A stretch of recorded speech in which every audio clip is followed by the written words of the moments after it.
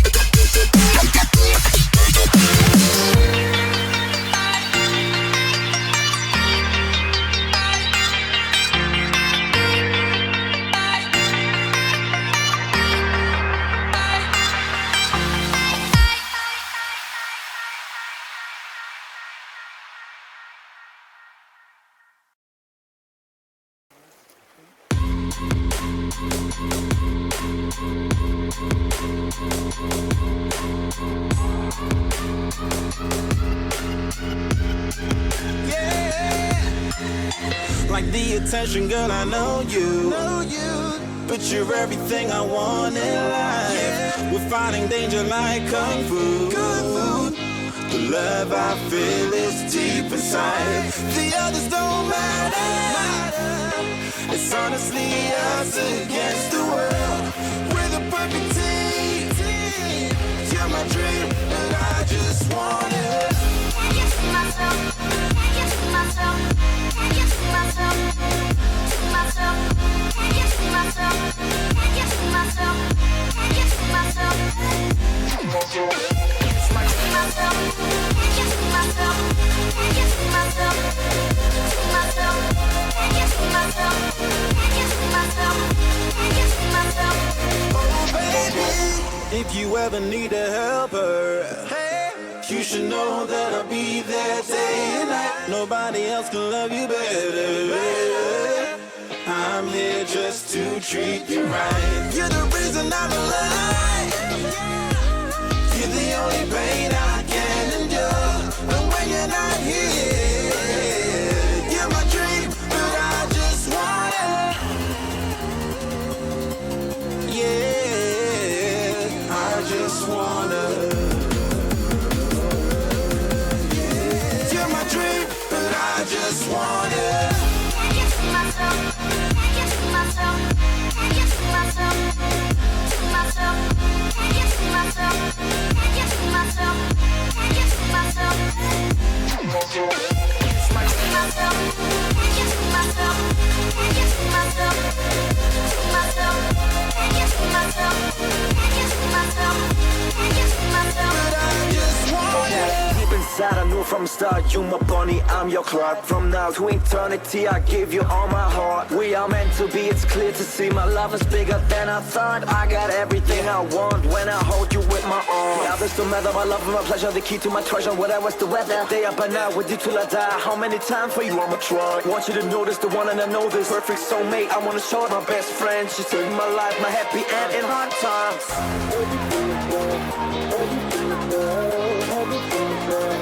Oh baby, hug it to myself, hug it to myself, hug it to myself. I just want it. Can't get to myself. Can't get to myself. Can't get to myself. To myself. Can't get to myself. Can't get to myself. Can't get to myself. I just want Okay. Can't get to myself. Can't get to myself. Can't get to myself. To myself. Can't get to myself. Can't get to myself. Can't get to myself. oh baby.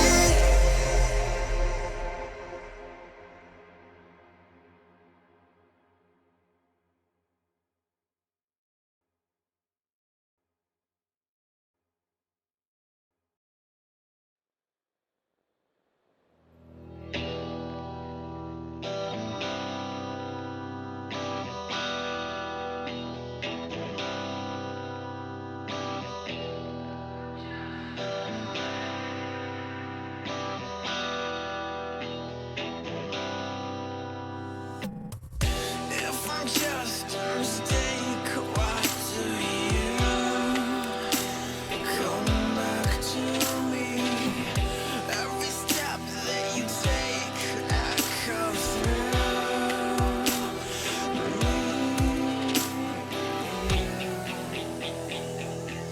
Don't let me go.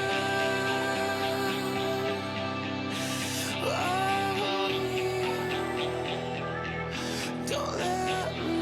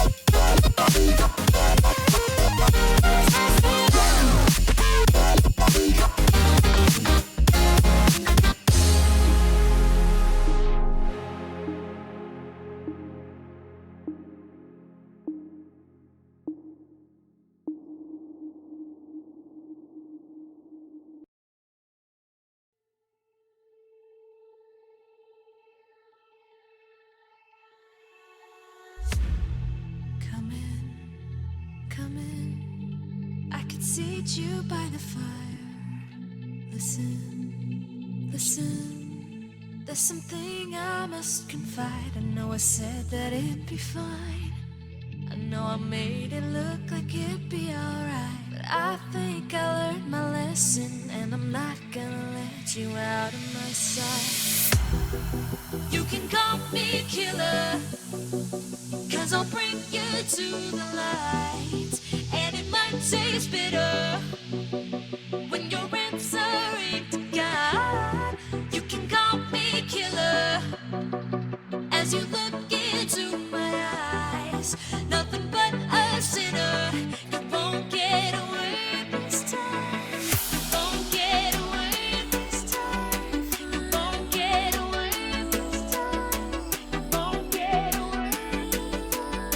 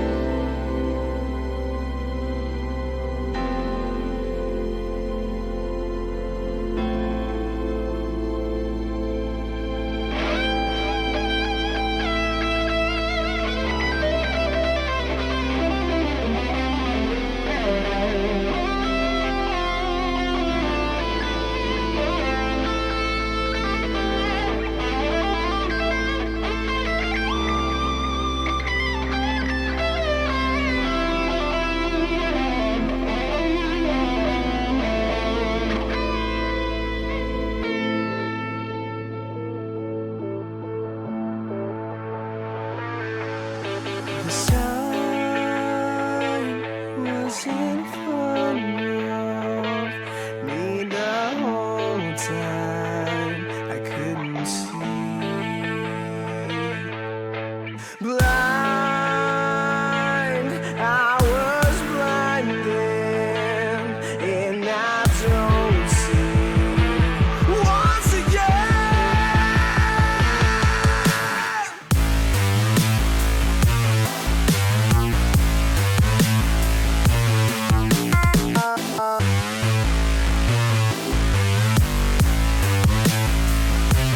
That's a big one.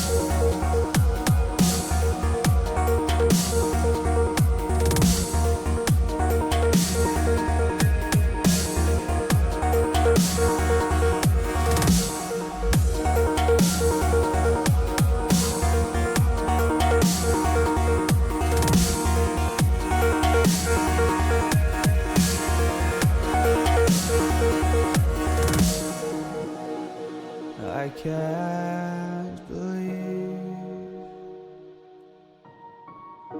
the night lay waste to all we'd given. But honestly,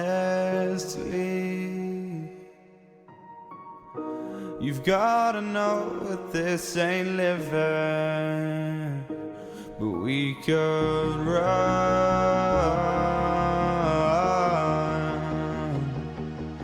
from Elysium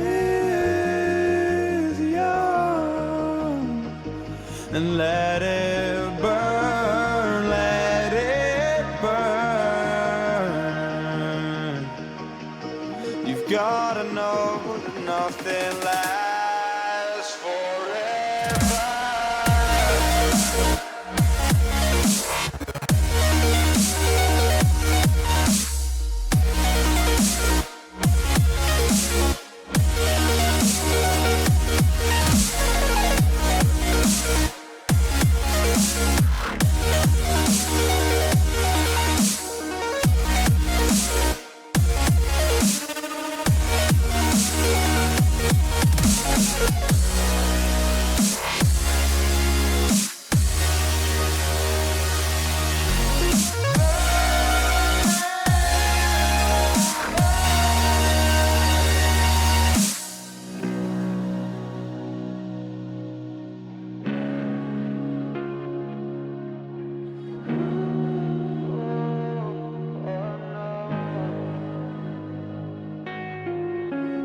I can't believe myself. I never thought that this would be our end, but it's nothing new. And my lover's honesty, I can push it back down if I have to. If you want me to, 'cause we can run.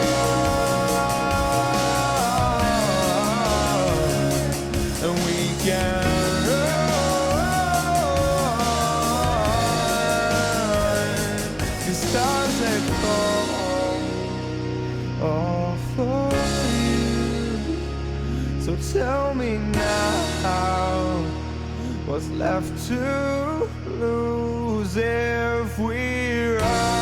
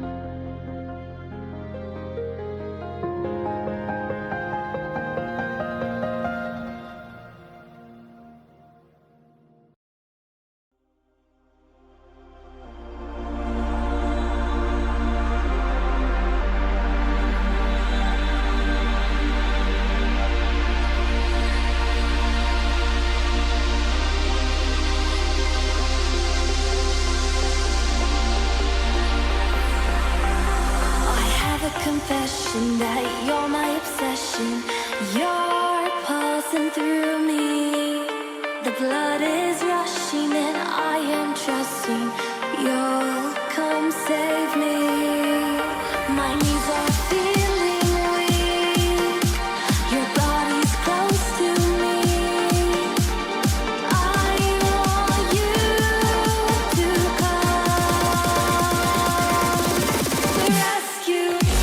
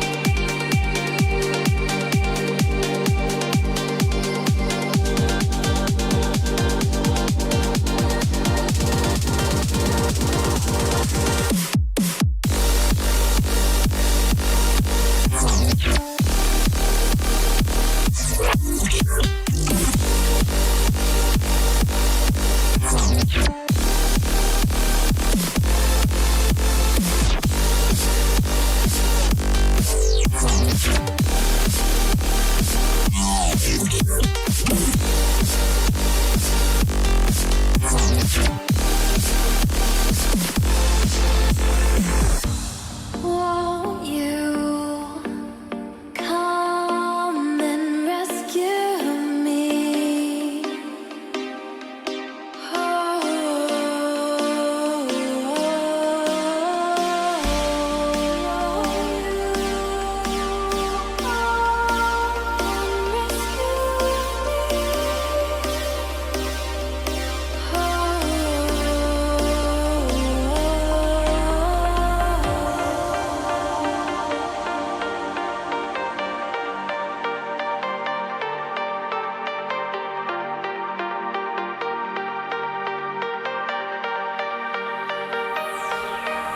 My knees are feeling weak. Your body's close to me.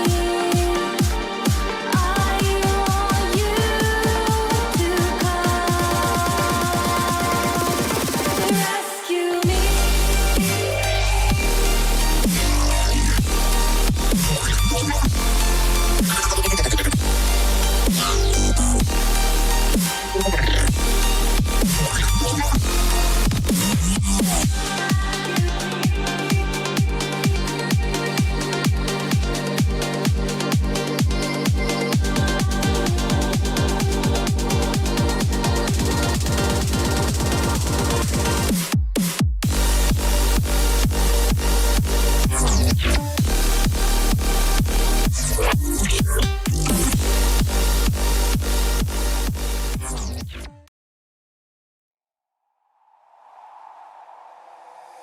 Take me away from home.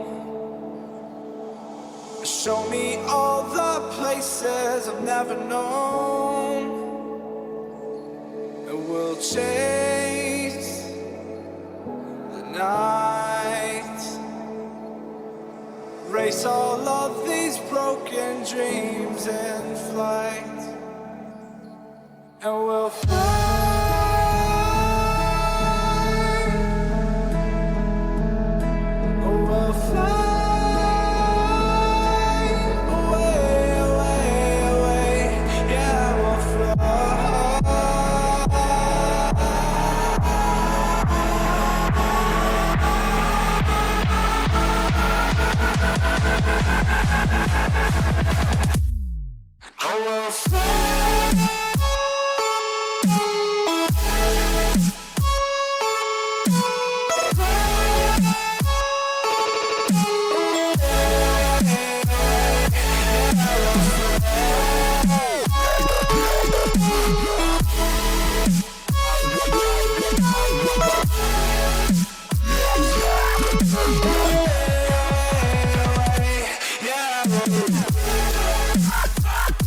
Yeah.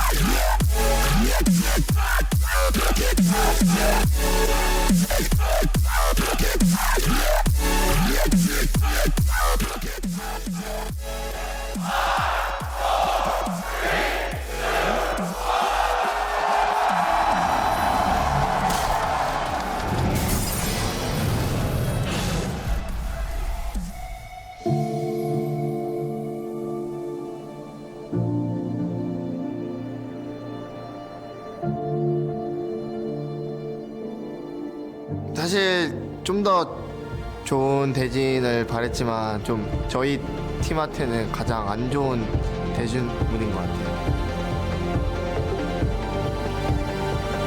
저희가 RNG를 뽑았을 때 사실 가장 원하던 팀은 아니었는데 그냥 RNG구나, 재밌겠다. And SKT will clean up what kills they can and secure number one in their group. RNG looking for more. That's a triple kill. That's a shutdown as MLXG picks it up. 저희가 8강은 그냥 당연히 진출해야 된다고 생각하고 와서 그냥 이제부터 시작이라고 생각합니다. 만약에 SK 이긴다면 우승했다라고 봐야죠. 그리고 자신감도 하늘을 찔 겁니다.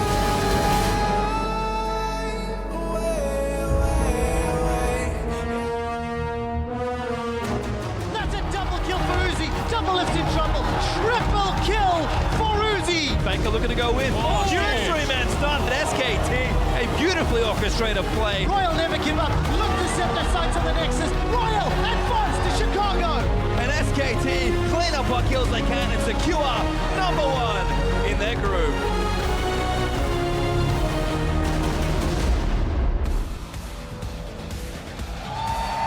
Hello and welcome to the historic Chicago Theater, where quarterfinal action continues here at the 2016 League of Legends World Championship. Tonight, two-time champions SK Telecom T1 continue their title defense against Royal Never Give Up. And of course, you can see that we have packed this theater full of praised fans who are looking for a competitive series between these two top squads. Now, earlier this afternoon, SK Telecom made their way inside. They'll be on stage shortly to continue defending their title, and you can see Royal Never Give Up here also making their arrival with their semifinal hopes on the line. Thank you so much for joining me. I'm James Dash Patterson alongside Mitch Krepo-Vorspals, Chris Papa Smithy Smith, and Joshua Jat Leesman. Gentlemen, a dominating 3-0 performance out of Samsung Galaxy last night, but we have returned again, hoping for more than 3. Yes, Samsung thought to get rid of all the U.S. teams of Worlds. At least they haven't gotten rid of all the U.S. casters. That's which I'm right. happy about. NA So representation going we got this strong going here. on. We're trying. or doing the best we absolutely can. All right, well, along with our casting team, there are a plethora of international broadcasters helping us bring Worlds to a truly global audience in over 15 languages. You're getting a look at our partners from the League of Legends Continental League, and then, of course, Brazil's CB LOL and the Korean team from OGN. Before we get into anything else, though, it's time to send it down to the stage to introduce the quarterfinalists doing battle here tonight. Thank you very much, Dash.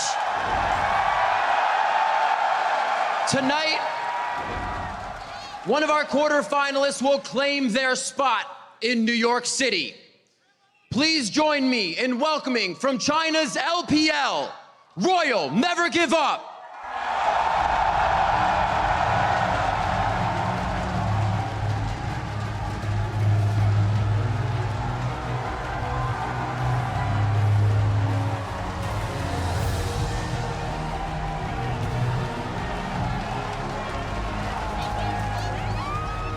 In the top lane, Looper.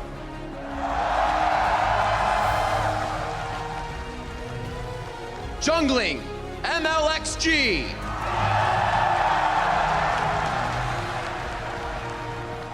In the mid lane, Xiaohu.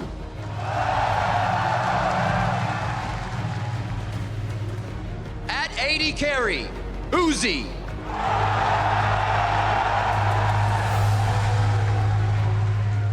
Supporting, Mata.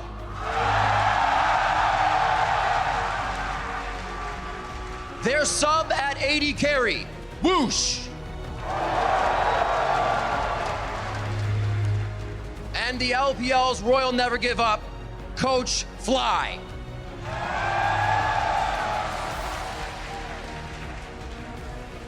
Ladies and gentlemen, Royal Never Give Up. Now, let's meet their opponents for tonight's quarterfinals. From Korea's LCK, the reigning world champions, SK Telecom T1.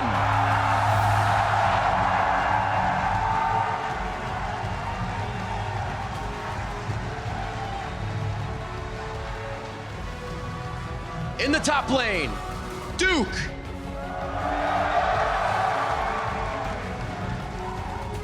In the jungle, Bengi. At mid lane, Faker.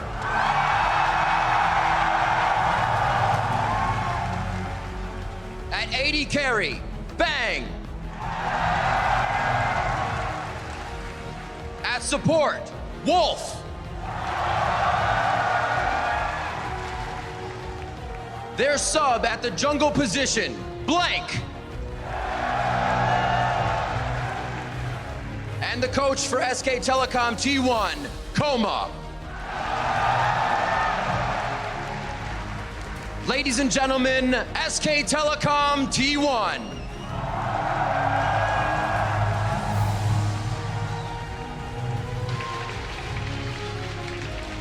So much top-tier talent on one stage there. It's honestly sad to think that we're going to be saying goodbye to one of these teams by the end of the evening, but that's the way it has to be. Yeah, two things there. One, it must suck walking up next to Faker, because he's always going to get a louder cheer than you, and I love that the crowd was at least cheering for both teams. Yeah, and you really realize during the introductions there how many of the best League of Legends players we've ever seen are going to be playing against each other today. It's a really hype matchup. At the end of the day, this is a rematch of the MSI semi-final as well. A lot of history between these players, a lot of World Finals appearances at least as well, so a lot to be excited for. And of course, this is following our first quarterfinal that happened yesterday, where Samsung Galaxy took their next step towards the Summoners Cup, defeating Cloud9 and qualifying for the semifinals in New York City.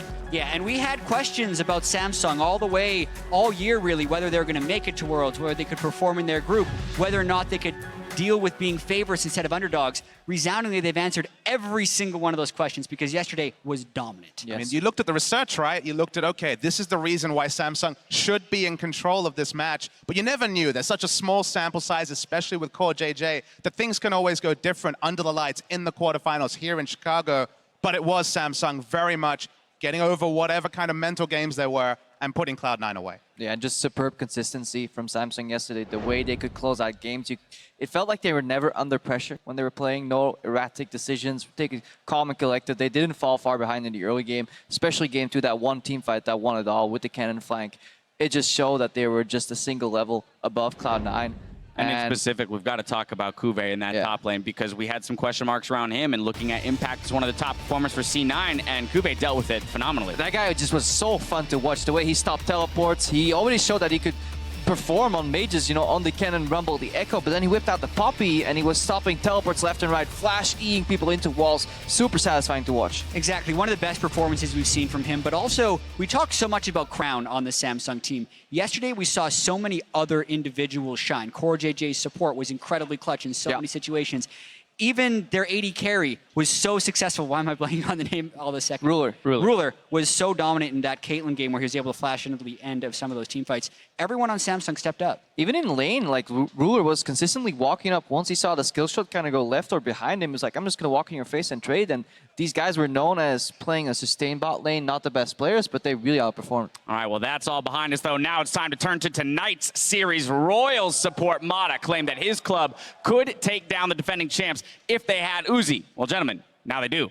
They do have Uzi. He also said that many months ago when the rest of his team was playing very well. And since then, World Never Give Up has shown some inconsistencies. Yes, Uzi has looked good with Mata in some situations, but Xiaohu, MLXG, Looper aren't playing at the level they necessarily were in the spring, and it doesn't seem like they've been able to put it all together. Yeah, and that's obviously because they replaced Whoosh with Uzi, but that changed an entirely different, it makes a dynamic different in the team. You know, when you have such a player like Uzi who requires a lot of resources, then can put out a lot of damage, it means there's less resources going to mid and potentially jungle, and I think that is a change that RNG still is struggling with. I mean, the gold has to come from somewhere, right? It has to be taken away. You can't just add more gold. It's a percentage. He takes that big percentage of the team's gold, but one person who can actually hold their head high, especially for the big win that kind of defined Royal Never Give Up's tournament, that first win over TSM, is Mata. His playmaking in that first game, especially on the Alistar, in a kind of a difficult spot. Last picked Alistar, not a great laning choice, took over the game though, and was the big reason they came up trumps over TSM. And it also is interesting though, because Mata played Alistar one game in the group stage. He also had multiple Nami games, and he's trying to win in a variety of ways.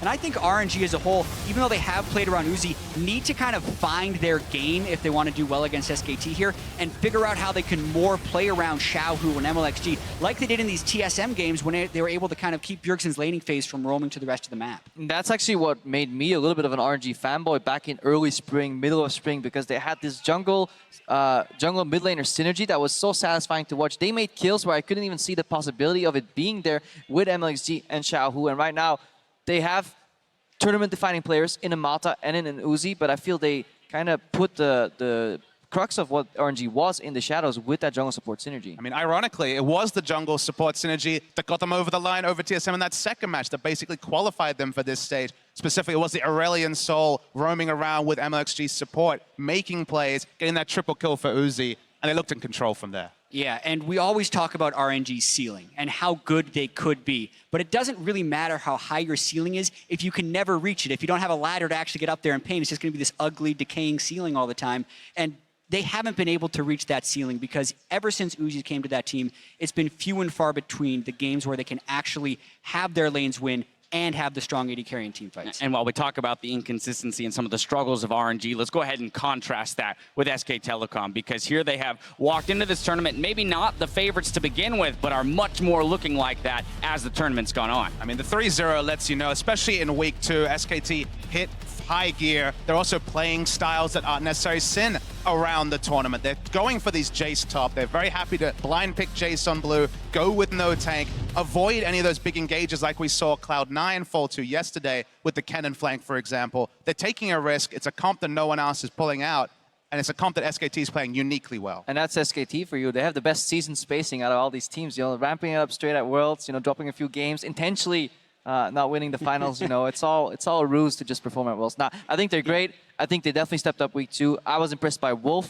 His ability to zone people out in fights with that Zyra 2 was just so satisfying to watch. SKT much better in week 2. And for me, SKT, while they have played with a variety of styles, are the best disengaged team in the world. You consistently see them play with somewhat squishy team compositions, unlike this one where they have Faker on a hard initiator, but they are able to win fights even when they don't seem like they have a composition that is set to go in team fight, because they play with so much discipline and so much patience. When they do need to disengage, everyone is always on the same page, and it's rare you see someone on SKT get caught out of position and mess up one of their plays. I mean, to me, the deadliest thing about SKT is that there was definitely Season 3 Worlds. There were champions from that they were the favorite for the tournament. Last year, definitely the favorite for the tournament. This year, very few people pre-tournament were predicting them to be the favorite. And that's why they've had a little bit less spotlight. People are looking to the Rocks Tigers, who maybe tripped up in the spotlight. Calmly in the shade, SKT's built. And now, I think a lot of analysts, come the quarterfinals, have SKT as the strongest team in the tournament. Yeah, they're definitely with a very large chance to win. I think they're probably second or third in a lot of people's rankings. But Krepo, I want to go back to the point you made earlier where you say they had the season spacing in jest. But we play really long seasons in esports, especially for the best teams. Someone like Faker is in a competitive tournament almost every month of the year. So the fact that they have peaks and valleys is expected, and they're very good about making sure they're peaking at exactly the right time, taking a break right after they got eliminated in the LCK summer split, and then ramping up through the splits and through the tournaments. They always seem to end stronger than they start. And that ties into, for me, their biggest strengths in international tournaments. It's their week-to-week preparation. They have looked weak at points into international tournaments, especially MSI week 1. Everyone's like, is it over for SKT? Then they go back to the drawing board. They have to prep for way fewer opponents, put everything on a single match, and they come prepared. They are ready for every single pick ban scenario. Yes, they have innate weaknesses in a team. Every team at Worlds has them, but they seem to be very aware of them and play around them very well. I mean, the only unique thing this time is that SKT lost their last regular season game against Longzhu, looked a shadow of their former selves. Very disappointing performance. They only played one best of 5 in the postseason, lost to KT Rolster, obviously. A big upset there. So it wasn't the same story where they were starting to ramp up right at the end. This was the first time where you're like, I don't know where SKT's at. I don't know where their jungle's at. I don't know where a lot of SKT's at. And they've answered those questions preliminarily, but the best of 5 stage is where those questions get answered for real. Yeah, and if we're still talking about pre-tournament expectations, the big weakness that people were trying to pinpoint for SKT was in that jungle slot. Hey, we're juggling 2 different guys. Blank, how's he going to perform on that world stage versus, Bengi just subbing in? And is that kind of switching of synergies going to cause any issues? I don't know if it has so much yet, but what are your thoughts on that one, Jack? I think when you have lanes as strong as Faker and Duke, the jungler doesn't necessarily need to excel. And I definitely do feel like if you're going to try and find a weakness in SKT, it's going to be in the jungle position. It hasn't actually knocked them out of the tournament. If it does, though, like if these guys do lose in the tournament, I think a lot of the blame will fall on the junglers because it is one of their weakest positions. It's not an enviable position to be in. When SKT rebuilt in 2015 and when the sister teams ended, strong top laner, Marin, strong mid laner, Faker, both carry-minded. Bang and Wolf, they play a bit more defensive. That's their role in the team. Basically, you can't have a carry everywhere. If you plug in Rush, if you plug in a really aggressive jungler, the flow kind of falls away. That's been that kind of the history back when OMG tried to plug Uzi into more carries. So they need a supportive jungler. It's not the sort of thing that will get you the spotlight. It'll certainly get you the hate when they lose, but it's a necessary part, and they need to ward for these big solo laners. Yeah, obviously, there's still degradation. How well can they play the support role? There are questions there that can be asked. However, if you look at the competition in the jungle role within the tournament, we saw a lot of top-tier jungle talent here at Worlds, but for me, very few have stood out as, honestly, beyond what the expectations were, and some actually have underperformed. If you look at this matchup in particular, I don't think Bengi or Blank will have too much issues with MLXG in his current form. That's what I was about to go towards. Is we've looked at both of these teams now in separate microscopes. Let's pair them against each other in some of our analysis. Would you say that jungle mid matchup is primarily how this best of series is going to hinge? So it's really tricky for RNG of saying how would you take down SKT? Because RNG, when you think of how they're going to win, you think they're going to win individual matchups. They have Uzi. I ranked Bang as a better AD carry than Uzi before Worlds. I don't necessarily think they can win the bottom lane. If there is a place where they could have a mismatch, it's if MLXG ascends from what he did at MSI, gets back to that aggressive, risky, crazy style of jungling, and then can pressure the mid lane because he shut down the jungler. Other than that, I don't see many avenues where RNG get edges. I mean, if we look at the Flash Wolves game for SKT, the one game where they had success, it was constant pressure towards that mid lane from more than just the jungler. We had support roams, we had everything. So, I mean, is that it? Is Faker the key to SKT, or as you mentioned, with the strong lanes that they have on the side, are they able to fall back on those? I mean, Faker has shown that he can crumble in matchups. It happens rarely, but when he does, he actually falls quite hard, especially in the Aurelion Sol versus Cassiopeia matchup. Go back to when they played KT in the regional or in the playoffs rather, Fly, put Faker on a 0-4-0, and that can happen. If he tries to keep fighting his way out, it's an unlikely scenario, but for RNG, they're looking at a bunch of unlikely scenarios because they're the underdogs in this matchup. And just consider the team that RNG went 2-0 over, the most practiced team in TSM is the only team they took out 2-0. This is a mismatch on some levels, but the inventiveness around the mid laner and jungler that was so strong at MSI, if they can channel it like they did in that second game against TSM, there is a world where they can win games. And while we're taking a holistic view over on Riot Games 2, we're bringing you the player experience stream for an alternate take on the quarterfinal. In Game 1, Atlas, Zyrene, and Alex each bring you an SKT-focused cast revolving around rotations, warding, and vision. Now, throughout the day, the player experience casters will be taking your questions on Twitter to help level up your game. We're almost ready to go, so let's lock in your guys' predictions for this series down the line. Who's booking the next trip to the semifinals? Krepo, starting with you. Gonna keep it short. I think SKT is gonna take it. I think that Fog of War stream is gonna look the exact same way as our stream right here because their vision is good, their play is better, and I'm just making a 3-0. 3-0, that's a big one there. Papa Smithy, what are you thinking? I'm more optimistic for RNG picking up a game than I was for C9 yesterday. So I think it's going to be 3-1 SKT, but I think RNG can snowball a victory. All right, Jat, what's your thoughts? Man, always putting me at the end of the desk here on these one-sided matchups. There's nothing I can do to be surprising. I'm going to go with SKT. I think when they played in the semifinals at MSI, it was 3-1. I think it's likely that we get something similar to that. 3-1, 3-0, either could happen. I'm going to say 3-1. All right, well, there we have it with the Summoners Cup within reach. SKT remains disciplined. 많은 분들이 저희 팀은 그냥 이기는 팀이다 뭐 이런 식으로 생각하셨을 것 같은데 사실 저희 목표는 생각보다 많이 소박하거든요. 그냥 후회 없는 경기를 하고 싶은 마음이 가장 컸었어요. 그냥 작년부터 올해까지 쭉 이어졌었는데 이기든 지든 그냥 좋은 경기력으로 그냥 팬분들한테 뭐 즐거움을 선사할 수 있다면 그냥 저희가 그것대로 만족할 것 같아요.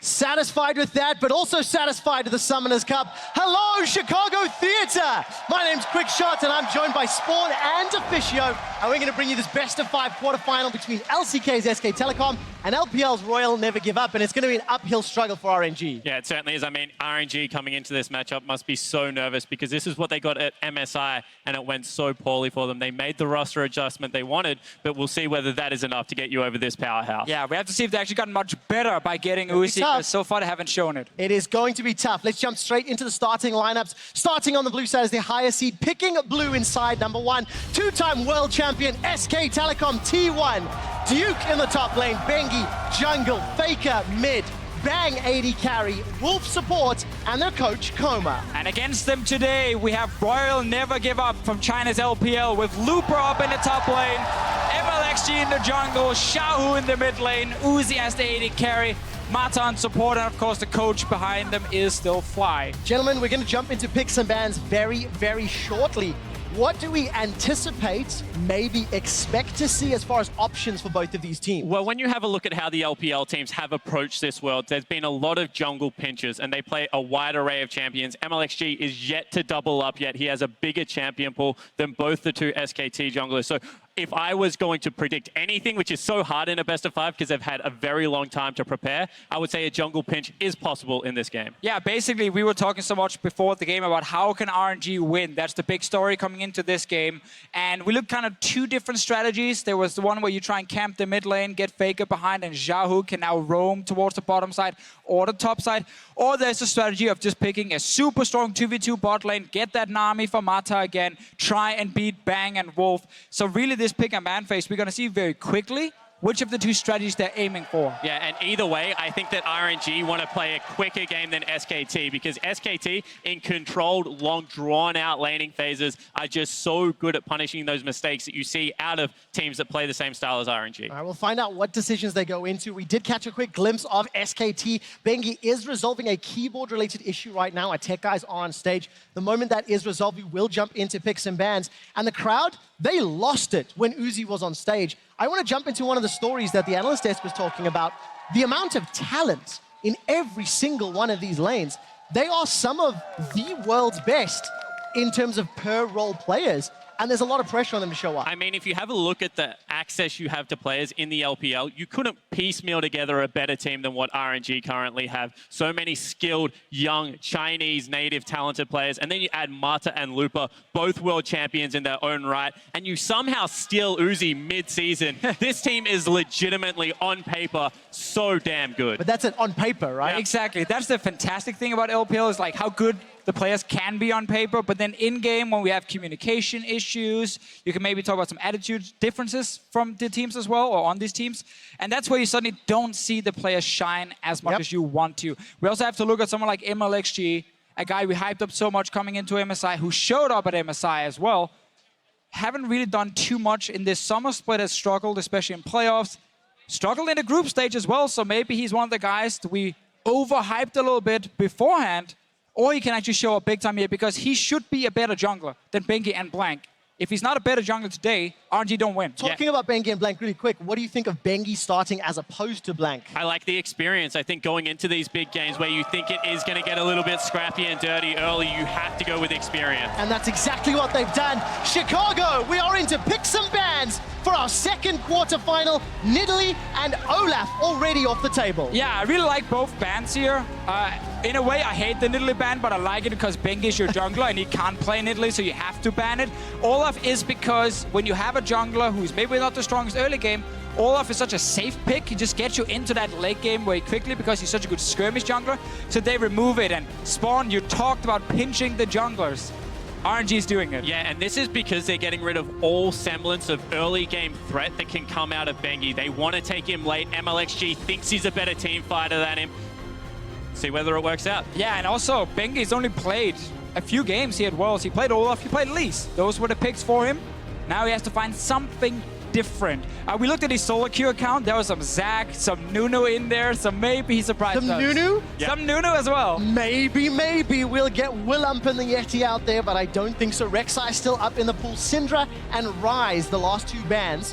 What is considered first pick worthy here? Karma has been a default for SKT, and look at that, nearly insta-lock. Yeah, it's 100% pick a ban versus SKT. Whenever it's been open, they've picked it and moved it down to support. This does, however, open up for Mata to go Nami if he wants to win the lane, or Alistar if he wants to roam. And this is what we expected. Leave the Karma up if they leave the Nami up, because both of these respected supports think they're the best in that position. So they're actually, in a sense, getting what they want off the back end of this draft. And we almost have to question these SKT bans. Your mid laner is Faker, the greatest mid laner, the greatest player of all time. And you ban Syndra on blue side. You don't even want to first pick it, even though so many mid laners has been so impactful on this one champion. They decide to remove it. Then you have the Nidalee, because Bengi is your jungler. 2 power picks normally banned on red side, removed by SKT. And the other thing about the Caitlyn ban is we're saying that RNG need to win this game early. Sure, it's a dominant lane, but just when SKT ramps up is when Caitlyn has her first real trough. So I don't even agree with the third ban. Time and time again in the LPL, it proved that when they locked in Caitlyn, they play bottom side, and you can punish that. The only good thing about the Caitlyn ban is the fact, though, that Caitlyn is so good early and so good late. And most games are either won very early on and where you start snowballing, or in the very late game team fights. And that is actually where Caitlyn does shine. And the mid game where she's weak is not as important right now. Gentlemen, we've spoken a lot about the SKT options. Let's touch on the facts. RNG have put together a great pick comp already. Maybe some poke with this Jhin and the Jace. Where does Mata go? He's hovered a couple supports already, but this is a level of control that RNG really need to demonstrate if they want to take the series. Yeah, it certainly is. I would be expecting the Nami, just because when you run poke, you can never fall behind. So you actually have to pick a little bit more towards that laning phase. Ooh, that is even laning. A lot of focus on the laning phase with the Zyra pick, one of the absolute strongest laning supports right now, and also a good team fighter if the enemy has champions who wants to dive that back line. Yeah, and the way that we've seen Engage come in is actually a lot of Kennen running straight at your team composition. Zyra is very good at keeping these picks out, and it would be interesting to see whether Juke does now pivot and go to like traditional hard engage. And we get to see one of the 2 strategies we talked about from RNG come into this. The one where they focus a lot on the bottom lane. They pick strong range supports. It does limit Mata's impact as a roaming support, but it makes the laning phase so much better for Uzi.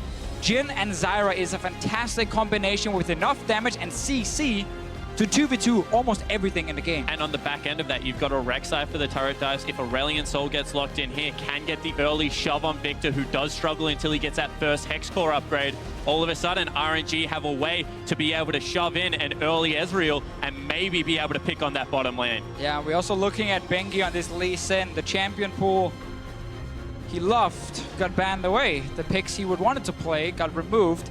And Bengi Lee Sin, I have a little bit of a love-hate relationship with it. I've had moments where I liked it, I've moments where I absolutely hated it, because he's not the most mechanically gifted player in the world. And if you want to be a big playmaker on Lee Sin, you need great mechanics in a game like this. Last pick is going to be Vladimir, not the Aurelion Sol. What do you take on the Vlad now being locked in for Xiao? I mean, it's something that he is comfortable playing. It gives you a lot of consistent team fight and a little bit more of that late game insurance if it does get to these brawling stages of the game. Yeah, this is RNG kind of surrendering the pressure in mid and not saying we can actually go Aurelion Sol against Victor, easily push in that lane and roam to bot lane. No, they just want 2v2 on bottom side. They want a ganking jungler. Strong top lane as well. Jace is going to win that lane against Poppy early. Don't believe what you saw yesterday where Impact died 500 times. That is not how the matchup is supposed to go. So RNG has some very strong side lanes. Surrender some pressure in mid lane though against Faker, and that is risky. Surrendering pressure against mid lane. Where does MLXG decide to go first? We know he's got options in multiple lanes, and Spawn, you touched on tower diving. MLXG MSI, that's the flavor we're looking for, right? Yeah, it certainly is. That's what we want to see, but we also want him to give something to Looper early, because if you get a flash out of a Poppy, there's very little jungle gank presence that you can have up there without the flash wallbang. So I think top first and then camp the heck out of bot. Every time the Chicago Theater makes some noise, I cannot hear myself think. Guys, jump onto Twitter, put your hands together and let us know who you think is going to win. Hashtag RNG win or hashtag SKT win. Let's find out as we load up into the Rift for the second quarterfinal. It is loud, it is punchy, and this early game could swing so much. Jace and Jhin, if they fall behind, a Poppy Victor, the combination and possibilities are very, very scary. That is the gamble. If you're RNG here, you know it is so difficult for you to win both early, mid, and late game versus SKT. Pick one of them. They picked the early game for now. Let's see if they can actually do it. We'll find out if they can. The Summoners Cup is on the line, a spot in New York City. This is our new insane UI for all you guys. It's actually just on our screen. I just baited everyone. And I like what you're talking about, you know, pick early game, pick mid game, or pick late game, because we've seen too many teams try and do it all this tournament. And when the mistakes come, there's not really that many ways back into the game. I really do think that, you know, even though Xiaohu has conceded a little bit of pressure, Vladimir still should be able to push up in this matchup and give MLXG that much needed access into the jungle. We're gonna have to see though in this game, when we have things like Poppy being picked on blue side. I mean, it's not a sexy pick by any means. Poppy sitting up there kind of doing nothing for the first 10-15 minutes, but it's a very, very good blue side pick. And that's some of the things teams have understood, you know, during this tournament. Play a champion that can barely get ganked, because how do you gank Poppy on blue side? Well, you have to kind of like path around her near the blue buff and Grom and then tunnel over, and then she can just charge you down and get to a tower. So Duke is gonna be fine top lane. He should be safe, but he shouldn't win this lane, and he should definitely not solo kill Looper. And that is actually something we don't see too often from RNG. Looper getting a matchup where he can win. And Looper's got a matchup that he has multiple options. They could look for kills, they could look for towers, they could look for pressure, and it'll be up to RNG and MLXG to decide what they want to do. We're following Bengi as he's clearing out the route and jumping down. Mata's already been poked up by those mantra cubes. Yeah, greedy out of the RNG bottom lane. Whenever you play against double range, if they can wait in the brush and chunk you out before you don't get access to that creep wave, it guarantees a push. And for a champion like Ezreal that has no AoE early game, it becomes incredibly important. And it's so hard to play against Ezreal lanes in the first few levels. He does so much damage just level 1 and level 3 again when he gets a second rank in that Mystic Shot, and then also added range support next to it. Tons of poke, and all you care about right now in the bottom lane is just try and remove potions. You're not going to kill anyone straight up, you just want to chunk them down, force 1 or 2 potions, and then you get the sustained advantage, and you keep playing aggressive after that. Catching a glimpse up top, Looper's playing aggressive, shoving in the wave. We can see Wolf already on the minimap, actually coming to push out MLXG. Gets a couple of autos down. Buff is still a threat. Smite goes to MLXG. Just some vision, some information, and obviously placing a ward as well. And also a good call from MLXG. He goes for a quick clear because he sees that his bottom lane's being shoved in, so he leaves the red buff, and he can pretty much guarantee, based on how the top lane has started, that it was a Duke pull on a Bengi top lane start. So now he gets to go back to the top lane. Red buff will have maximum uptime, and we'll see if he can impact that map the way we want it to. Yeah, and so far just very standard farming. Both teams, nothing really fancy has been happening. We get to see the top lane advantage we mentioned. Really good for Looper. And what you really want to do with RNG's composition here early on is you want to just chip away on towers. Because you know you're going to have to push on top lane. Jace is not going to dive the Poppy on his own, but if he can keep getting a few hits on tower again and again, suddenly around 12, 13 minutes into the game, that first tower is going to die. And there's really nothing SKT can do against it other than try to gank. But then we have to see Bengi really show up on this Lee Sin, and he wants level 6 first. Bengi's third game here at Worlds. First time Lee Sin in the tournament. The experience is what we're looking for. Not the strongest mechanical player, something that nobody's really going to be surprised by. But he's playing a champion that can make or break this early game. Uzi and Mata get a lot of good damage onto Bang, and they push the wave in. No CS cost yet, despite the trades. And now they're backing away as the wave pushes towards. But you can see how oppressive this lane can be once they do have access to that creep wave, once they're able to continually shove in. Wolf and Bang are actually CSing incredibly well at this stage, but they need to make sure that they can keep it there, whilst these junglers are actually just hard farming to that level 6 mark. And so small victories now, if you look at lanes.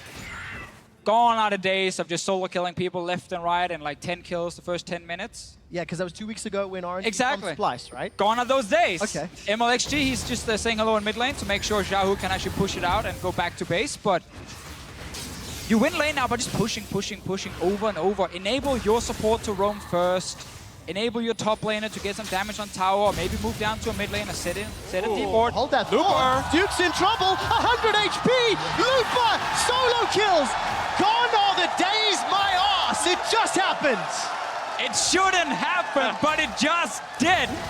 Looper getting that kill in the 1v1. Yes, we knew it was a good matchup with the Jays, but the puppy should never die. And you know, I don't want to get the hope up, but at MSI, when this team was performing well, it was that man that was stepping up time and time again and winning lanes in a big way. That's going to help him out immensely. Phage and Longsword picked up. RNG have actually picked up first blood in 2/3 of their games coming into the quarterfinals. Looper picks it up in a solo kill. Teleports back up, matched by Duke. And the easiest solo kill of his life. He barely had to do anything, honestly. Duke walked into trying to kill the wave, and then he just got jumped. MLXG is hiding. Ooh. I mean, it's going to keep happening now. This is looking really bad for SKT because they can't really gank this lane either. If MLXG is around, that's a 2v2 victory for RNG. Surely this unlocks MLXG as well. If Looper's able to maintain control alone, shows his face, Deadly Flourish goes down onto a Wolf, and every single poke celebrated here in the crowd because RNG, they're up 600 gold in the first few minutes. And now this is getting oppressive because all of a sudden top lane is collapsing, bottom lane is getting very hard to withstand the poke. And even with an early blue buff, you can see that the Vladimir can still at least shove into the Victor at this stage of the game. So right now, SKT need to do what they do so well and weather this storm. Yeah, strategy is still the same for RNG. It is to push in these lanes and get damage on these towers here. The solo kill was a bonus. Definitely benefits them in every way possible. And more trading down bottom lane. Now, a lot of damage onto Wolf from those plants. And we're going to have to see how RNG transition to this mid game because against Team Solo mid, RNG had phenomenal decision making. They played well, they played safe and coordinated, and this team comp needs every single one of those things, which is not something I'd normally associate with RNG. But this is a comp for RNG where getting into the mid game, they're going to look very, very strong. If you look at like one item on Jhin, that's a Ghost Blade. If you look at the first completed item, obviously on Jace up the top lane, you can go Black Cleaver, you can go Ghost Blade after. Super, super strong on 1 or 2 items. Where SKT, they want more time. They want 2 items on Ezreal. They want obviously full Hexcore on Victor.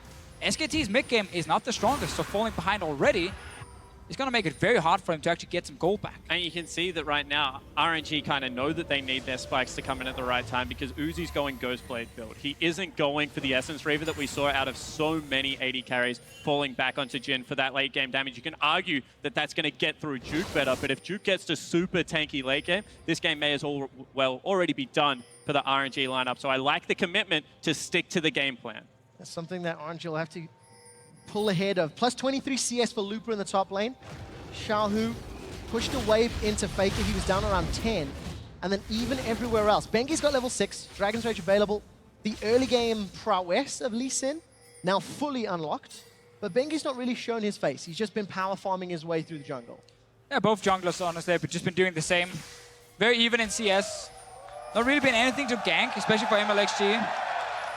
And I think this is a win for RNG because, you know, you talk about both just power farming. And I think that MLXG honestly thinks he's a better team fighter. And that if he doesn't fall behind, if ganks don't go awry, if top lane can win by this much and bottom lane does have an advantage, that he can maybe take it to them in the mid-game team fights that are going to break out. It's also just like, you're challenging right here, Bengi. You're basically saying, what can you play? We removed the 2 picks you used, 2 fairly simple picks to play for you in the early game. We want to see what you can do on something like a Lee Sin, where again, you need to be able to take risks and make some big plays. Bot lane, we see this chip damage we talked about earlier. This tower is already down to about 45%. Top lane tower is taking some damage, and RNG is not going to stop. Bengi needs to show his face to stop this from happening. And we've seen so many times during Worlds, if the early turrets go down, ooh, action. A lot lot of damage. Wolf and Bang, they're trading. Stranglethorns comes out. Deadly Flourish. The curtain is called. Wolf is the target. Number 3. Flash it. Number 4's flashed away. Uzi fires but doesn't get the kill. But we've seen so many times if you give up early pushes and turrets the way they are right now, you just cannot push back without great map play. And RNG with 2 turrets incredibly low looking to crack in, but top lane, potentially another gank. Bengi's showing up at least. He's near that top side. The flash away. Looper gets out of range, but Summoner Spell blown. First Tower Blood secured by Royal Never Give Up, and local gold donated to Uzi. And this is everything RNG wants. They can even now, if they choose to return to that bottom lane, push it out again and then take a Mountain Drake, which is gonna help them snowball this game. The other option is you go straight to top lane and you play around this top tower, already taking some damage. It's not just a Poppy defending. She can't wave clear.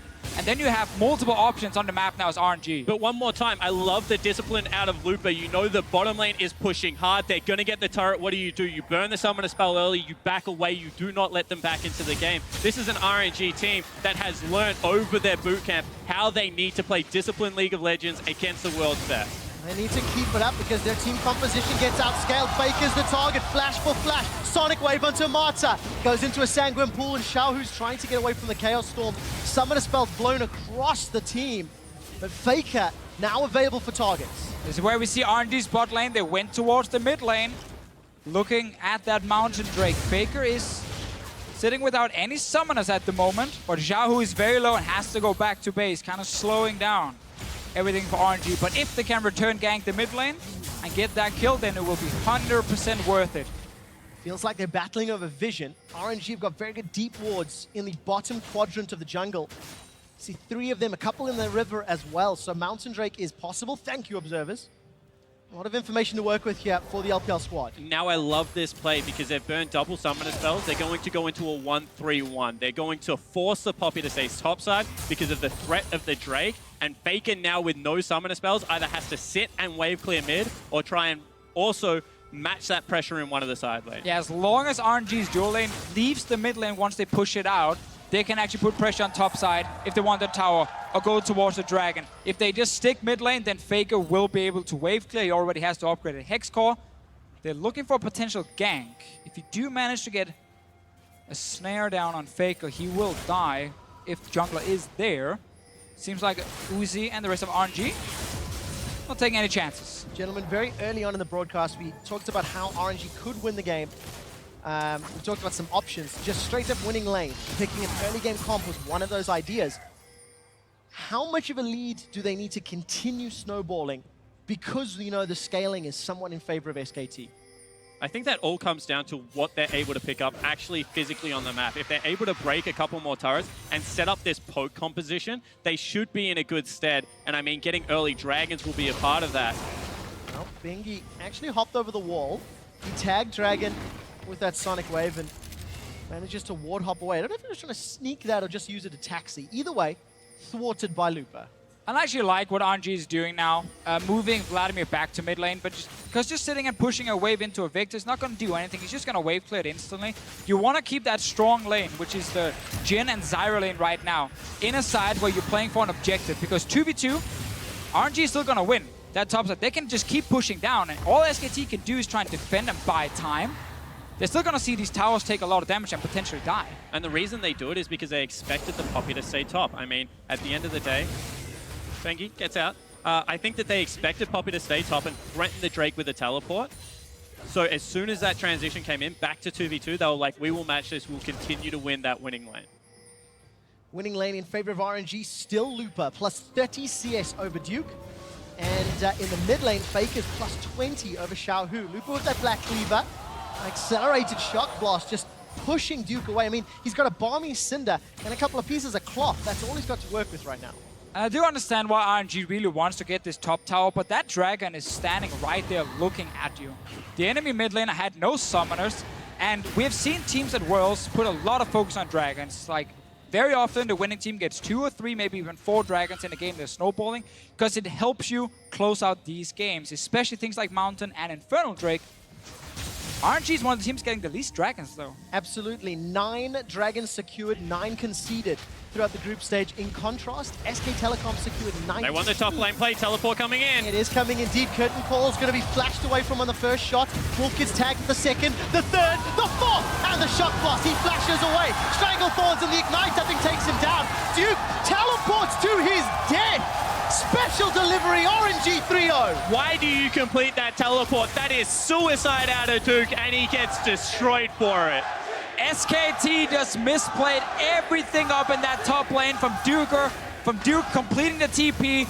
Tower's gonna take some damage. Faker. It's not over yet. MLXG's not gonna go in for the flash. Bang, Arcane shifts away. Tower number 2 falls, and RNG have got a 3,000 gold lead. And this is the pace of the game that they wanted. They're able to rotate around the map and be the proactive team. And something that we always compliment SKT for is being able to absorb this pressure, but RNG just keep coming. Yeah, exactly. But the insane thing here is that SKT just allowed RNG to make that big play in the top lane. Wolf saved his flash for way too long, so he ended up dying. Duke completed the TP, so he ended up dying. That meant the tower went down. SKT might get a dragon in return, but they jumped right into the trap RNG set up. And I don't even know if they can get it because no flashes means that you can't escape. The collapse is coming out. Let's find out. MLXG's coming in. Wolf's going for the support. It's a smite fight. 50-50. Dragon's down to 1,700. Deadly Flourish won't stun anybody. Sonic Wave tags. And RNG grab Dragon number 1. And they bring everyone down one more time. You can see that they want to play around the 5v5 right now. They have the confidence, and they force them off that Dragon. And we just talked about getting that early Dragon, how important it is. This is fairly late for a first Dragon, but it counts because you got a top tower and some more kills. And really with that play in top lane, RNG just managed to get everything. Before they maybe had to choose between getting top and getting Dragon, now they just got both. Yeah, and I mean, the luck is on their side because even though they take it late, they get the 2 best Dragons to open up the game. And this is such a huge gold lead. That is your reward for beating SKT in the early game right now. If you're RNG, smart pick and ban phase, focus on the side lanes, just let mid lane sit and farm. Xiaohu is behind, but doesn't matter because she got the towers down. Xiaohu's got himself the Proto Belt, Ghost Blade for Uzi, Black Cleaver for Looper, as well as that Serrated Dirk. And this is the largest gold deficit SK Telecom have had all throughout Worlds. This is what the RNG comp was meant to do. We have to stress that. This is where their composition is stronger and has advantages, and it's the next steps that we'll see whether or not RNG can actually win the game. And there are so many sides to this RNG lineup. I keep going back to it, but is this the RNG that we saw against TSM that came in with such a solid game plan and good execution? Not methodical. They still made mistakes like the late game team fights, but they got the big enough lead. Or is this the team that came in against Splice and was just like, we're just going to try and roll you, and it worked 1 out of 2 times? That's not going to work against SKT, so it's good to see that they are playing a very well thought out game, if not still with perfect execution. And they're playing a game where they're focused on objectives and not kills. They're not over-chasing for any kills. They're not trying to set up tower dives where they don't have to. It was full focus on get towers down and then go down and stop that Dragon as well. It is hard now to get that mid tower when there's a Victor sitting and just constantly clearing it. So you get into this mid-game point where a lot of teams, they do slow down a lot. You wait for another Dragon to spawn, you wait for Baron to spawn, and you can start playing more around the river objectives. But this is one of the reasons that Rek'Sai Gragas were so heavily prized in the control maze. Because if you're able to get the Flash on Burrow onto Victor, he still will die against the poke and the ranged harass that is coming out of RNG right now. So if any team comp can push in the 2 side lanes, collapse on mid very quickly, they have that window to take him out. Exactly. That's the way you can stop a Victor from wave clearing. If you force him off the tower before he can even hit the wave, because 2 or 3 guys are out of vision, moving in his jungle. But in the current meta, setting down so many wards that you just discover the entire jungle is almost impossible, and it's so easy for the enemy to clear the wards again. So keeping that deep vision is very hard, and that means teams often get defensive wards like you can see in your minimap with SKT have, and they can always spot the roams now. And then you can also see maybe why we criticize some macro play of RNG, because bottom lane went in, recall came out because it was a BF sword purchase. Now all of a sudden, Looper matches that on the top side, but 30 seconds too late. Now top side in, he goes back for a Caulfield Warhammer purchase. So you can see that they're not coordinated when they are shoving both those lanes. It's very, very important, as we just talked about, with the lack of wards available for you. Once you focus on one objective and put down those wards, you need to play around them. Otherwise, you're forced to just recall, reset one more time, and everything gets slowed down, and the other team gets time to scale. And SKT, have good defensive vision. They're fine fighting over this red buff. MLXG didn't get it. No, Bengi, I think, smited that one away. It means it's denied from Bang, but it is not a win for RNG. They maintain their 4,000 gold lead, 40 CS differences in the mid and top lane, but for opposite teams. And important to start taking a look, 20 minutes in, Bengi's Lee Sin. He's not as tanky as Rek'Sai. He's not found any Dragon's Rage kicks, and now the pressure is on to find a target. Blue Sentinel is the battle. Smite is up for MLXG. Shock Blast doesn't find a target, and Xiaohu comes in. I think that was secured by MLXG. Yes, it was. But RNG needs to commit to one of the side lanes and fully commit and get it all the way down to the tier 2 tower if they want to take over that jungle, if they want to get some more damage on objectives and actually put some threat towards Faker. Here's the threat towards He's Faker. running. Support comes up. This is Curtain Call from the river. Faker's knocked up. The second and third shots miss. And Uzi doesn't even get needed. And this is what we're saying. If you probe into the jungle, get him so he can't stand a turret, he has to try and run down, you do open up the map. We'll see now whether they can defend. It all started with RNG having that big wave on top side, pushed all the way down to the tower. They took away blue buff, and Faker got surprised in mid lane. Yeah, Faker was chasing Mata for a kill. That's why Mata's flash is down. I feel like he may have overextended, and that allowed RNG to chase him out. If that was the case, that was a big mistake from Faker. His entire job was to sit mid lane at his tower and fire a laser across 6 minions and just buy time for his team. If he actually stepped forward and got caught from it, then he might have cost SKT quite a bit. But one more time, you have to compliment the SKT lineup because we're talking about getting it into that mid lane turret, being able to get that priority. But at the end of the day, it was 2 auto attacks, and then the rest of the members are able to push them away. Duke had built up the top lane wave that started this whole thing off and was able to pressure top lane turret. And RNG, greedy team, don't want to give anything away, not willing to sacrifice those side lanes, back away from mid lane turret. I do like that RNG actually went towards that top lane though with the wave push in. We talked about it just before. You need to be in that jungle, a bit out of vision, and then come in and surprise the big wave clear in mid. Faker had flash as well, but actually died with it. I think MLXG flashed and just knocked him up, and he got snared after and couldn't stay alive. RNG needs to do it again, though. Luckily for RNG, there's more objectives now on the map. Infernal Drake is spawning, and that's actually what they were waiting for. They know it's hard to push the towers, get another big objective like a dragon. SKT continue to scale up. Bang's got his second item, Manamune and Iceborne Gauntlet. Xiaohu, kind of a mix and match, a little bit of armor, a little bit of MR. And Looper, of course, with a gigantic lead, 2 items completed. Not the greatest vision in that quadrant of the map for RNG, but they've got Looper pushing top. He has his teleport available, so he can jump in if needed. Yeah, and if you are a Looper right now, you're only expecting Duke to be here, because you know the other 4 are fighting for vision near that dragon. Gonna be a 1-for-1 or 1-on-1 fight up here. No one is really taking a lot of damage. This is the puppy thing. You can lose lane, you're still gonna be useful. Especially if this game continues to scale up, Deficio. That's what SKT are looking for. How good is RNG's macro? That is what we're going to test. And Spawn, I had the pleasure of casting them against TSM with you in the group stage, and RNG showed against TSM. They had phenomenal macro. Yeah, they certainly did. They knew when they needed to take the fight. They actually had the vision appropriately set up for when they wanted to engage very quickly onto TSM. And you say someone might not die, but Looper is absolutely destroying Duke right now. I mean, again, this is what Looper is supposed to do, but the fact that Duke, down 2 kills, have been able to hold Looper for such a long time, and he's still able to TP into a fight. But this is exactly what Looper was looking for. He gets 4 members near the dragon, and instantly the tower just goes down, and Lupo is really pushing his advantage and showing why Jace top is a good pick. And I love the fact that once again, he takes the turret, sees 2 people disappearing into Fog of War on top side of the map. Is there a collapse coming? I'm just gonna back away, use the teleport. Infernal Drake is still objective number 1. However, now SKT pushing in on this mid lane turret. There's no support from RNG. MLXG throws down, gets in with the farm alarm, and that will be enough to at least thwart SKT from underneath the tower. And he is so tanky at this stage of the game. This is why we said in mid-game teamfights, MLXG is going to challenge Bengi. He's 2 levels up because of that power farming. He went Cinderhulk over Warrior. Right now, the guy is a monster as far as frontlining goes. Bengi has definitely been a bit of a liability in this game, but so is other SKT members. Duke solo dying up in top lane. Gave a big advantage over to Lupo. Now Dragon is being started by RNG. They finally got to actually push that mid lane once.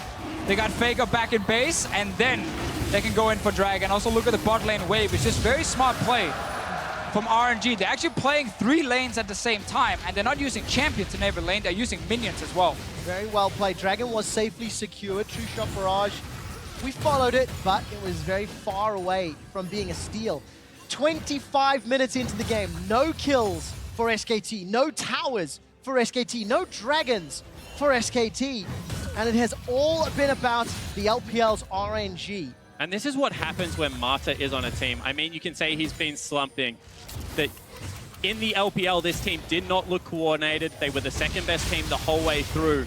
However, when you can see that the team has been boot camping hard, going into MSI, going into Worlds, Mata can set a team up for such success. I mean, the players compliment the coaches, sure, but they also look towards their support player as being one of the big voices. Support player and the in-game coach, of course, Mata, sitting there with the team. But yeah, we do see a big advantage for RNG in terms of gold, dragons. But if you look at items, compare the mid lane and AD carry to each other, they're all sitting on 2 fully completed items, and they're building towards the 3rd one. Only Bang is slightly behind in terms of overall gold, and if you look at just the completed items. So SKT has actually hit a point now where they are going to be fairly strong and can take a team fight. Xiaohu's waiting in the flanks. He's still down 50 CS, but got Protobelt and Hourglass. SKT have sieged up middle time and time again. And that tower is very, very close to going down. Lupa will make his way to the bottom lane, defend against this cannon wave. But these RNG towers, they're being chipped away from over and over. Yeah, and again, this is where we have to criticize RNG and the tunnel vision on that mid lane one more time. If you're not able to pressure aside around Faker and then try and dive him or force him away from his tower, that was good. Then Faker can just wave clear. He's sitting on 282 CS most in the game on this Victor, and he's close to 3rd item. Well, Bengi's looking for a target, doesn't get the kick. Flash away from Mata, and Bengi forced to flash for his own life. But that is a plant that could get dropped down. Curtain call. This isn't the most optimistic. 3rd one finds Faker. Flash away. They will see Sanguine pull down for Xiaohu. Not going to find a target. True Shot Barrage onto MLXG. Duke is teleported in. MLXG is the target. Trying to get away with his life. Duke throws down the hammer. And the verdict is get out of here. Now Lupa jumps in. It's Messi and Lupa's down. SKT are on the board with their first kill. And this is what we're talking about, an overcommitment. You can see they wanted that fight because they're getting desperate for the turret, but SKT, they are masters at just absorbing the pressure and spinning it back out. And RNG, they wanted the fight so bad that they ignored the fact there was 5 members from SKT around that mid lane, ready to collapse. They never got to split them up. They never forced SKT to sit and defend towers close to their own base. There was a lot of members from SKT and a tower to help them against RNG, and we just talked about how items were completed on the carries. Bang needs to be careful. He does indeed. No flash though for MLXG, so Bang's able to arcane shift away. Still had both of his summoners available, in RNG unable to play the side lanes, unable to handle the mid lane pressure, and they go in for an opportunistic fight. And right now, Faker has actually more gold earned. Gold is a mix of earned and gold for everyone out there. There's some shoutcasting tips. But he has more gold earned than Xiaohu. That is despite being down 3 towers and the enemy Vlad sitting on 2 kills and 1 assist.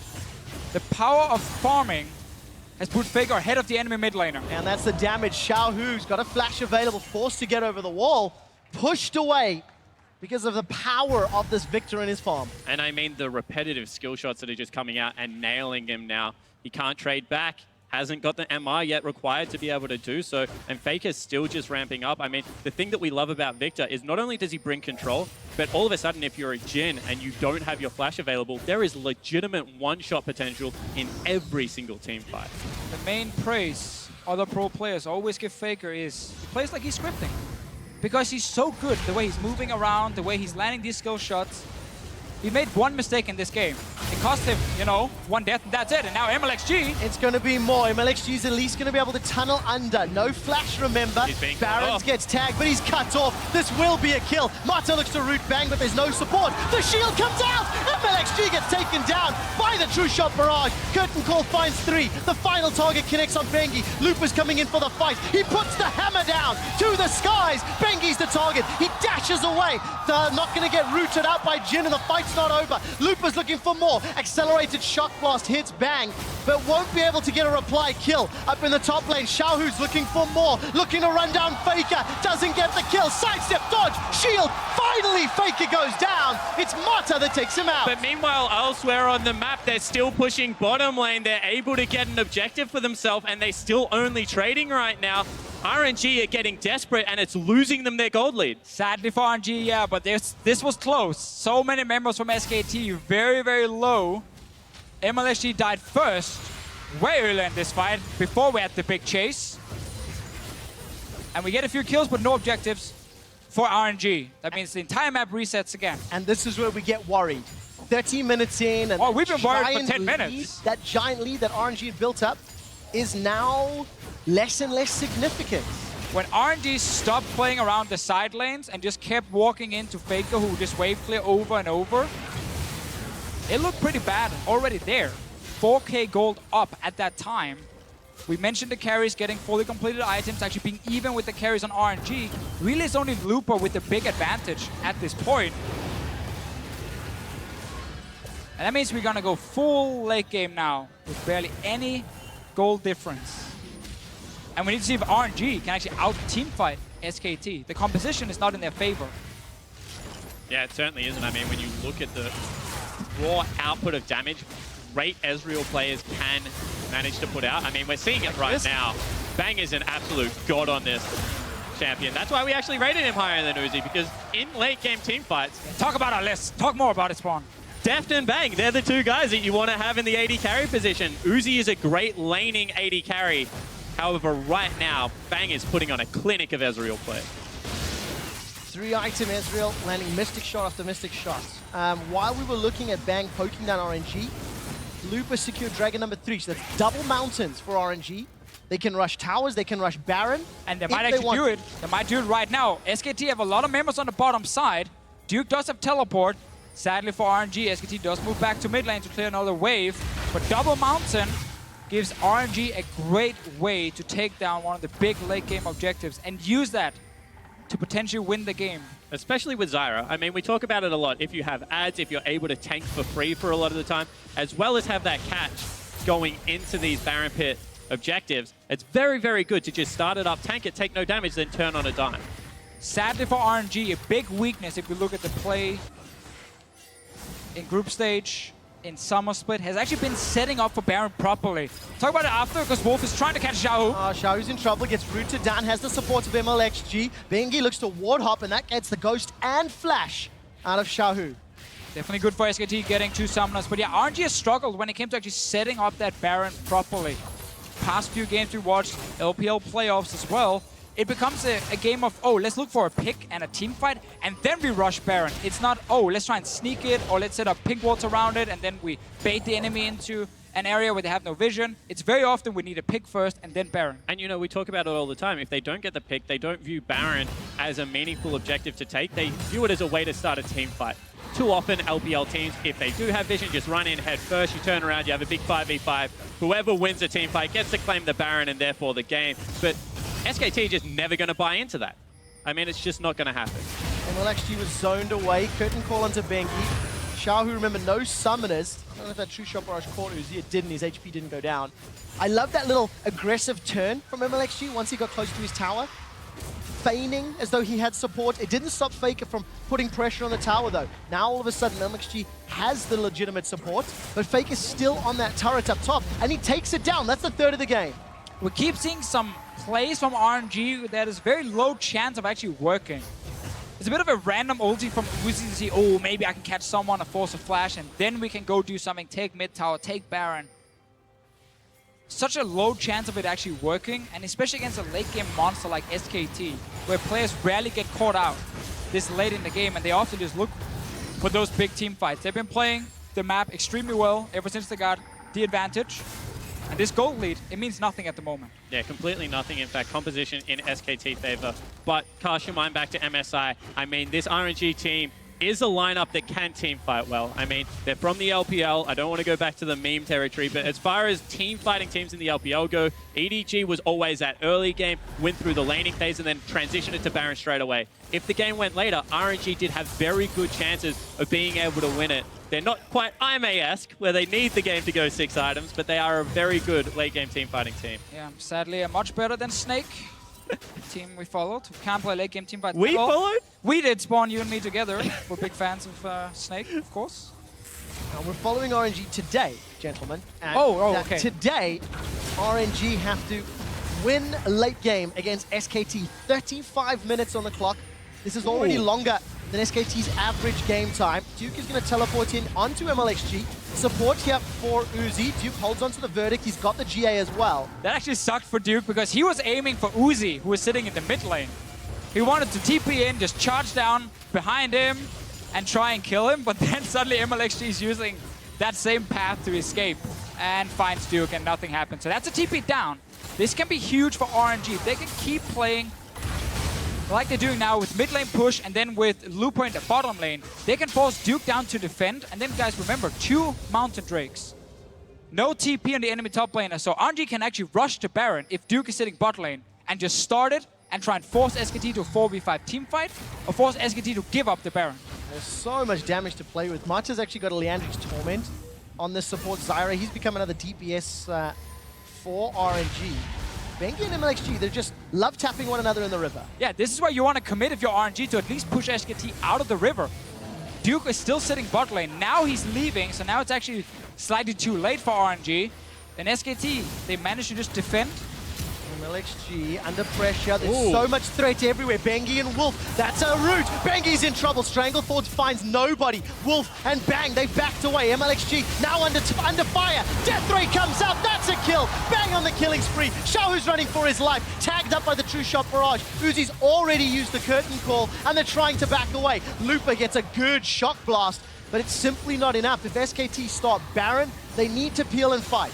But one more time, RNG just mismatched with their timing. They think they have TP advantage. Duke can't be there, but because Looper recalled, they don't have positioning in the wave. And it is a 5v4 for the team that just burned a teleport for nothing. They waited and waited. They couldn't look or couldn't find the engage. Duke actually ran all the way from bot lane and made it to the team fight before Looper, who saved his TP luckily for RNG. Oh, look at that. Red buff and Mystic shots. That's the first one I've seen miss in... No, first one I've seen miss. I think that's fair to say at this point. And this guy's good. I mean, Bang is one of this the... guy. Yeah, this guy is drills. Really, really good. Because you can just see how much control he has. He's never within Xiaohu's range for it to be able to be turned around on. And every now and again, you just have to look at how a player plays a specific champion. Oh, they're rushing it. They're doing it. This is what we wanted. This is starting. Teleports coming in for No, this is good. This is now really they're good. going for it. Look at the minimap. SKT are nowhere near. Just finish it. Dragons in the pit. RNG, they've stolen it. They've snuck it. They've got Baron. Now they're running for their lives. Bang looks for a Mystic shot. Will not find his target. Hell, they may even be able to challenge for Elder if they can get there quick enough. Yeah, they got really fast recalls and they got home guards to just rush down as well to the Elder Drake. RNG, they realized that, oh, Duke is still sitting bot lane. Let's just rush the Baron. We can burn it down. Super, super happy to see RNG do that. Elder Drake being started. This is risky by SKT, but Xiaohu is really far away. Certainly is. He's going to have to get there in time. The rest of the team is following up. Do they know where he is? We're going to find out. Fake is caught out. He goes golden with the Hourglass, but Marta's already killed. Bang's been dropped with the hammer. Not enough to kill him. Elder Dragon's still alive. It's been rooted. The deadly flourish. The shock blast. Royal never give up. They've won the fight. They've got another kill. They might even get Elder. They peeled backwards. They take Elder as well. And now the 2 buffs for RNG means that they finally have a good late game. And this is your benefit for playing early game. It gets back to equal, but double Mountain Drake. Exactly. This is why you need to take these early dragons, because they can give you so much value later. But it all starts with Duke burning that TP in the mid lane, wasting it, honestly, allowing RNG with the double Mountain Drake to set up around Baron. They tried a few times, they got it right now, and they picked up that Baron instantly. Xiaohu's ghosting bottom lane. They want it. They got to look for it. They got to get through the GA. There's no verdict available. Flash already used. Duke was slowed. Luke was looking for more. Shock Blast tags him. That's a shot. Deadly Flourish is sidestep. Duke should get run down. To the skies, Lupa yells. Flash forward from Xiaohu. That's the GA pop. There's no support from SKT for Duke. They're instead pushing into the jungle up top. Lupa gets himself the kill. There's a big minion wave to work with up top. But SKT, they've set up some death bushes looking for a target. And that's actually a smart play because they had pushed out top lane with Xiaohu. That's why he was late to the dragon. Mid lane, they just pushed into the turret as well. So all of a sudden, that is a free play where you can commit a lot, but actually pick it up. And now Faker potentially being collapsed on as well. He is indeed, but Marta's got to be careful. Lupa and Duke, they're looking to match up. Lupa is just going to fall short with that accelerated shock blast. And they're happy to chase Duke across the map, but you saw the damage coming out of Faker. You pull out of that one. That's a little bit too scary. Well, you do get a lot of damage on the bot tower. Bengi's here to try and defend, but MLHG doesn't care. No, he doesn't. He gets the tower, tunnels out over the wall. Sonic Wave from Bengi not for the target. Instead, he backs away. And that's a silly ultimate out of Bengi, because all of a sudden where they need it mid lane, that's now under fire, and RNG can just keep rotating around this map. They are indeed. Another tower going to fall short. Baron empowered minions. Bengi's got no kick to use. That was a bad call, a bad play. And RNG have got a 7,000 gold lead. And if you defend that turret with a little bit of threat, all of a sudden the Poppy has teleport. But really, guys, perfect play from RNG after they picked up that Baron. And when we praise one team, we can criticize the other one. Duke, I'm looking at you right now. This guy has cost his team so much in this game, from dying in laning phase, getting the Jace even further ahead, till now wasting his TP mid, trying to make that play that then cost the potential Baron. RNG really had no way back in the game until that TP advantage. And it's not the first time this game alone. Duke teleported into the top lane to donate a very early kill. MLXG's got support coming in from the river. Teleport from Duke this time round might be good. Lupa has decided against it. Duke gets knocked up into the air. MLXG's got a GA. It'll buy some time. Bengi not going to find a target. Duke looking to run away. Chaos Storm has already been used and Faker's running for his life. Duke gets knocked up. He's got no GA. Uzi has secured the kill, and RNG, they're looking for more. SKT are routed. They're running for their lives. The Deadly Flourish is sidestep, but Faker's got no mana. He simply cannot fight. I think blue buff was secured by Manda at the end. Very good route. Strangle Thorns is not available. It's already been used. RNG running for their lives. Wolf is the target. Can they kill him? Very good gravity field. Shock blast. Prey Seeker is sidestepped. It's like shooting fish in a barrel. Except the fish can dodge for some reason. You're supposed to hit it every time. Not fair, but at the end of the day, I mean, that was best case scenario because Duke, one more time, this guy's feeling the pressure right now. Misses the ultimate, commits to the team fight one more time, gets taken down. Just maybe getting a little bit jittery on that keyboard. Yeah. This guy is completely gone in this game here, and that has really benefited RNG and actually put them back in the driving seat. And this is what we expected. They win early game. We say you can't win all three stages of the game. SKT hit back hard, really hard actually, in the mid game, but RNG has been good enough late to be able to stay composed. I mean, SKT were honestly in a very, very good position. They had started to take towers down, they had even out the gold lead, they had a great late game setup, Faker was insanely fed on Victor, and RNG didn't really know how to set up either Baron. They couldn't really go for Elder Drake, it's too hard to just like go for pure 5-on-5 Elder Drake as well, it's very, very risky to do. Until that TP happened, and that's where everything went wrong for SKT right after, and really we got to see again that power of double mounted Drake into rushing down something like Baron. And you have to also, you know, we've criticized Duke for his decision making, but Bengi may as well be playing Evelynn because he's been invisible this entire game. 0-0-3, early game jungler, come on, that's fair, boys, and simply not found the targets. Now, the reason I think that's important, Uzi's build, good damage from Faker, Uzi's build is a lot more effective when two members of the enemy team are not really showing up, not really having an impact. Especially when they're the two tanks and you don't have to buy IE to deal with them because, you know, Marta's shredding through right now. Lupa's doing good damage. Look at that gold grab. Well, tip SK Telecom have led for 12 seconds. That's maybe even too long. But at the same time, you have to, once again, go back to this RNG lineup that is not playing fast and loose. They have quick game times, but this time around, they're showing that they can go with it. They're showing a curtain call. Let's zoom out, find a target. Protobelt forward, Xiaohu's running for more. Wolf's able to escape with his life.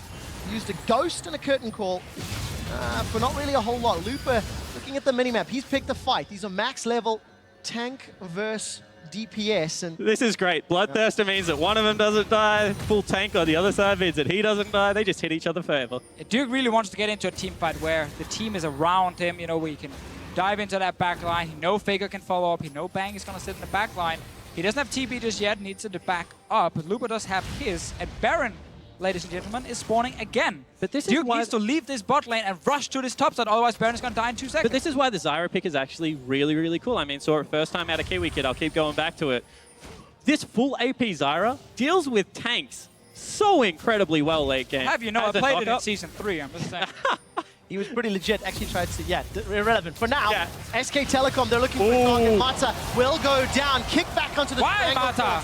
Roots onto Bang. He's going to use that Mercurial Scimitar. Void Rush from MLXG. Good damage onto Bang. Curtain Call, I think, has already been used there by Uzi. But he has double lifesteal. I mean, that should not be any worry right now because he can lifesteal it back up off the Baron if they do want to pull the trigger on it. Not just yet. Lupa's down the bottom lane. Teleport is available for him. The rest of SKT are up top. Remember, the SKT team comp is designed for late game team fights. It works so well at this stage of the game. And RNG, they've got 25 seconds with the man down. Yeah, and this allowed Duke to get his cooldowns back. There's Bengi. There's Bengi. Nope, He's not this fishing. time. Didn't find anything. High Pushes wide, backs not away. very handsome. These fish dodged, remember? Yeah, Got it exactly. ready. Annoying fish. MLXG takes some damage. The rest of SKT, they've started Baron.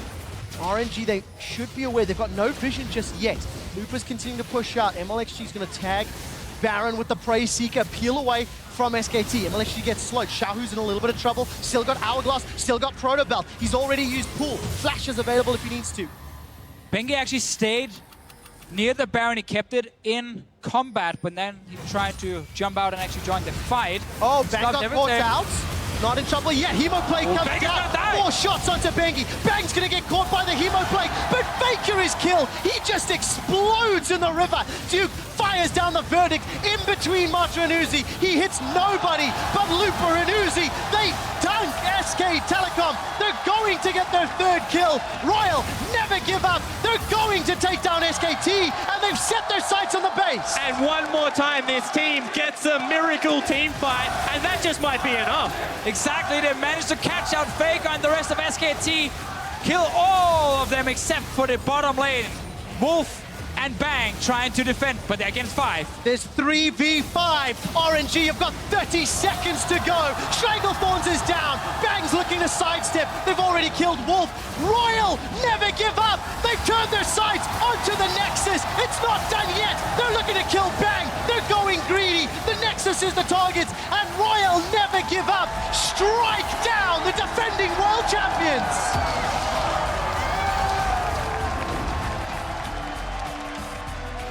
And it was a convincing victory in the end. RNG win the early game. SKT came hard in the mid game, but then when we thought the team comp would favor one team, RNG were good enough to win. And that's a great thing here. Every single team, they make mistakes during a game. SKT had some issues early. RNG punished them for it. Mid-game, RNG, yes, they didn't manage to snowball it further, but because they had such a big advantage and had the Dragons, they could actually fall a little bit behind in mid-game and still have a chance to win later, and that's exactly what they did. Now, when you look at this game, the decision-making from SKT in the mid-game was great. Duke played terribly. Blank top. However, that's what I'm going to ask. You can sub out Bengi. You can pick a different champion for Bengi. But how does Duke bounce back? Because this is a big question. If Lupa can do that multiple times, that is how RNG can win this series. Well, but it's game 1 out of 5. That's why this was a smart draft. In 3 out of 6 games, they've waited for the counter pick for Duke. In the games that they haven't been able to get the counter pick, they actually pick him Jace into a lot of these matchups. You have to say that RNG knew that on the top side. They take the early Jace for Lupa, and Duke doesn't have a crutch to fall back on. Exactly. I think we're going to have to see a different pick top lane for Duke, because when he now starts losing the lane, then you can't go Poppy anymore. You can go Poppy if you can stay even or close to even and then just outscale the enemy top laner. You lost your lane pretty hard. You lost your tower fairly early on as well, and then your pick won't work. The early game felt exactly like we expected from RNG. You know, strong individual players, strong lane-focused decision-making, but it's not all sunshine and roses, because that mid-game, that mid-game, if Duke had not presented so many opportunities, RNG may not have been able to bounce back. I'm not going to let you jump into that, because we're going to hit the analyst desk to break down exactly how Royal picked up their first win. Thank you very much, gentlemen. 3-0 predictions for SKT out the window right there. With RNG coming out. See ya. Get out of here. No, with RNG, though, I mean, it's coming out swinging here in game one, and it all started in Champ Select, securing Jace for Looper. And I got to say, based on the way Jace has performed in this tournament overall, I initially had some concerns around that pick, but he showed me with that first blood in the top lane. I mean, SKT have blind picked Jace twice on blue side. Spawn and Deficio were talking about this point. They have a real reason for doing that. And it comes actually back to the jungler decision or jungler pool and between Blank and Bengi that we were kind of speaking about earlier. If you have Jace, whatever the meta top laner, whether it's Kennen, whether it's Rumble, whether it's Poppy, you're going to be pushing in. You're going to have the aggressive. You're going to have control of the lane. Faker in the mid lane, whatever the matchup has control more often than not. It's very easy to jungle when both your top and mid lane have pressure, get wards in. It papers over the cracks that were there during the regular season when specifically Bengi and Blank had to be accountable. The one game that SKT lost is when they had to respond to mid, when they had to pressure mid, when they were predictable. But I just feel like taking away the Jace really took away a lot of what SKT plays around. I think taking away the Jace was smart, but I also feel like SKT does this in best of five sometimes, where they pick a very generic team composition in game one, look at the best punch from the enemy team, and if they beat that best punch, then it's a quick 3-0. So I think they definitely make some adjustments now. The Zyra is essentially the surprise that RNG threw at them, as well as some of the stuff they did in the mid game. The only thing I would challenge in that analysis is that no matter whether it's Faker or not, if you play a Victor early game, the early game 1-6 push, obviously we need to specify, is going to be lost. Later on, obviously Faker had that wave clear, which was a major reason why they got back into the game. But yeah, Jace, power pick if he starts snowballing, and this is why we have so many questions around this pick, because when he loses hard. In the nature of that matchup, when he gets smashed versus Armor, everyone's like, why pick Jace? We had that if one only funny Hanzo moment didn't pick Jace. When he hits the second tier turret, we're like, that's why he picked Jace. It's just a video of him taking 75% of a turret's health in 6 seconds. Yeah, he pushes like no one else. Right, and of course, with that first kill going on to Looper, it kind of unlocked RNG to really dictate the rest of the game. And this is where I want to jump into our first replay here. Mid lane gank by the bot lane duo translates into a 1-3-1. So the focus here is not on the gank, guys, but something we want to highlight from the Descon is look at the lane assignments right after this gank. So we have Mana flashing in. He's going to get Faker's Flash and Ghost on cooldown. And then later on, RNG is going to do the following. They're going to put the Zyra, Rek'Sai, Jhin in the mid lane versus Faker, which means he is playing back versus Rek'Sai Q, Jhin W, he's under pressure. They're going to put the Jace in the bot lane, who has a really good 1v1 versus Ezreal, and then they send Vladimir to the top lane against the Poppy, who just bought armor. Yeah, this doesn't result in much, but it's a 20-second window where they can then take advantage of. Exactly, and the window happens because everyone in SKT then says, what is RNG doing? We actually have to match this. They're switching to a 1-3-1. 11 minutes into the game, and it didn't seem like they'd done much of that, but then eventually they got a 2v2 in the top lane, which allowed them to teleport into that lane with the Jace and get another kill. So RNG not only brought a little bit of a different champ select, but that strategy they pulled off between the 11 and 20 minute marks definitely caught SKT off guard. And the reason why you kind of heard Spawn talking about the surprise factor is it was a multi-step plan. You saw the wards down to bring up the safe 1-3-1. RNG have definitely gone for what you would call the very overly risky plays in the regular season in China. But the multi-step plan orchestrated there is the sort of thing that SKT are known for. And it's really good to see because it's something that they're going to need to definitely bring back in this series. Yeah, it's something that gets so easily spotted when you're watching a whole game. But those particular lane assignments just made so much sense. You know, the magic damage into the armor, it just forces your enemy to make a recall. Also, you center your support and your jungle in the mid lane very early. They can move into the enemy jungle, you know, place some wards down.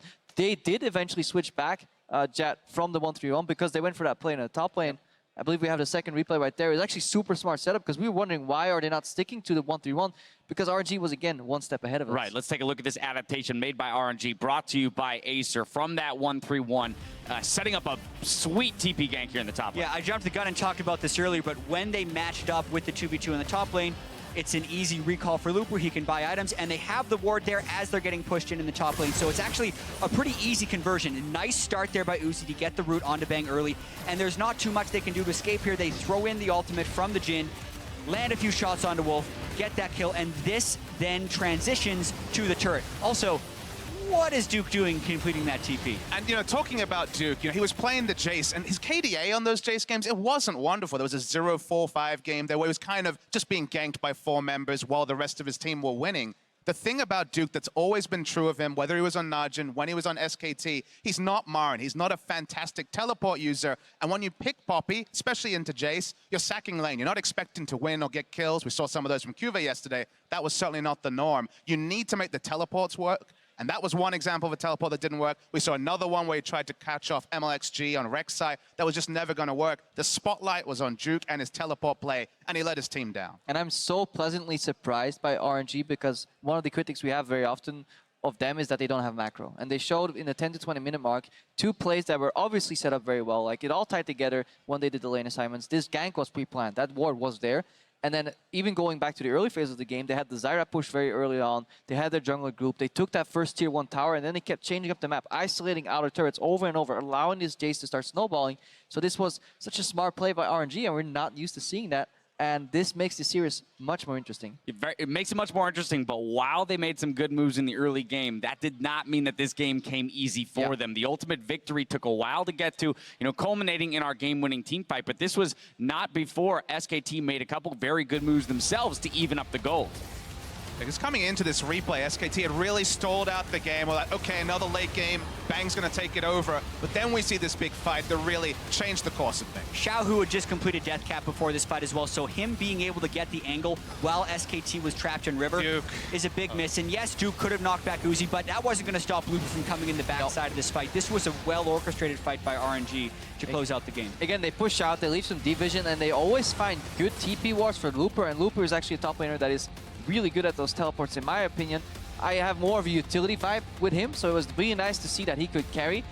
But we have to mention the kind of late game macro, the closing ability of RNG was still lacking. They didn't go for deep vision when that tier 1 tower was still alive, and they had a hard time fighting against Faker's wave clear. And I think you see that in the gold graph right there. They had the giant lead at 25 minutes. That evaporated by 37 minutes, and that's actually when you expected SKT to come back. But the double Mountain Drake, the Infernal, the poor positioning by Duke, RNG was able to extend their leading win. You've always asked analysts, how do you beat SK Telecom T1? And the story's actually always been the same. Take it to them in the early game, get a big lead, and also, if you can find a way to have a better late game team fighting against a team that can pull it to late, those are your 2 options. RNG did both. I mean, the damage statistics as well, they were very interesting because both Faker and Bang, they're topping the charts, of course, while Poppy is expected to take a back seat, whereas RNG had a bit more of an even, cut for their team. Yeah, and I like the even spread, and I think you can even simplify the 2 ways you try to beat SKT. You either attack Faker or you play around Faker. And in a sense, RNG did a small amount of both. They mostly played around him by taking both the side lanes and focusing on that early. But they also attacked him occasionally in the team fights by trying to use that extended advantage on him. Yeah, go for it. Yeah, we just shouldn't put all the blame on Duke, though, because there was that one phase in the early game where Faker went for a kill attempt on Mata. Mata used Flash, but then he got picked out. It's that kind of momentum that you can't afford to lose if you're SKT. They did a phenomenal job punishing the lack of warding from RNG, though. The fact that they got it back to even is worrisome for RNG farther in this series, but it's still like RNG with that Baron call closed it. And I definitely don't think it's all Duke's fault. You look at the lead at the beginning, that was the 2v2 and 2v3 in the bottom lane that went going. And we talk about the jungler being a weak spot for him. Bengi was a non-factor on Lee Sin, not to mention blind picking Lee Sin into Rek'Sai when he's available. Not good choices there in the draft phase or even in the game. And we'll discuss this on the other side of the break, but Blank will be subbing in for Bengi. Now the quarterfinal clash between SKT and Royal Never Give Up continues right after this break.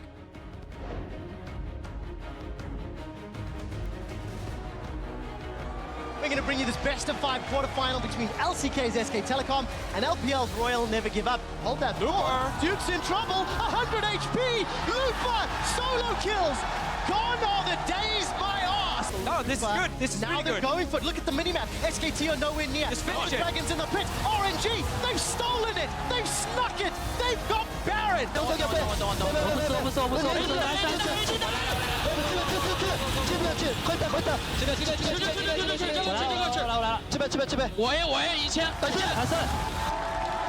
Royal Never Give Up strike down the defending world champions.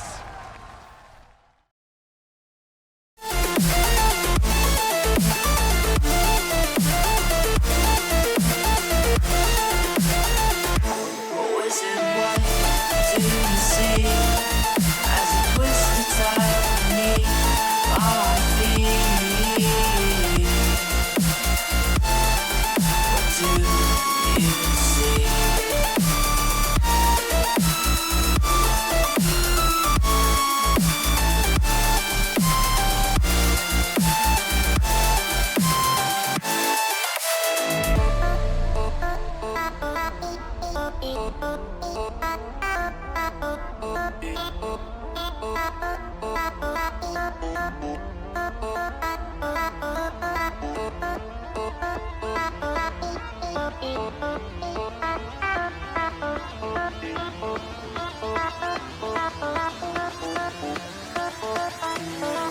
it what have you done to me?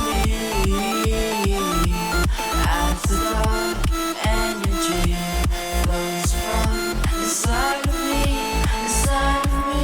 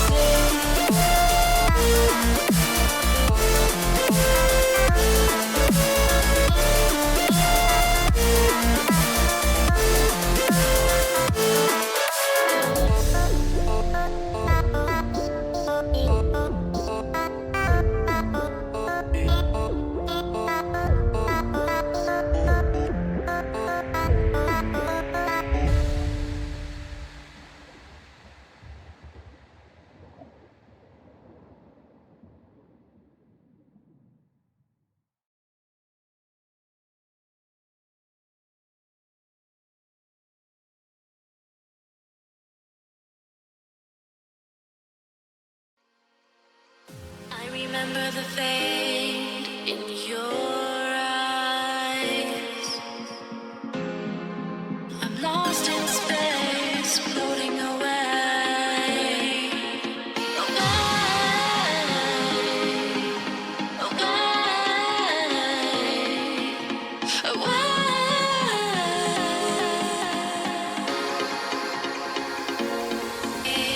I'm running away from you. I'm running away.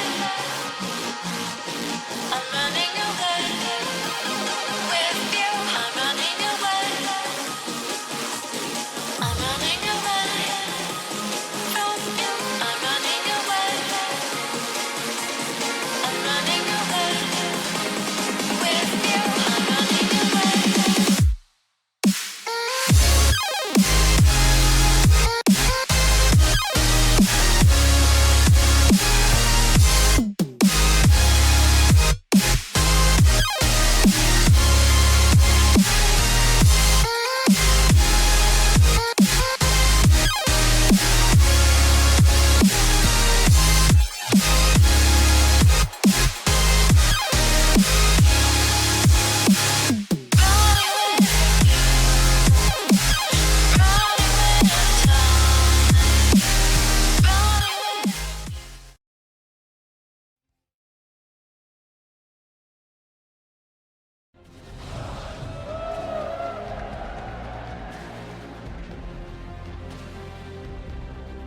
Welcome back, ladies and gentlemen, to the Chicago Theater. We are about to get into Game 2 between SKT and RNG. But first, I have Albus, Nox, Lunas, PvP Steos here with me. You guys are playing on Sunday versus H2K, and I'd love to get a quick word about your preparation and how you're looking forward to that match.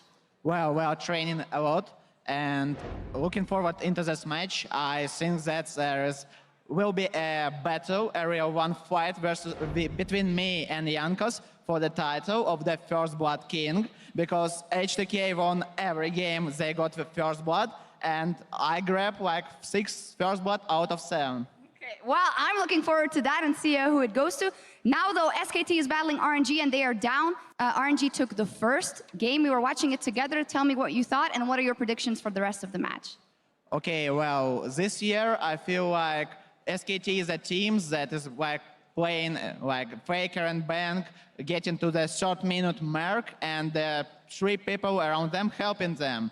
But this game, they like gave up like the sneaky Nasher, maybe like in our style, that the RNG like decided we just take the Baron and then take the Elder, and the game went very well. And also I have to admit that Mata and Looper made a very big amount of work this game, and I really was amazed how Zyra impacts the game. Yeah, definitely. Quick prediction, who's going to take it here in the end? well, you can't underestimate SKT in the Bear 5, but I think that like SKT took it 3-2, or either like RNG goes 3-0. Wow, well, we'll see what happens if SKT can turn it around. Thank you very much. Good luck on Sunday. And now we're going to kick it over to the analyst desk. Thank you very much, Shox. And while PvP Steos was looking towards that jungler matchup between himself and Jankos on Sunday, I want to zero in on the jungler matchup here in front of us because Blank will be subbing in for Game 2 in place of Bengi. So my question to you, gentlemen, given what we saw in Game 1, do we expect that substitution to shore up any of the weaknesses maybe exposed in that first game? I mean, first things first, maybe we shouldn't be surprised. SKT started Bengi in their first game of the tournament, then ran with Blank for the next 4 before coming back to Bengi. I guess the big story for me is that we're on the red side now. So on blue side, you kind of have flexibility to ban a champion like Nidalee, and they may still end up banning Nidalee on red, but they have to be in a position to take it in their round of picks if it's left open. So I think they don't have the flexibility to have Bengi on red. So I think Blank gives them more options, even if you compare their play at this tournament, it's been pretty much the same. Yeah, and I actually think that the Nidalee is going to be a banned on the red side regardless against MLXG. I like the substitution for them. I think Blank has been their go-to for the majority of the season, and I was surprised whenever we would see Bengi if they weren't going to make it a permanent thing. Maybe they thought it was because of his World Championship experience. But this SKT team has won the IM World Championship with Blank. They won MSI with Blank, and I think if they want to win, they should be doing it with Blank. Very much so. All right, but now I want to talk about your point earlier before the break about how this series is made all that much more interesting with some of the macro play that RNG introduced. But at the same time, if we reference that gold graph from Game 1, we do still see elements of that SKT that we're so familiar with in their ability to claw back into games. All right, first, going on the macro point, be careful. Once you think RNG have fixed their problems, they don't. So unless they start winning convincingly to macro play in the second and maybe third game, I'll be convinced right now. I'm just not there yet.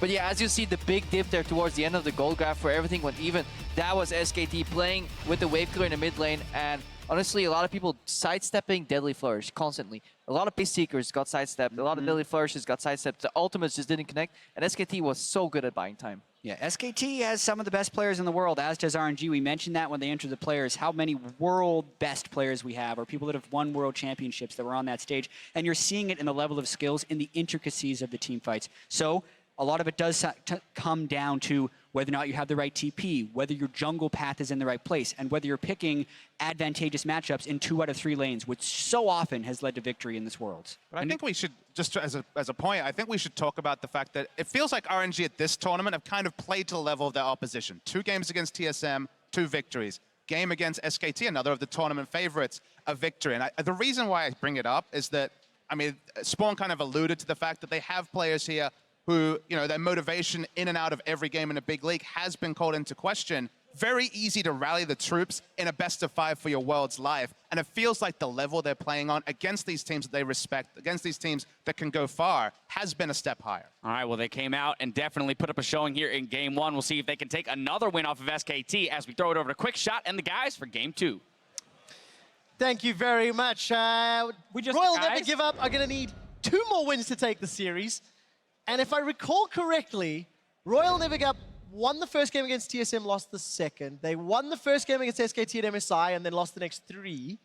This is the game for me that determines whether or not RNG have stepped up their gameplay and are closer to their ceiling. Yeah, I mean, that's the important thing. This was one game. One game where RNG had a great start. We liked the composition. They had winning side lanes, 2 side lanes. Having 2 winning lanes in this matter almost always guarantees you get an early advantage, and they used that up until that 22 minute point where they started going 4-man mid against Faker for 10 minutes, and it slowed down the game so much that SKT was actually in a good position to win. And this is good because you get to answer some of the questions. Can they accumulate the lead? Can they play out with it? Can they close the game in 5v5 teamfight? And you're still getting yeses and nos here because really that stall out should have been good enough from SKT if they played a little bit crisper. If it wasn't for Duke and Bengi had played better. Now Bengi is out. Blank is in. I don't think Bengi did anything in the early game to justify praise here either, and he's off. So pick some bans. SKT on red side, knowing the substitution, Maybe Spawn, where are you looking for what these teams could do? Yeah, I think that we're going to actually see something very similar. I think that now Lupa has got a stronger pick the first time around. You still have the advantage of being able to pick top early and then just get strength everywhere else. You can honestly ban the same if you're SKT, the Nidalee, the Caitlyn, and the Syndra. Now that you're on red side again, you want to remove Nidalee from MLXG, you want to remove Syndra as potential first pick, unless Faker has something ready. Zyra is a pick, though, I'm looking at a little bit, because she was really hard for SKT to deal with in the bot lane, despite having Karma down, who is a strong laner herself. But I think SKT might just go with exactly the same bans, because I don't think there's anything RNG can first pick that kind of throws SKT off guard. And it's interesting, right? Because we talk about Karma, the Zyra. Does it become first pickable? Like, what do you pick into that is going to be able to chunk her out of the lane? I think we've seen the Alistar match up into it one game. We've seen a Nami into it. I'm trying to think of the top of my head. And it's just won both because it wins a shove and also out damages and has kill threat. Exactly. I actually think the best way to play against something like Zyra is to play Alistar and camp the lane. Early jungler, CC in your support, and if Zyra pushes, you just jump her instantly and you kill her because she's super, super squishy, has no extra mobility. This bad boy, the Olaf, is a pick we see more and more, where at least kind of went downhill in terms of the win rates and the pick rate. Olaf just kept going up and up and up, and it's because he gives you such a strong early game. What does this mean for Blank in his champion pool? Blank, of course, has played Olaf, Lee Sin, and Nidalee. Lee Sin still up and available. Jhin and Kennen very early here for SKT. Duke going to continue the reign of powerful Korean top laners running their Electro House though. To answer the first question, what does this mean for Blank? I think that you probably go back to the Rek'Sai right now. You're going to be able to power farm. You're going to be quite safe against the Olaf. That's fine. In regards to the Kennen, this is really interesting now because with Jace banned, Kennen has been seen as the last remaining lane bully. And if these top laners really want to go at it, hammer and tongs, that is the best pick you can have. And he's the safest blind pick available when Jace is banned, because Jace is one of the picks against the Kennen. There's really nothing else that stands out that can bully and destroy Kennen. So it's a very safe first pick, and it gives Duke a much stronger lane. We talked about him getting a different pick than the Poppy because he got destroyed so much. So now they're setting up a much better top lane, at least. Bang playing with our feelings. I'm not getting excited yet. So good setup for SKT. They've got long range poke, they've got good flanking and teleport. On the side of RNG, safe pick in the Victor, safe pick in the Karma, leaving their top lane and ADC for the last rotation. Yeah, we have to look at the Karma pick. Normally, it's very easy to say, yeah, early pick Karma, she's good, great in bot lane, she doesn't really have a major weakness other than maybe a full late game. But we know these supports can play Zyra, and they would like to pick it against the Karma. So you actually remove that Alistar option. I would have to think that Sivir is coming right now because, you know, speed up that Olaf, and then you have the wave clear to just be able to deal with it by shoving it in repetitively and leaving the wave. Unless they're really battling for creeps right now, I would really expect a Sivir to come out. We've not said anything about let's bounce. Let's Hey, bounce, we saw him let's bounce, yesterday. let's He's bounce. no longer exciting. We also, Is that Media's played it, that's it. I've seen it, I'm done. We also saw it on the solo queue accounts as well. We know this is something they like to play. We Yeah, also Trevor. know that they like to play it with Orianna from what we've seen in solo queue. Faker has been picking that up again. I would need Papa Smithy for the official counter of how many days since Faker played his most played champion in Orianna. Have you got it off the top of your head? 467 days, if I remember 100% correct. I'll trust you, Deficio. 467 days. Would you be willing to predict an Orianna last pick? Not necessarily against the Victor. It is something you can do with Zac, obviously. Have to remember, full late game, Zac can actually jump out of the ball range and kind of ruin your little combo. But it is a good wombo combo. Definitely is an option. But against something like Victor, Varus is an old one. We've seen this still a few times against like Azir, Victor. With this very long range poke. Goes with the Jhin, goes with the Zyra, you got some disengage. It's a lot of CC. On the side of Royal Nevergive, they got a little bit of mixture of everything. It's not the Sivir that we're anticipating, and Varus will be locked in. Faker has run that this tournament already. And it's actually just a very smart setup from SKT because they got early AP top lane, they got very heavy AP support, even in the jungle as well. So you can actually round out your composition by picking an AD mid laner, and you don't go too heavy on one side, too heavy AP, too heavy on AD. So it's a very balanced composition. There's a tank as well in the Zac, who's just a pure tank, and a zoning element of the Kennen and the Zyra ulti. So very balanced composition from SKT despite some surprises. I definitely agree, and I also think that when you have a look at the utility and tools they bring in terms of like anti-dive and what Olaf is going to want to do and Poppy is going to want to do to this team, they have the cannon ulti that can just sit on top of the carries, they have Zyra ulti to lay down as well. There's only so much that Olaf can keep off himself before, you know, something else destroys it. Yeah, RNG very much like a shotgun composition. Like, they want to just instantly, when they get the engage, just take someone down very quickly, have a lot of damage up front. If you survive that main engage where Olaf then uses his ulti and Poppy already used the TP flank, then it becomes almost impossible for Olaf to do anything in the fights. We'll find out if he can. Ladies and gentlemen, tweet us your favorite moments from Worlds 2016. Jump on Twitter, hit us up at LOL Esports. Use the hashtag WorldsBigPlays.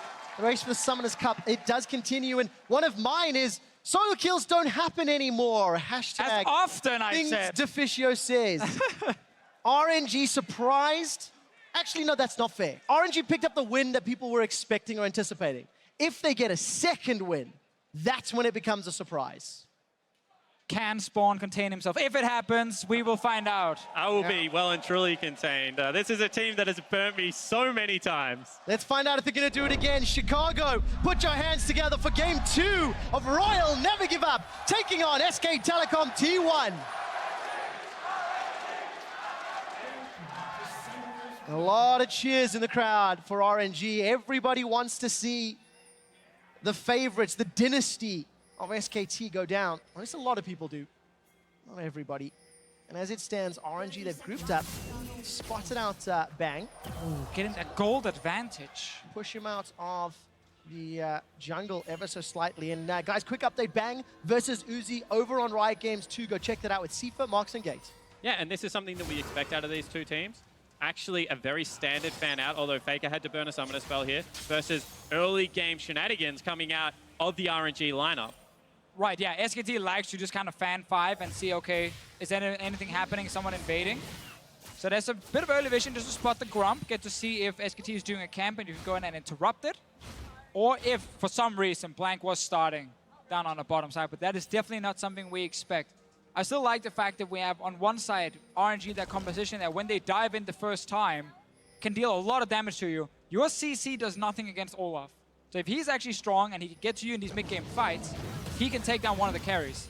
But if he fails to do it, then RNG has almost no way of getting to the backline of SKT. And you also have to be careful right now if you're SKT on what fights you take around the Poppy, because we've seen Lee Sins, Elises, all these champions get caught off guard by the fact that Poppy interrupts these big gap closers. So I really do think that if the counter engage is going to come in, it has to be very well thought out from SKT. Otherwise, it can be flipped on its head. It's important to note when you consider where Blank is going to be looking to engage from. Lupa already taking a lot of autos from Duke. And this is a lane matchup that he should be pushed in. He should be in some trouble. But we're expecting Lupa to survive and then set up TP plays elsewhere on the map. Exactly. Just don't try and 1v1. Don't try and play too aggressive in that lane if you're against the cannon. And Zach, what a weird jungle, to be honest. We get to see Wolf take some damage. Bottom lane, we talked about this last game. It's trading potions more than anything. It feels exactly the same as game 1. The moment Uzi and Mata got to level 3 in the previous matchup, they turned the pressure around. So that's what we're expecting to see from Bang and Wolf. Elastic Slingshot, that's going to bounce up onto MLXG. Unstable Mata. Remember, Blank can come back to life. And the more you kill Olaf, the harder he hits. Whoa! Time round, he's in trouble. Wolf is looking for more. Flash and Ignite is already used. Mata's looking to chase. The root comes down to MLXG. Flash away. Faker looks for the piercing arrow. First blood to SKT. They get it on MLXG. They're not done. That's another for Bang. What just happened? MLXG level 2 walked in towards SKT's jungle. Blank found him, jumped him, and MLXG could have just ran away. He had support coming up to help him, but he turned around when Wolf flashed over the wall to just throw one more axe. Mata went all in for it. That was such a risky play, and SKT just got gifted 2 kills. Yeah, they certainly did, and the bigger thing for this is they thought they could out-tempo the Zac, but the Zac was jungling quicker than what MLXG had given him credit for. So at the end of the day, they gamble everything on bad information, and it doesn't come up key. You have to think of what that does for the mindset. Now the game has swung so heavily in their favor. Such a big advantage for SKT. They drafted definitely a stronger top lane now compared to last game, so that's going to be good. Just keep Duke up here to push in towards that tower. Bot lane, you got the Zyra now on your side as well, so you just got to get past the first few levels from the Ezreal, and then actually you can start playing aggressive in that bot lane. And you got an early kill on your Zac, a scaling jungler. Super, super good start. We're just about to talk about how Zac is such a weird champion, because so many things in the current meta can like interrupt his engages, like the Poppy W. If you're against something like a Tahm Kench as well, he really stops you from doing anything.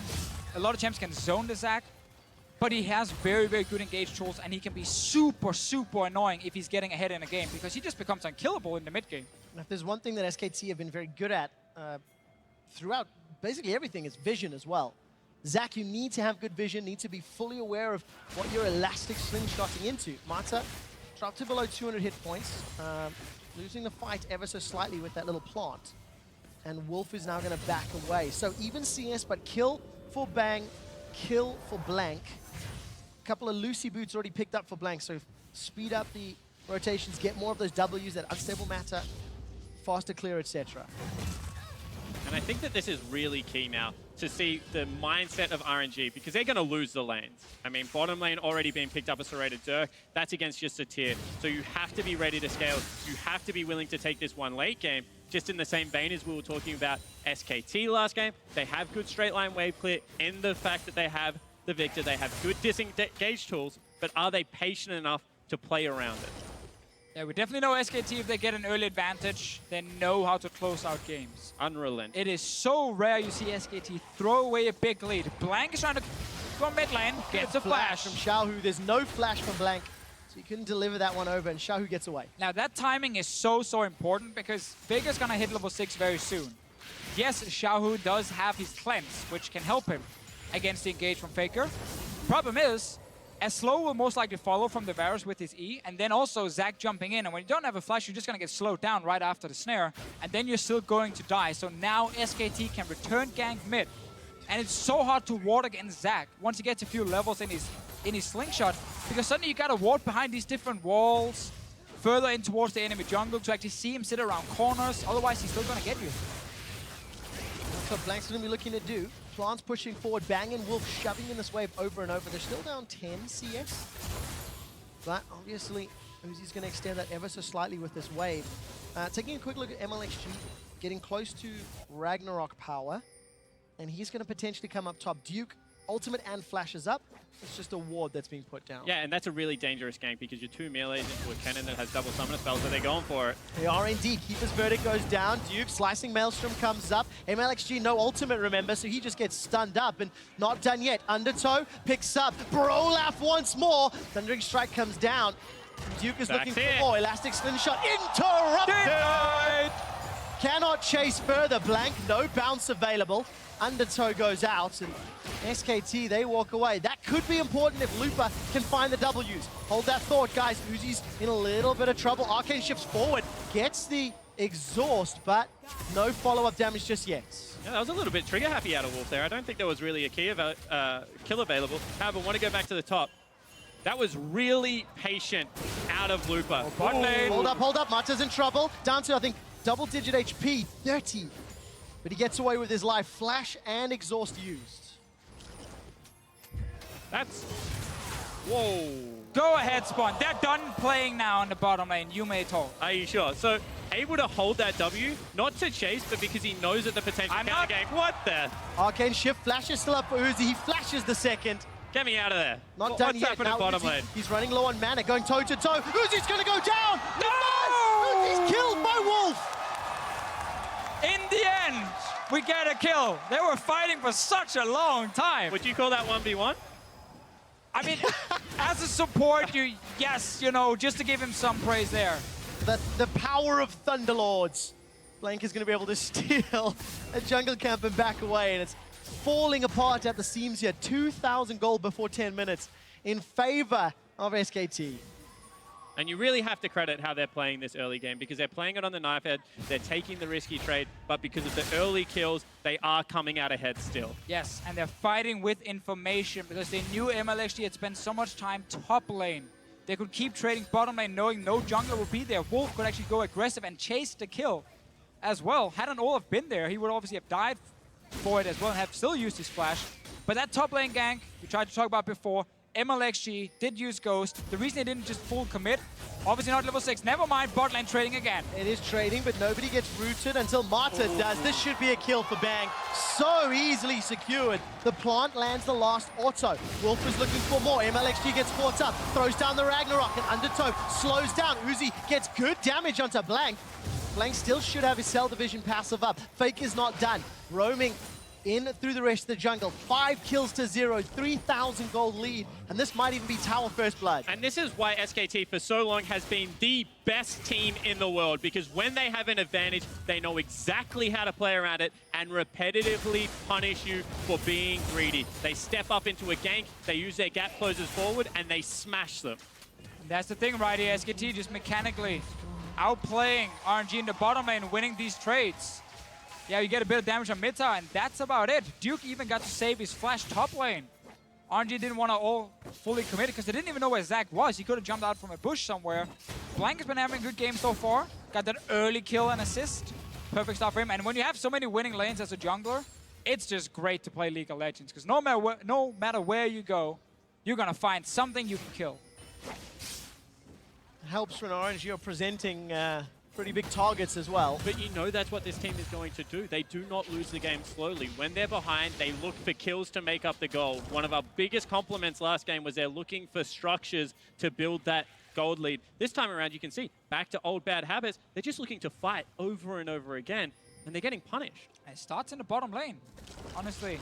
First MLXG near the bottom lane with Mata coming up, and clearly the call was, hey, we can fight this one. But that was completely wrong. They gave up early kills, then bot lane died following that. Mata's gone down twice now. Cloud Drake for SKT. Uncontested. Wolf is able to zone away. No flash, but he's got his full complement of spells available. Strangle Thorns as well. The early dragon here for SKT 11. Also minutes for Cloud.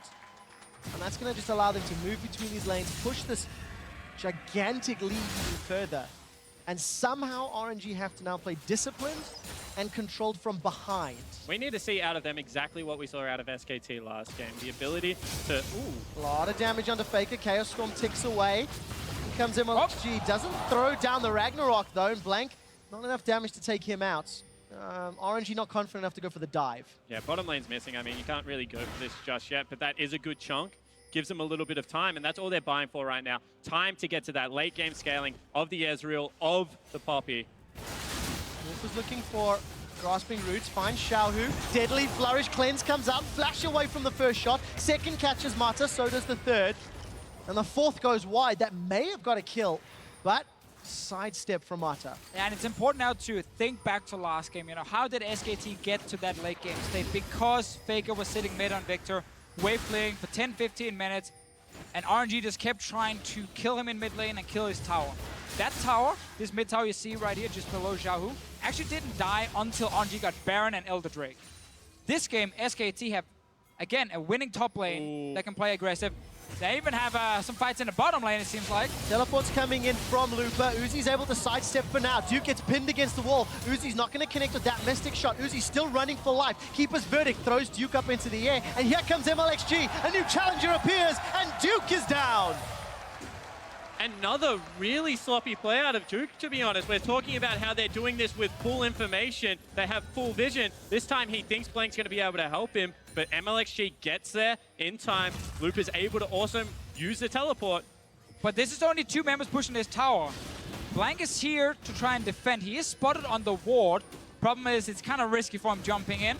He doesn't even know where the enemy dual lane is at this point. Now he sees Mata on a ward here near the jungle, and now he can jump in. So that's what you get to see here. We obviously have full information. Blank also knew now the wave was dying, so you can actually step in, and they can't really dive him without the minions. But what it does is it just puts that little bit of a halt on the game. We're winning, we're snowballing. There's no need to give that gold back. They were quicker in the rotation. Bang should have been able to beat them top lane, and there was no need to pull the trigger on the play. Definitely agree. SKT technically doesn't need more fights.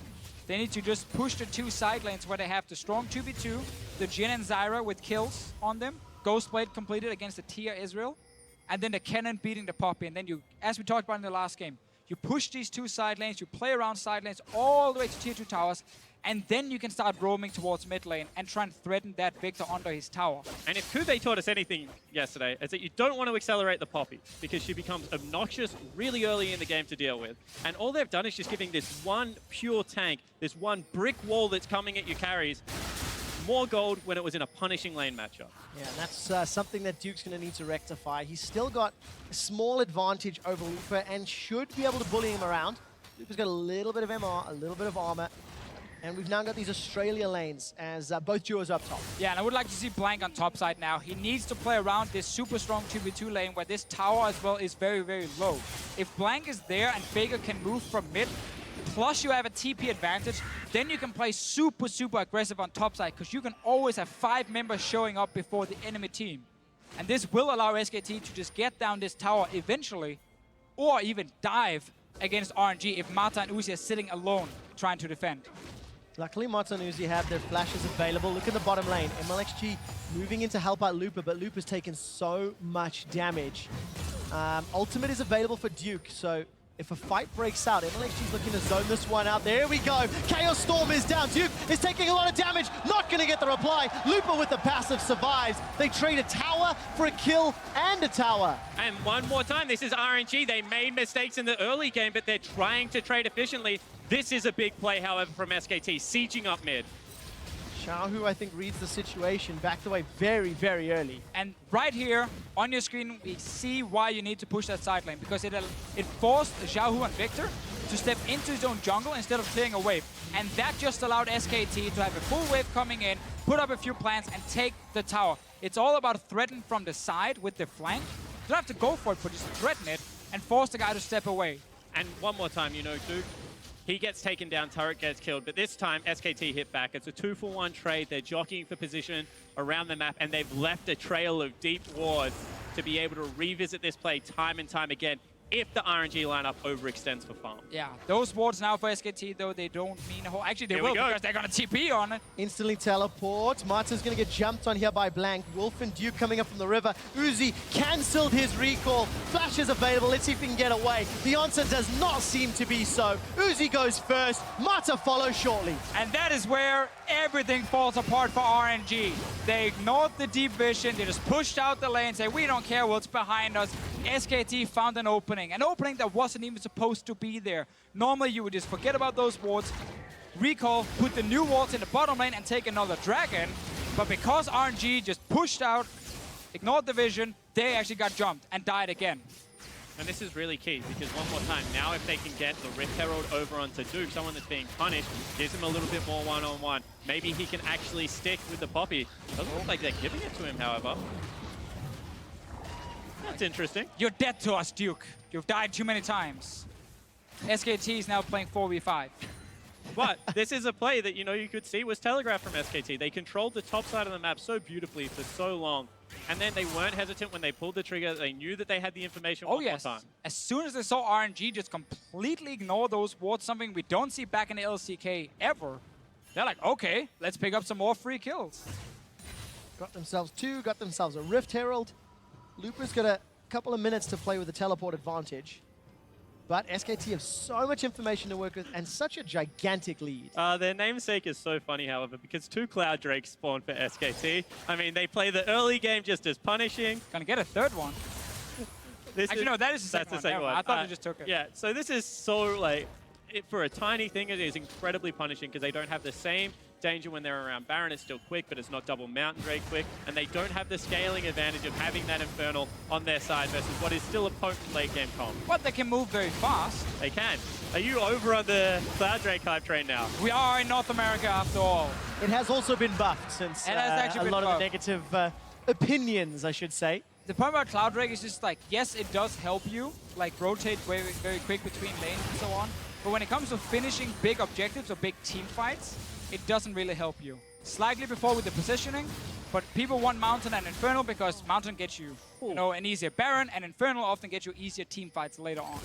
Good damage there from Faker on that piercing arrow. That's going to push Xiaohu away, even if it's just temporarily. Looper's got TP available, but not the greatest vision to work with in behind the SKT backline. And SKT decide not to pressure that inner mid turret. We're approaching 20 minutes in the game, and Rift Herald was secured. It was the 8th Rift Herald of Worlds, actually. Faker, despite having no support, is not a threat. RNG decide not to go forward. And this is actually really smart from RNG because they got bottom lane pushing, they push out top lane. It means the longer you stay mid, the more farm you lose and the more you get punished. So SKT, they don't overextend for it. They just back away. But one more time, SKT in the driving seat right now. They're 5,000 gold, nearly 6,000 gold in the lead.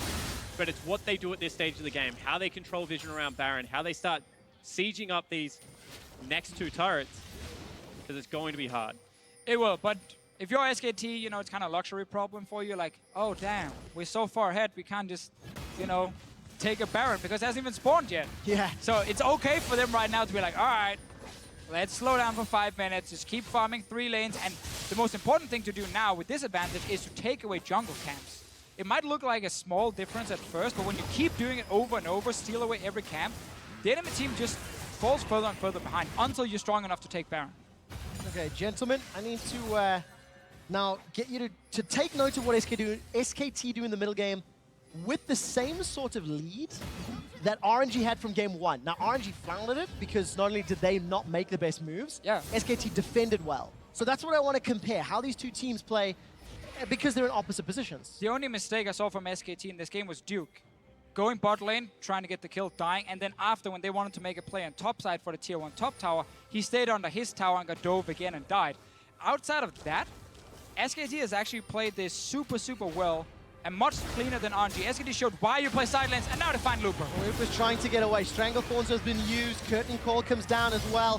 Faker's still got the Chain of Corruption. Is going to lock down Looper. A lot of damage. Everybody's getting involved. Looper surviving for a very long time. Long enough for the rest of RNG to make it up. Looper survives. Blank says, let's bounce. And Xiaohu's putting some damage down. MLXG comes in, gets 2 undertows. Can't pick up the axe. And SKT are sent running. Duke still doesn't teleport in. They save Looper's life. It was just off cooldown, so wasn't able to make it there in time. Now it's about to come up. There's a ward behind RNG, good TP2, but the rest of SKT are too low. So many ultis used to try and kill Looper. But again, that fish in the barrel just refuses to sit still, dodges around. And this time they don't have the deep vision, so when Looper turns around for the play, they have to respect it a little bit more than they did last time, and they maybe taper the damage just a little bit, which means the turnaround play is available. How scary is that when 4 members of SKT are hammering away on Looper and he still survives that long? Honestly, Looper was too tanky, and they missed almost all the abilities, which is the second part of that, but SKT just thought they could get an easy pick. They didn't. That's why RNG bounced back, and actually really well played by Looper, staying alive, getting that top tower as a reward. So RNG gets a bit of gold, but now the play is always around Next Dragon and Baron, because Baron is alive. You have Zac who can tank it. Once he picks up an armor item, barely gonna take damage on it, and then you can keep baiting it and just have so much CC. Like, how are you gonna walk into the river against Kennen ulti, Zyra ulti, Varus ulti? Yeah, and it's always fun when the CC isn't on the jungler, so the jungle can stay and actually continue to lead, continue to proc off, and be the last one in, because all of a sudden you've got Duke that can go in, you've got the ulti that's going to come out of Faker. As this team is running headfirst into you, as you know that RNG is going to at some point during this game. As they do many games. Yeah, it's coming. It even came last game. It did indeed. But this time around, RNG have to still fight back. 6,000 gold. MLXG sidesteps at least one. Ragnarok comes up, takes a lot of damage. Blank will get rooted and pulled backwards by the gravity field. But just trading abilities back and forth. MLXG, no ultimate as SKT continue to fight around. Duke took a lot of damage there. This is a scary lane now, because Looper somehow has once again got back within touching distance and has a Sheen so he can legitimately threaten Duke's positioning on the map. And also, RNG actually with some pretty good defense around here. MLXG just get caught, no ulti. All right, Curtain Call, Chain of Corruption as well. Gravity Field will buy some time. Not enough. MLXG is down. Faker's on a killing spree. The 4th shot of Curtain Call goes wide, and there was a ward behind the Baron pit. It's timed out, so Looper can't even get in that way. And that's where you just see again the patience, the discipline from SKT. They set up pink wards. They know they can just bait around Baron, and RNG will have to walk in at some point. Once the blue trinket's on cooldown, someone is going to face check, and you just collapse on that guy and you kill him instantly. Everyone from RNG is recalling right now, and SKT, they're starting Baron. They're going to potentially get this one. Looper making his way in. SKT is going to go fairly slow. It's very early in the game, 24 minutes. Looper's made up. He's Watch going to for get the some keeper's vision. verdict here. All right, Keeper's verdict is winding up, catches Blank. That's a problem. Blank had no flash available. Firing down. Uzi's down. Wolf takes him out. Xiaohu's now running for his life, in a little bit of trouble. Blue Sentinel even pulled in by SKT. Right, Baron is stopped. It cost Uzi's life, but I think that might be worth it. And RNG actually got the TP out of Duker. There it is again. The Duker TPs, man. That's second time we do it now. Duke is TP. He just forgot an R. It's not his fault. Move on. Someone else. So no teleport for Duke means small windows for Looper. Yeah, makes it a bit harder for SKT to set up the same bait. Certainly does. And when you have a look at this, I think that SKT's discipline is so key in this matchup because RNG just keeps coming at them. And SKT has just been able to weather that storm and be very comfortable with it. But the third dragon... Yeah, they're mad now. What is this? Ocean Drake at 25 minutes? Well, Regen's going to help them out ever so slightly. Ever so slightly. Ever so slightly. Ever so, They're the poke so comp. slightly. I mean, if anything, RNG wants the Ocean Drake. They're the hard engage comp. They are indeed. But they can't engage yet. I want to contrast, SKT, they built up a good lead. They played well around Baron. But because it was so early, they didn't have a mountain, they didn't have damage to kill Baron quick enough. And I think that's what allowed RNG buy some more time and get back in here. And a good ulti from Looper as well, getting Blank out of the Baron pit, so even finishing the Baron was not an option. Then we saw the Duke TP get cancelled. And that now means SKT kind of needs to slow down. For a few minutes, they need that TP back from the cannon so they can keep playing bottom side and not just have Looper pushing up bot lane over and over. And it just buys a bit of time for RNG. Buys more time for Looper to get more items. He need the Iceborne, and then he can actually really just sit on top of this cannon and be super annoying. That's the second time we've seen Looper actually pushing Duke away from the lane. Duke, second item, Void Staff, got that Wrist Guard and Fiendish Codex for now, but no big items after that. Looking down the list, everybody hitting that 2, almost 3 item spikes as we get closer and closer to 30 minutes. And this is good if you want RNG to win, because they're getting their Ezreal powered up, they're getting their Victor powered up, and I think very importantly, Looper is just getting to be one beefy frontline Poppy. And they're about to have all of their control items. I mean, Rylai's has been picked up, Iceborne Gauntlet for the Ezreal, and now you're going to see it most likely come out for Looper as well unless something really crazy happens. I think that this just allows them to slow down the pace of the game, catch that big breath, because you could see they were getting carried away, but it's 7,000 gold. And SKT, for the next 20 minutes, is still going to be the team playing with all of the priority in this game. Now we do have to look at something like Varus in late game fights. His damage, once you go full late game and he has to try and kill some of these big tanks like Poppy, is not the greatest. He's not like the big auto-attacking threat in a team fight. He's great poke, obviously, against squishies, all stages of the game.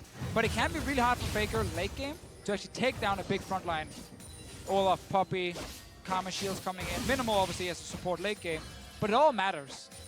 And that's where SKT, while they still have a good composition and fine scaling, will actually be in a situation where they can lose team fights. True Shot Barrage used to scout out. Luckily for SKT, they've got the team fight wombo combo of Kennen. And we've seen Kennens this tournament do, as the Oceanic crew would say, disgusting things. Certainly have. However, we've also seen Poppies swing team fights in times where they shouldn't be able to. That ultimate is so polarizing. It can either absolutely destroy a team, or it can deliver tanks onto your back line and weird things that we've seen in the past. With the way Looper's been playing, it's most likely going to destroy SKT, honestly, if he nails a good one. If we look at the two top laners, Looper's been winning 2 games in a row now and just been outperforming Duke in every way possible, honestly. And that is great for RNG. It's been fantastic for them to have that strong lane. Jhin is moving down. Looper realizes there's a ward, and he does run away. So now we saw SKT not do anything for a few minutes because they had to wait for that TP. And they can start setting up Baron again. They need to sell some of these Dorn's items, though, and get more pink wards. See how quickly they decide to do that. Next dragon will be Ocean. Baron remains a focus. And RNG, they've contested vision a little bit after that failed fight earlier in the game. RNG actually pushed a lot of the SKT vision away. Even had Scuttle Crab controls. A little bit of a fight over the Crab right now. Gonna get smited too early, secured by SKT. That one swims away. And you have a look at the key items that have just been picked up. Double Last Whispers now have been brought in because they realize that Looper is a legitimate threat. They're going to have to deal with this front line. They're able to pick that up. Void Staff had been picked up for a very long time. So SKT still have the tools to be able to fight, and they're one more time looking for it. Ghostblade thrown down by Faker.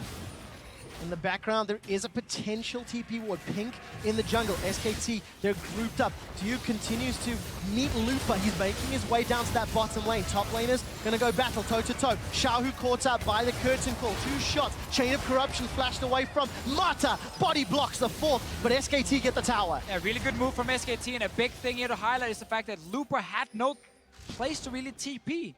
He tried to leave the bottom lane, but Duke just followed him. And there was no wards behind SKT at all he could choose to TP to, so that means RNG could only 4v5 basically, and they had to just give up the tower. And it's about getting access to that mid lane whilst being safe from the flanks. And you can see that they were pushed a long way around.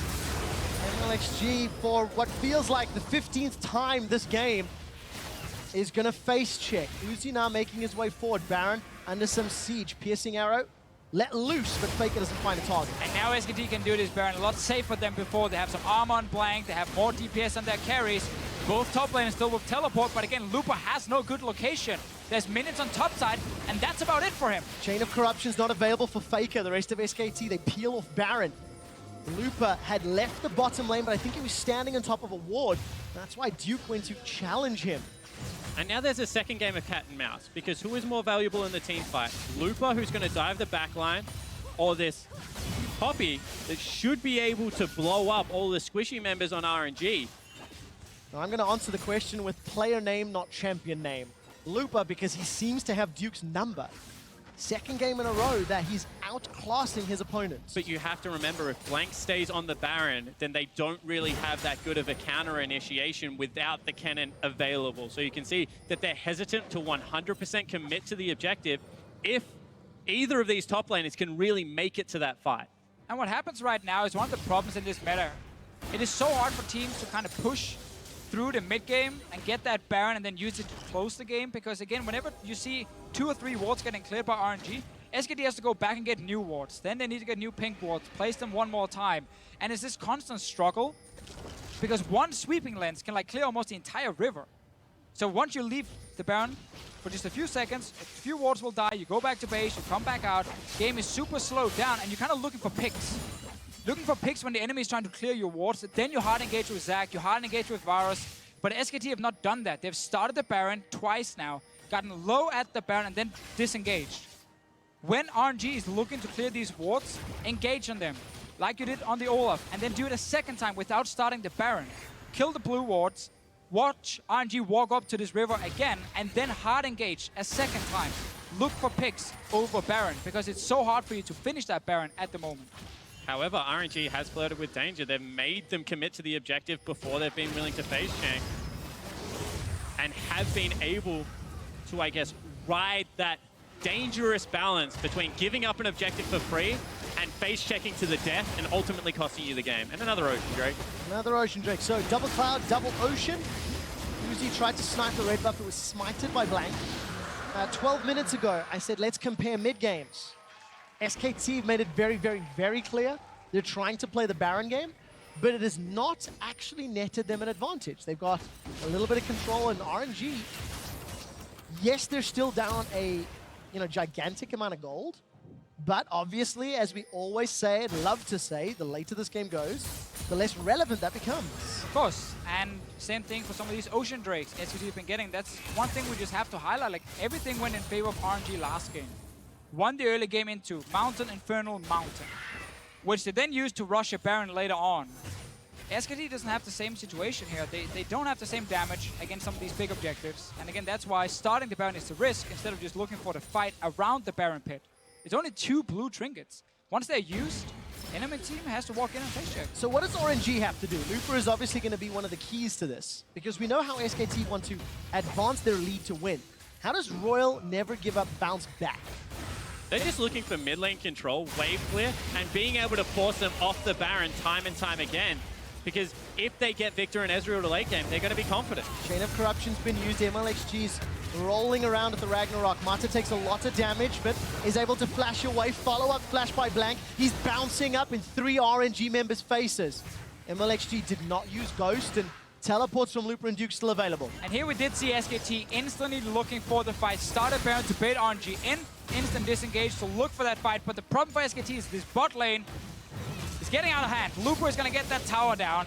All RNG is looking for right now is that one big team fight. They're still around this Baron pit. It's only Mata who's not here.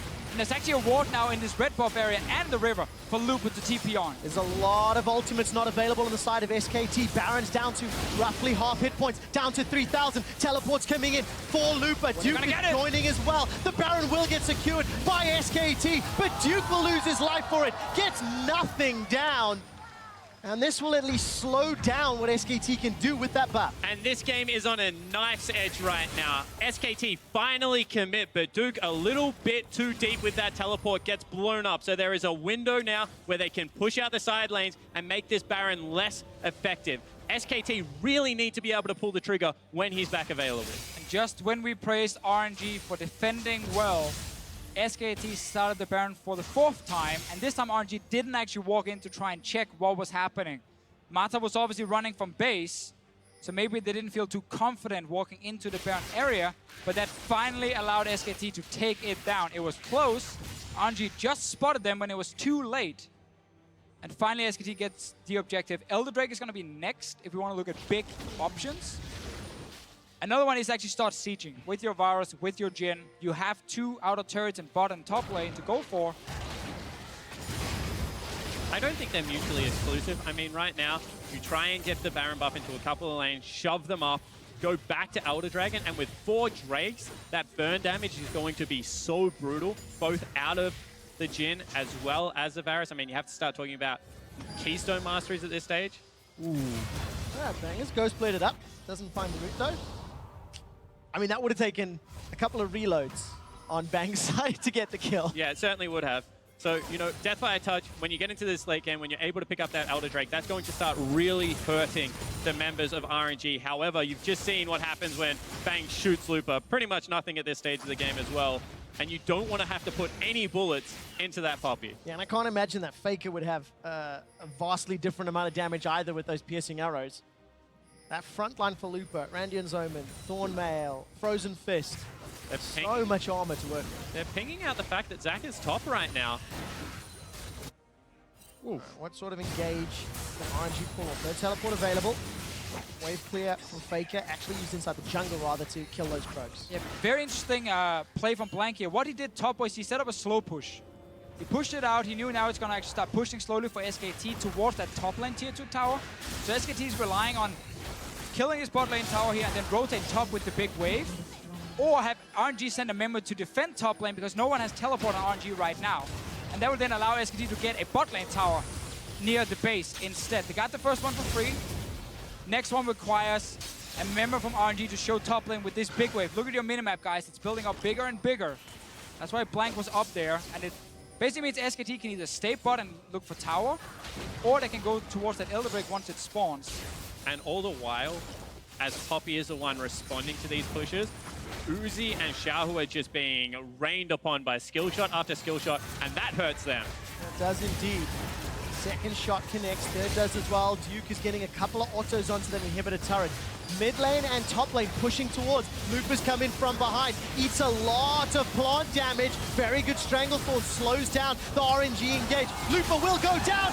That's what Duke was looking for. Slicing Maelstrom gets a kill. Blank's looking to bounce up in Uzi's face. Uzi flashes to safety and this will open the base. Inhibitor turret down. Inhibitor follows very quickly after, and SK Telecom have opened up game 2 of the series. And just great positioning and play from Wolf here. He was standing so far up in the lane that he could see the Poppy coming and then snare the Poppy instantly, stopping the flank from happening.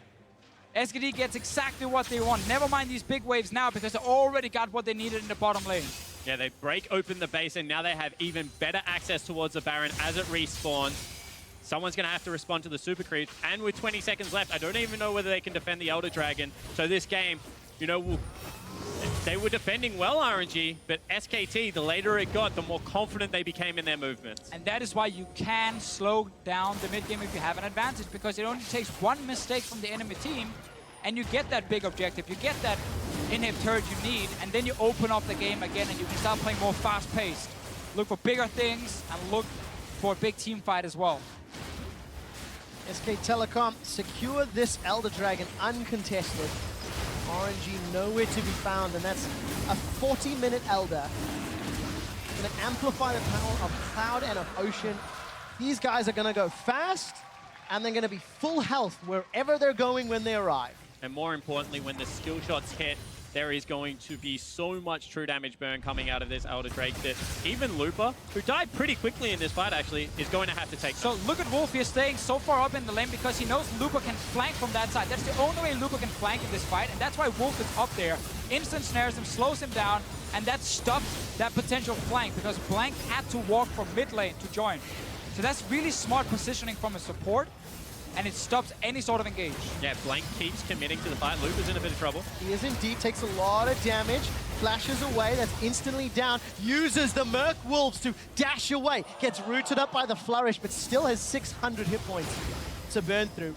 Summoner Spell and Ultimate blown a minute and a half before Baron. That could be impactful. Well, that's impactful. SKT knock over another turret. Remember, they've got that Elder Dragon buff. Still ticking away, burning down RNG in team fights. Even without Baron, SKT continue to siege. Teleport is up for Looper. Not the greatest wards behind SKT. In fact, he's just going to go face to face, make his way through the base. SKT just trying to get more damage on his turret here. They just need a few seconds to actually hit it, and it does, but you gotta respect the potential engage as well. Only way back in this game for RNG is one big team fight, and they want that proper flank, but they're not getting it. No, they're not. Faker's taking a lot of damage from the inhibitor turrets. MLXG running a mile a minute with Ghost and Ragnarok, but Royal never give up, cannot stand to defend their inhibitor, and SK Telecom, a 16,000 gold lead.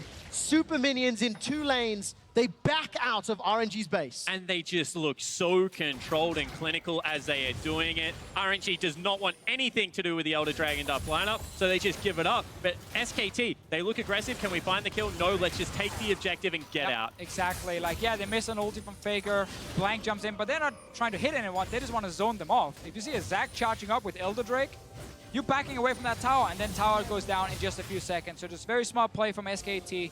Baron is alive in a few seconds. Gonna be the next big one, and might be the last chance for RNG.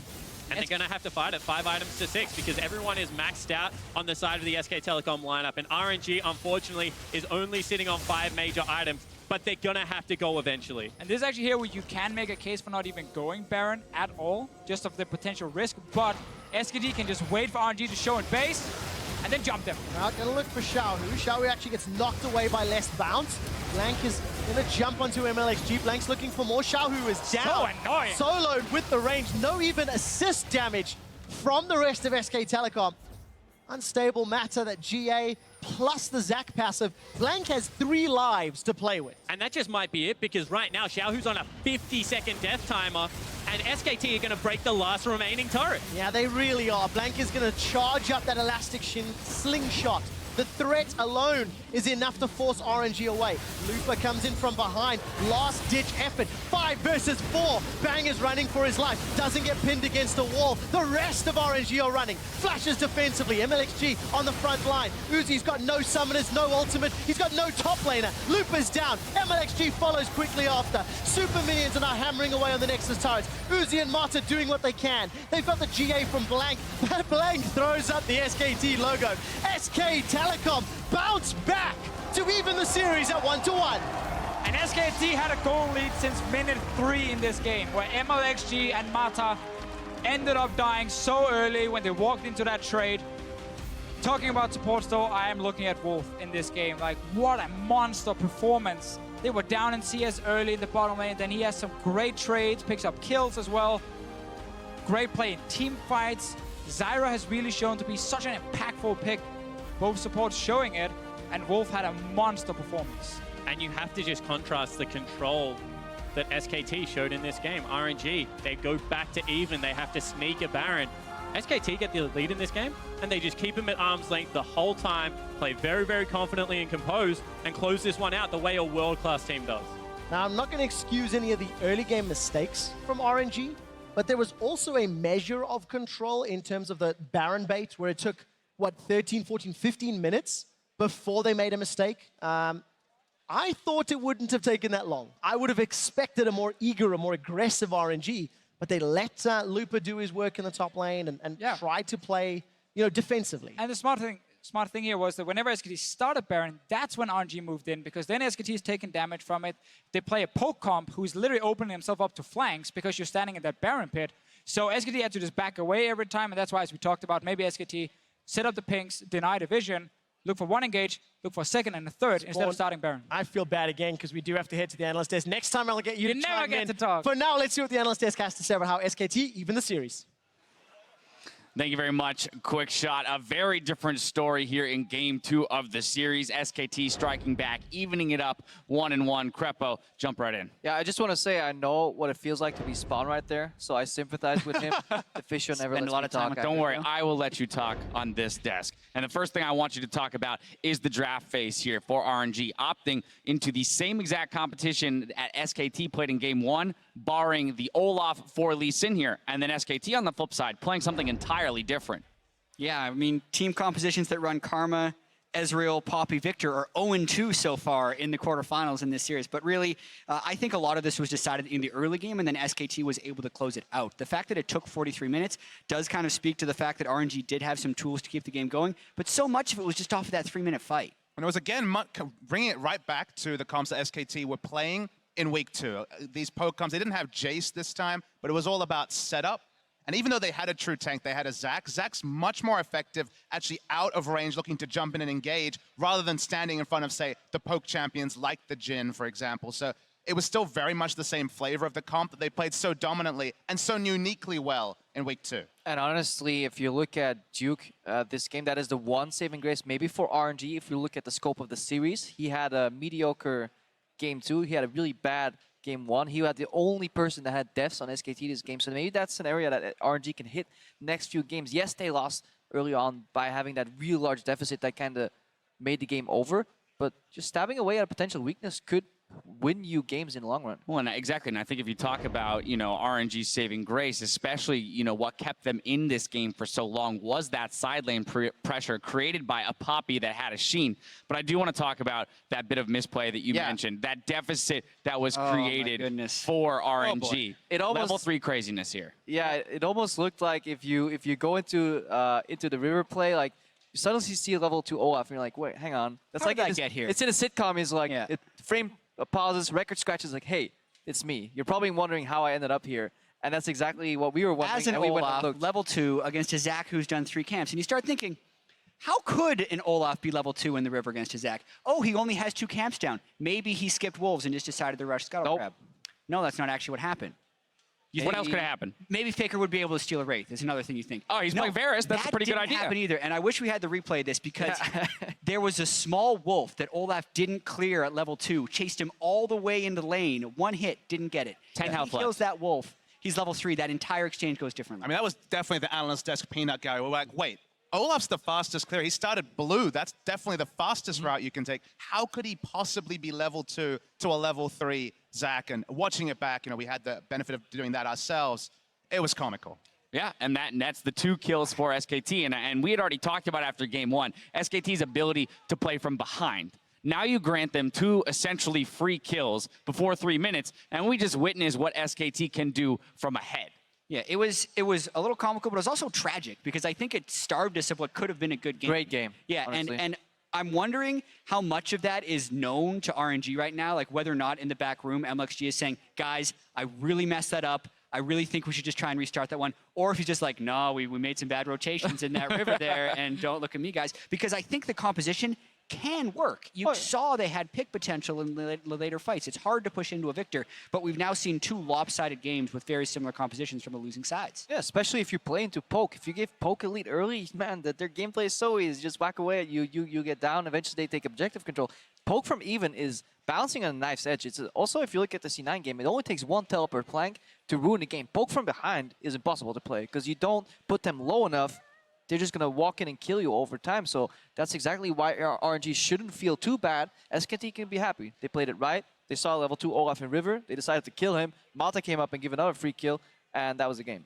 And while with this lead, SKT never looked uneasy, right? In fact, they looked very methodical, back into their traditional form. We did still see them take some time to close this game out, maybe in part due to the Drake RNG and not getting those Infernals or the Earth Dragons. But at the same time, I feel like that does bode well for RNG, that they too have found some ways to stall out a game and make sure they can still contest those global objectives. I really liked the blue side Jace ban. To me, that was the big thing, is because the only pressure laner left is Kennen. And actually, in the last 2 years, Duke has never played Kennen. It's first recorded game on Kennen since perhaps 2014, 2013, maybe first in his career, and it didn't look like his Jace. He didn't have the same sort of trademark ability to push up. Poppy obviously got the items, started to pressure as that lane naturally goes, but it wasn't a plug-and-play replacement for the Jace that looked so good for SKT in week 2.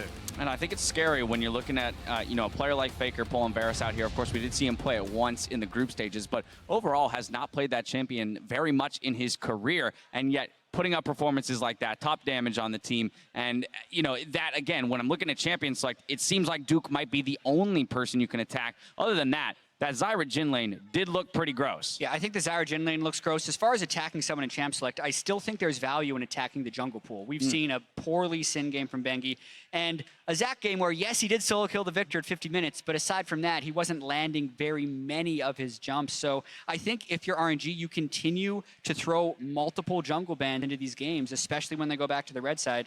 They won their game on the red side. I'd expect Elise Olaf as their bans. Yeah, so we'll probably find out on the other side of the break whether or not they're swapping sides. But now I do, with this game in mind, and maybe some of the addendums we've made in terms of that wonky early game situation, want to ask you guys, what is your confidence level that this series does go to 5 games? How confident are you that RNG can hit that reset button, as you mentioned, Jad? Are they in that back room saying, look, we got to throw this game out of our minds because certain things didn't fall in our favor, and we can rebound? Yeah, that's RNG though, right? We say MLXG, he's going to clear that whole camp before, but he makes similar decisions in the past of like 2-camp gank. If it doesn't work, we lose the game.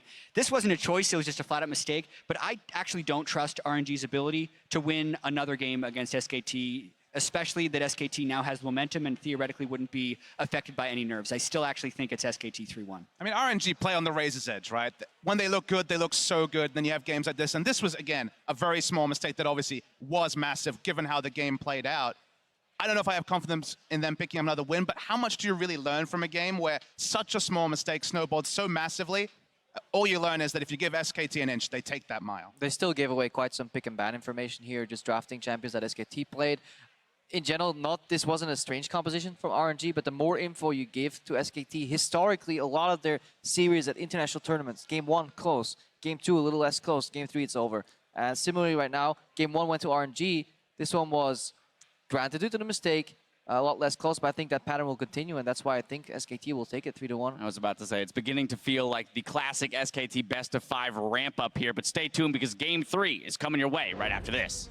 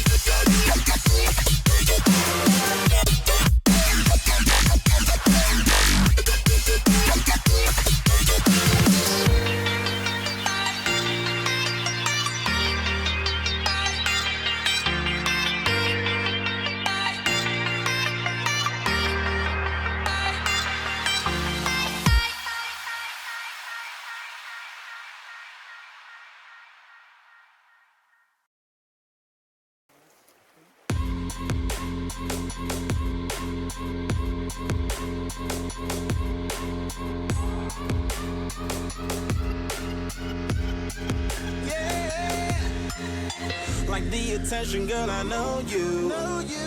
But you're everything I want in life. We're fighting danger like kung fu. The love I feel is deep inside. The others don't matter. It's honestly us against the world. We're the perfect team. You're my dream, but I just want it. Can't get to myself. Can't get to myself. Can't get to myself. To myself. Can't get to myself. Can't get to myself. Can't get to myself. To myself. Can't get to myself. Can't get to myself. To myself. Can't get to myself. Can't get to myself. Can't get to myself. Oh, baby, if you ever need a helper, you should know that I'll be there day and night. Nobody else can love you better. I'm here just to treat you right. You're the reason I'm alive. You're the only pain I can endure. And when you're not here, you're my dream, but I just want it. Yeah, I just wanna. You're my dream, but I just want it. Can't get to myself. Can't get to myself. Can't get to myself. To myself. Can't get to myself. Can't get to myself. Can't get to myself. To myself. Can't get to myself. Can't get to myself. To myself. Can't get to myself. Can't get to myself. Can't get to myself. But I just want it. Deep inside, I knew from the start, you my bunny, I'm your Clark. From now to eternity, I give you all my heart. We are meant to be, it's clear.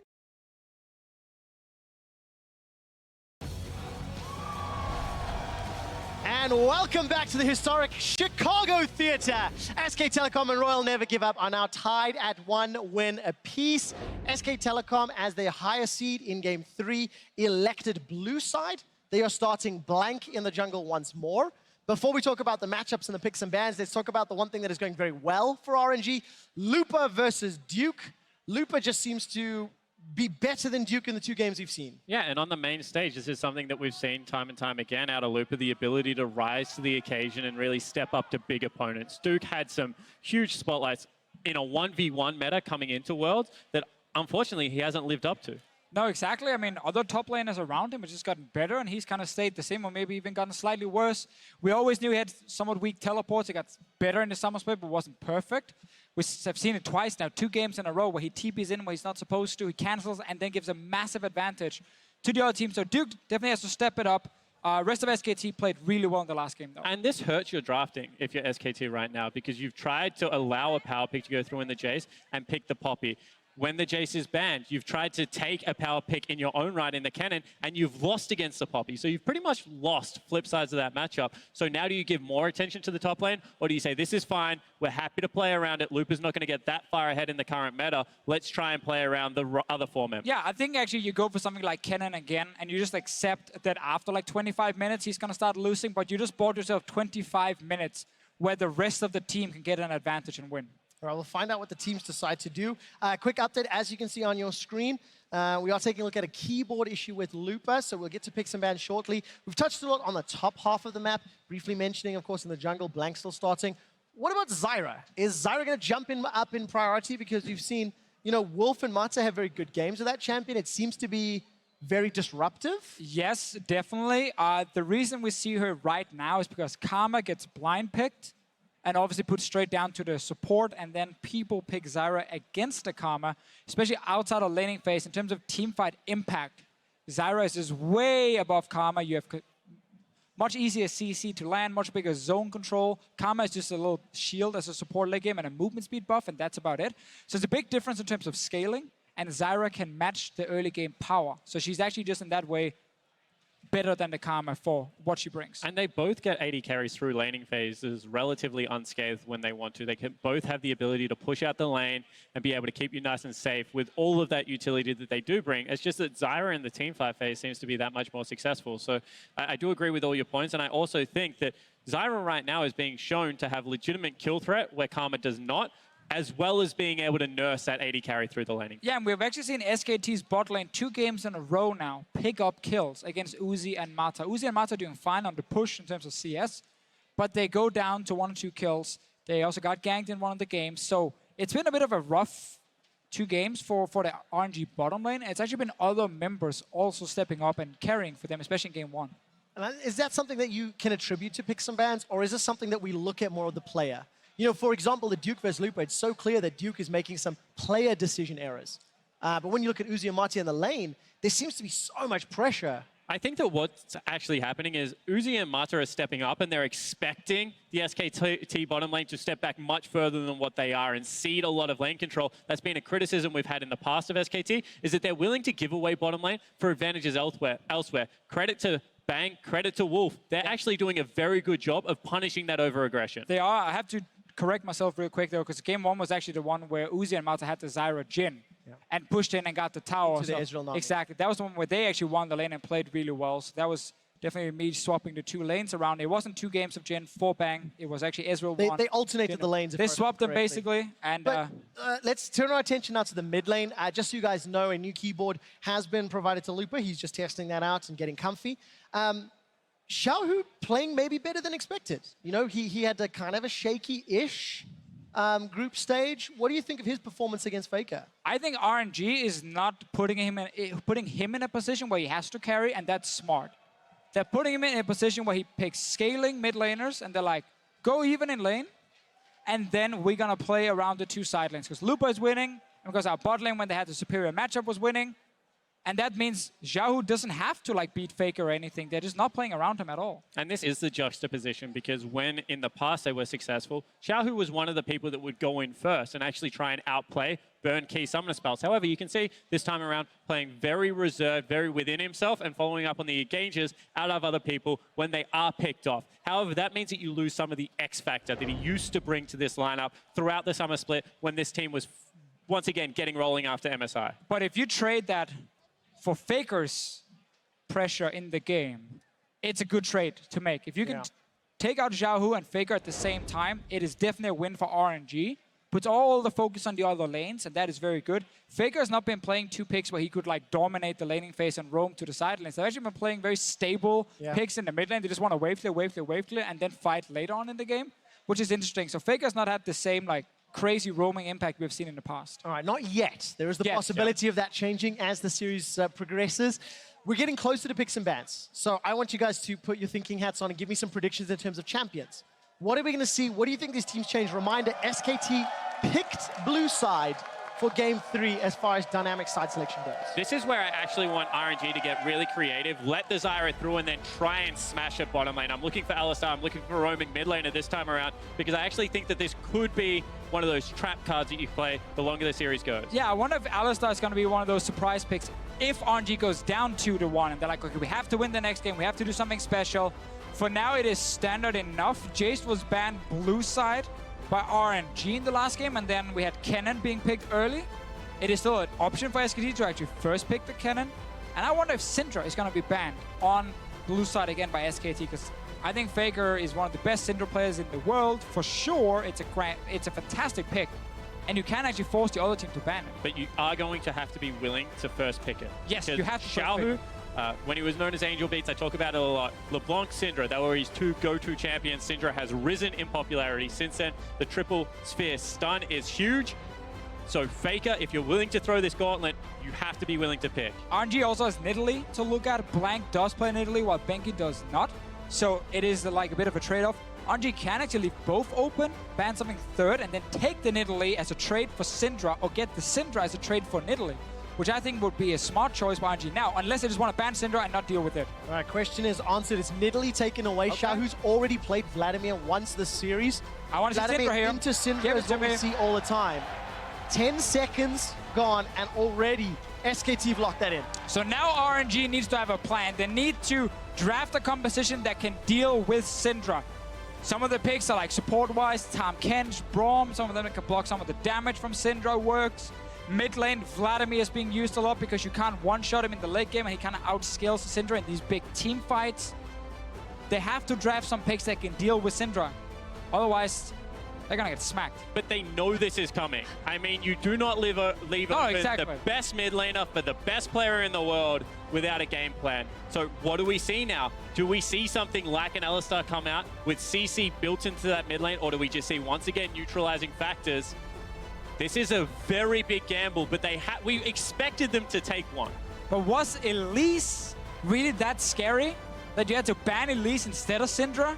When we have a pick that's actually being picked more than Elise now in Olaf been taken. It's not even like they stole away that one. They actually went for Lee Sin. So they gave SKT what they were looking for. We get their... Or well, I guess we get Duke trying to get a safe pick with the Nard top lane. But the Arcanus... I know it looks great on paper with their Aurelion Soul, but it loses lane to Syndra. Vladimir is the one we normally see as the counter pick to Syndra. The last time somebody tried to pick a champion that loses lane to Faker was Jensen. That did not end well for him. We're expecting the Vladimir. It's something we've seen a lot this tournament. I want to know what else RNG locks in. They can counterpick Duke's top lane Gnar for Lupa later in the draft, and it feels like that's what they're going to do. Right now, Mata prioritizing the Karma. No Tahm Kench, no Alistar, no super surprise to try and deal with Syndra. It's a problem because if they pick one of the melee supports, they lose the bot lane. And then you lose bot lane and mid lane early game, and then you basically forfeit the entire game. So they have to draft for laning phase. But we got some squishy picks already down the bottom lane, and Syndra would love to go down there and destroy one of them. We also have a heck of a lot of damage, is the only juxtaposition. So if Faker gets kicked into the team, something along those lines, there's not really all that much that I'm looking at right now that saves Faker himself. And Syndra is very squishy, whilst being very high burst and good control mage. But SKT really said like, they set themselves in a good spot here, getting either first pick Nidalee or first pick Syndra, and also they ban away Jace and Gnar from Looper and then go, sorry, Jace and Kennen from Looper and go with the Gnar. Normally you see Kennen into Gnar as a really good matchup for Kennen. A lot of these carry picks are now being banned away. If he does go Rumble, yes, Rumble can do more than fine versus Gnar, but Gnar gets like a Hex String and just try and farm it out and do nothing else for the first 20 minutes. Let's find out if Lupa locks it in. It will be locked in. So for the third time this tournament, Lupa plays Rumble. 1 win, 1 loss under his belt. SK Telecom have got a very quick 1-2 punch type of team composition. Early in mid-game, Syndra and Gnar and Olaf going to do so well. Mid-game, Ezreal takes off.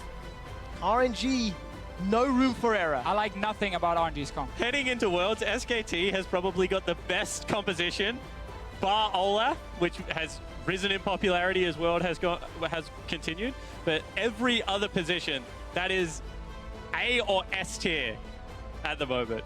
Yeah, it is really, really scary to see Faker get Syndra and then blank on Olaf. So you have two of the strongest early game picks. In a 2v2 versus Vladimir Lee Sin, it goes so heavy in SKT's favor that RNG won't even think about taking that fight in the first place. Lee Sin also without... Correct you really quick. Shouldn't think about. Shouldn't, yeah. They might throw that in there. They might take it anyway, but also like Lee Sin is so good if you have a pushing mid laner yourself. They don't. Vladimir's gonna get pushed to his tower. So a lot of these picks are super, super risky from RNG, and they risk getting completely snowballed on. But RNG have a pushing top laner. MLXG maybe shows his face to help out Lupa. Lee Sin plus Rumble is a scary combination. Royal never give up. Lost game 2 in the series in pretty convincing fashion from very, very poor, unforgivable early game decision making. They can't afford to do it again. And honestly, when you have a look at a composition like this that is 0 tanks, this is an execution-based team comp. And RNG has shown that they can either do that or they can fall flat on their face. Let's find out. Chicago, this is for a spot in New York City. Put your hands together for game 3 of SK Telecom versus Royal Never Give Up. And we were very critical of this comp from RNG in the pick and ban phase. Let's see what they can actually do with it. Bot lane, you have the Jhin Zyra combination that has been great so far. We know once Ezreal gets past level 4, level 5, then the Jhin and Zyra start taking over. Oh, Blank actually ghosted to get... He wanted to get down this bush before the Zyra, but Zyra was already there and actually spotted him. In saying that, Ghost is such a short summoner spell. Yeah, it's fine. But I like it. That's cool. I think that this is the first time that we've seen SKT actually come out with a surprising level 1. Just to get a ward in here to spot a potential camp, we need to see RNG win top lane and win bot lane to get past this early game here. They're not going to win the early jungle matchup. They're definitely not going to win the early game if we look at just the mid lane. And if this Syndra starts getting an advantage and starts roaming to side lanes, then she can one-shot everyone on the side of RNG. We're looking for cheese. Like, let's be honest. When you go the RNG, you're looking for a quick gank top lane into a pushing rumble that's going to guarantee level 2 versus the Gnar. Or you're looking for, maybe trying to upset Faker early on in this game by bringing multiple members because they do have a pushing bottom lane as well, technically. I mean, you're looking for something special because they have deliberately put themselves in this situation. Right, I think RNG actually just went back to game 1 and said we can surrender mid lane pressure, and if we can win the side lanes, that's how we're gonna win the game. And that's why they traded Syndra for something like Jhin, to then pair the Jhin with the Zyra. The thing about Karma Ezreal is, again, Karma Ezreal can get the push the first few levels, as we talked about when Ezreal is very strong, stopping Zyra from early roaming and trying to make a play in the mid lane. But RNG needs to be able to win these 2 side lanes, otherwise it's going to be a big problem for them. RNG were able to do that in game number 1, almost without jungle interference early on, thanks to Lupa. This time he's got to do it on Rumble into Gnar. Bang and Wolf pushing forward as the Keystone Masteries flash up on your screen. No real surprises there. Uzi and Mata being pushed back, and we're seeing this matchup now for the 3rd time. They just keep trading back and forth in terms of who's playing the champion. It's the same every time. Karma, Ezreal pushes up first, gets a lot of poke damage down. Jhin, Zyra gets level 4, level 5, gets the first back where you pick up a serrated Dirk or multiple longswords against a tier, and then Jhin and Zyra start taking over the lane. While talking about Zyra taking over the lane, Zofficio is a former Zyra player. Many years ago. Did I see a win speakers there on Mata Zyra? What do you make of that? We know we build some AP. Still, not a big fan of that at all. Tell me why. Oh, just give me like a Thunderlord, give me more DPS in these all-ins. It worked for Wolf in the previous game. He actually got a kill on Uzi, if I recall correctly. With the Thunderlords? Yep, with the Thunderlords. The Thunder Plot. I actually wonder if Mata just misclicked. We'll have to find out later. For now, Mata and Uzi being pushed back. Level 2s on both duos. I'm going to go back and see what he had in the first game. I'm actually watching the junglers right now because you saw actually a red to blue start for the Lee Sin. This is the 2nd time we've actually seen MLXG value the experience of blue and not give it over to the Vladimir, who really doesn't need it. And both junglers has ended up on the top side of the map going for very quick clears. And that means that Lee Sin will hit level 6 early on in this game. Yeah, seems to be the case. Lupa is about to spot out Blank. Deficio, I have heard from our stats benders that Mata did take Thunderlords in game 1, so we'll have to find out why. Xiaohu gets caught up by a Dark Sphere. I think Mata misclicked. That could be problematic. And that is what happened there. Anyway, top lane, Looper gets the pushes we talked about. This is again why RNG tried to draft around the Syndra a little bit, remove junglers instead, try and give Looper a good matchup, trying to get a good matchup after first back in bot lane and then win that way. It is risky though, and we can see Faker roam later on in this game to these side lanes. Gonna have the option to do so. Ghost and Flash looking down the line. Mata again, Flash Ignite on his Zyra. Could be problematic once Blank starts jumping in or Faker starts throwing down an unleashed power. Flash forward from Mata. Bang gets rooted. He follows up with a flash. Wolf is able to sidestep the Sonic Wave. Now no flash on Bang's Ezreal. That was a huge all-in coming out of RNG, and Bang is good enough to avoid it. I mean, doesn't hesitate on burning the summoner spells. That really was a big all-in, looking for that advantage we keep talking about. Exactly. That was MLXG putting focus on bottom lane. He knows he can't really gank the mid lane before he's level 6 on this Lee Sin. Try to get an advantage. That's 2 summoners down. See if they can actually follow it up. We still know that first back is important for RNG. And no flash for Mata, so gotta be very careful in the next few minutes. All of a sudden, the lane slowly pushing in favor of Uzi and Mata. No consumables left for either Ezreal or Jhin, actually for anybody in the bottom lane. And they're expecting the Olaf gank to be here. They're looking for the counter gank.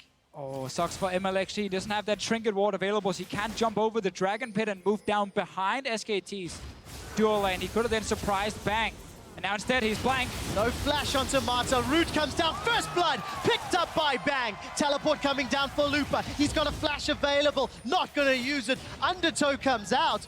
Wasted TP and SKT get first blood. Not over yet. MLXG lands a Sonic Wave. Level follows 6 up for Lupa. on the resonating strike. Equalizer just tickles Blank's bottom. And SKT get away really unscathed. And that was an overcommitment. That's what they were waiting for. Level 6 to hit so they could continue the chase. However, Mata falls way too quickly. And you have to criticize MLXG there because he was waiting for the counter gank and got impatient, wanted to go back to his jungle, and the gank was successful. The thing is, they knew there was a ward there placed. So he stood outside of vision range of that ward, but he didn't have his own ward to jump Dragon Pit, so he couldn't get in there and actually pull off the gank unless he had flashed the Dragon Wall to do it. I've seen junglers do it in the past, but it is so risky to do because you don't know where the enemy jungler is, and then you've already used your flash. And that suddenly means Blank sneaks in, no flash Zyra, and instantly they pick up a kill. And we're in the replay now after Lupa has already joined. We're just looking at him and laughing at him.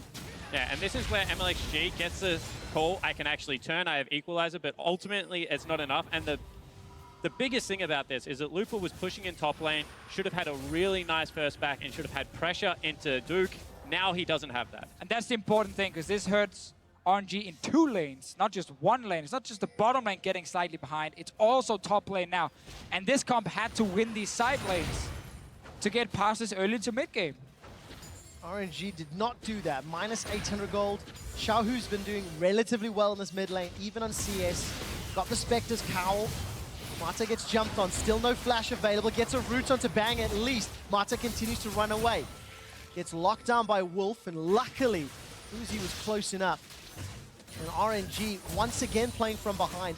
One thing to Lupa's credit, very, very early on that TP.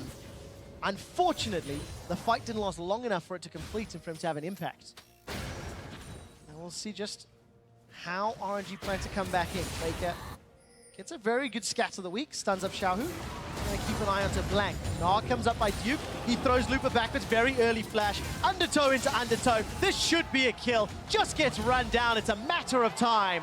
Blank, kill number 2 onto Lupa. It all falls apart now for RNG. Top lane is now losing already. Bot lane is gonna get pushed in.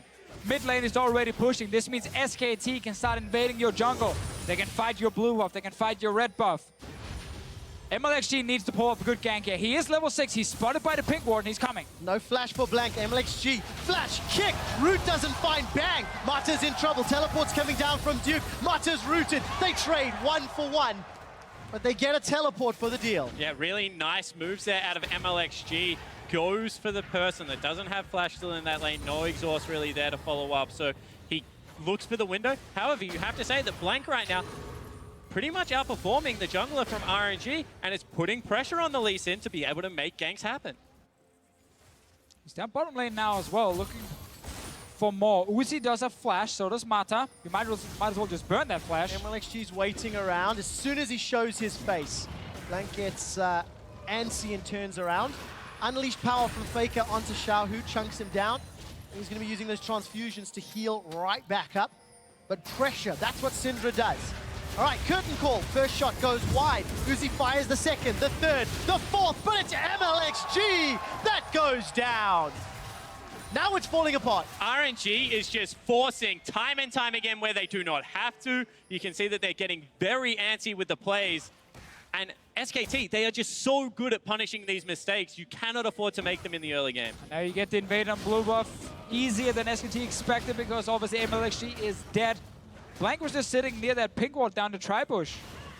MLXG went aggressive. After Blank had already been bot lane, he was actually just bot lane, walked out of the bottom lane. If you look at his replay, he walks out, he's at that pink ward, and then he's like, oh, okay, MLXG is not going aggressive. Fine, I'll rejoin. And you can see, this is actually really clutch out of Wolf. He empowers the W, baits you in. You think that he has less health. He still has exhaust available. I mean, everything there is just set up so crisply. However, the play shouldn't exist from RNG. That's an outright force, and they shouldn't have to make those plays. And gentlemen, going to go back to pick some bans where we said RNG shouldn't play hyper-aggressive, shouldn't look for some fights. And that's exactly what they did. Two-shot barrage to clear the wave. Equalizer was used up top as Lupa returns to lane. I mean, that's the thing. I don't mind them playing aggressive once they had a good first back to the bottom lane, picked up some items against the tier, then start playing aggressive around bottom side. But they already gave up kills before that, making it even harder. They are doing the correct thing technically in focusing bottom lane because they needed that lane to win, to take that early bot lane tower and actually start snowballing the game. Because now we're getting into this mid-game point, the Syndra is going to look for some of these squishies and just one-shot them every single time. And late game, you have tanks on SKT and you have no tanks on RNG. I'll give some credit to RNG. They steal away that Cloud Drake uncontested. Duke is about to gnaw out, throws Looper against the wall, stuns him with the wallop, crunches down, looks for more, one last auto. Duke solos Looper and says, game one, sends my regards. Beautiful play out of Duke. Hides in the second brush, has the first brush warded, knows that Looper wants to go aggressive. Once he's in overheat range, he just punishes. And this is what Duke should be able to do. He is a great 1v1 top laner. Dum dum dum dum dum dum. Blank! Ah, Blank into the axe into the wall. He pulled the undertow short. MLXG gets away with it, but this will cost Tower first blood in favor of Faker and Blank. Yeah, exactly. Vladimir can keep even in form, but he can't stop the Syndra from pushing. We get to see top lane 1v1 again. And look, he's just waiting for the window where he can go in because he knows the next couple of scrap shields are going to force the overheat. Looper, with no flash, with no ultimate available, has absolutely nowhere to go and gets crushed. Crunched, I think it is. Quite literally. Yeah, he actually got crunched. You're 100% correct. And sadly for Looper, this is what happens when you TP out of your lane very early and you start falling behind and get ganked right after. I had no flash. Unleash power, not going to get used by Faker. Frozen Mallet was picked up by Duke. Really going to commit to that side lane 1v1 style of Gnaw. And when you've got this sort of advantage over Rumble, you can just bully him in mini Gnaw all day long. Yeah, Rumble is not like a 1v1 champion. He wants to team fight. Gnaw can go Frozen Mallet into Hex Stringer and just split push all day long and be much stronger later on in the game in the side lane.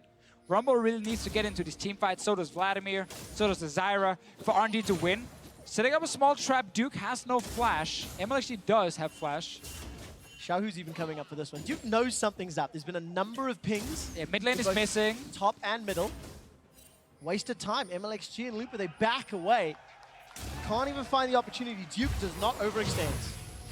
And they don't want to overextend for the play because Duke's Narvar is building up nicely. Faker had disappeared into bottom Fog of War, and you could see that Uzi and Mata weren't willing to give up the turret, so they have to call that play away. Otherwise, there's a 4v2 on the bottom side of the map waiting to happen. And now you're playing against a perma blue buff Syndra who can take 2 buffs on the map because you own both jungles, basically. RNG can't really do anything to stop you.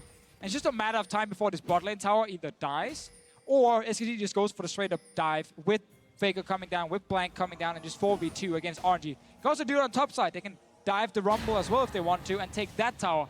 Right now you can go to every lane if you're SKT and you can win. SKT have got so many options available to them. Infernal Drake is up next.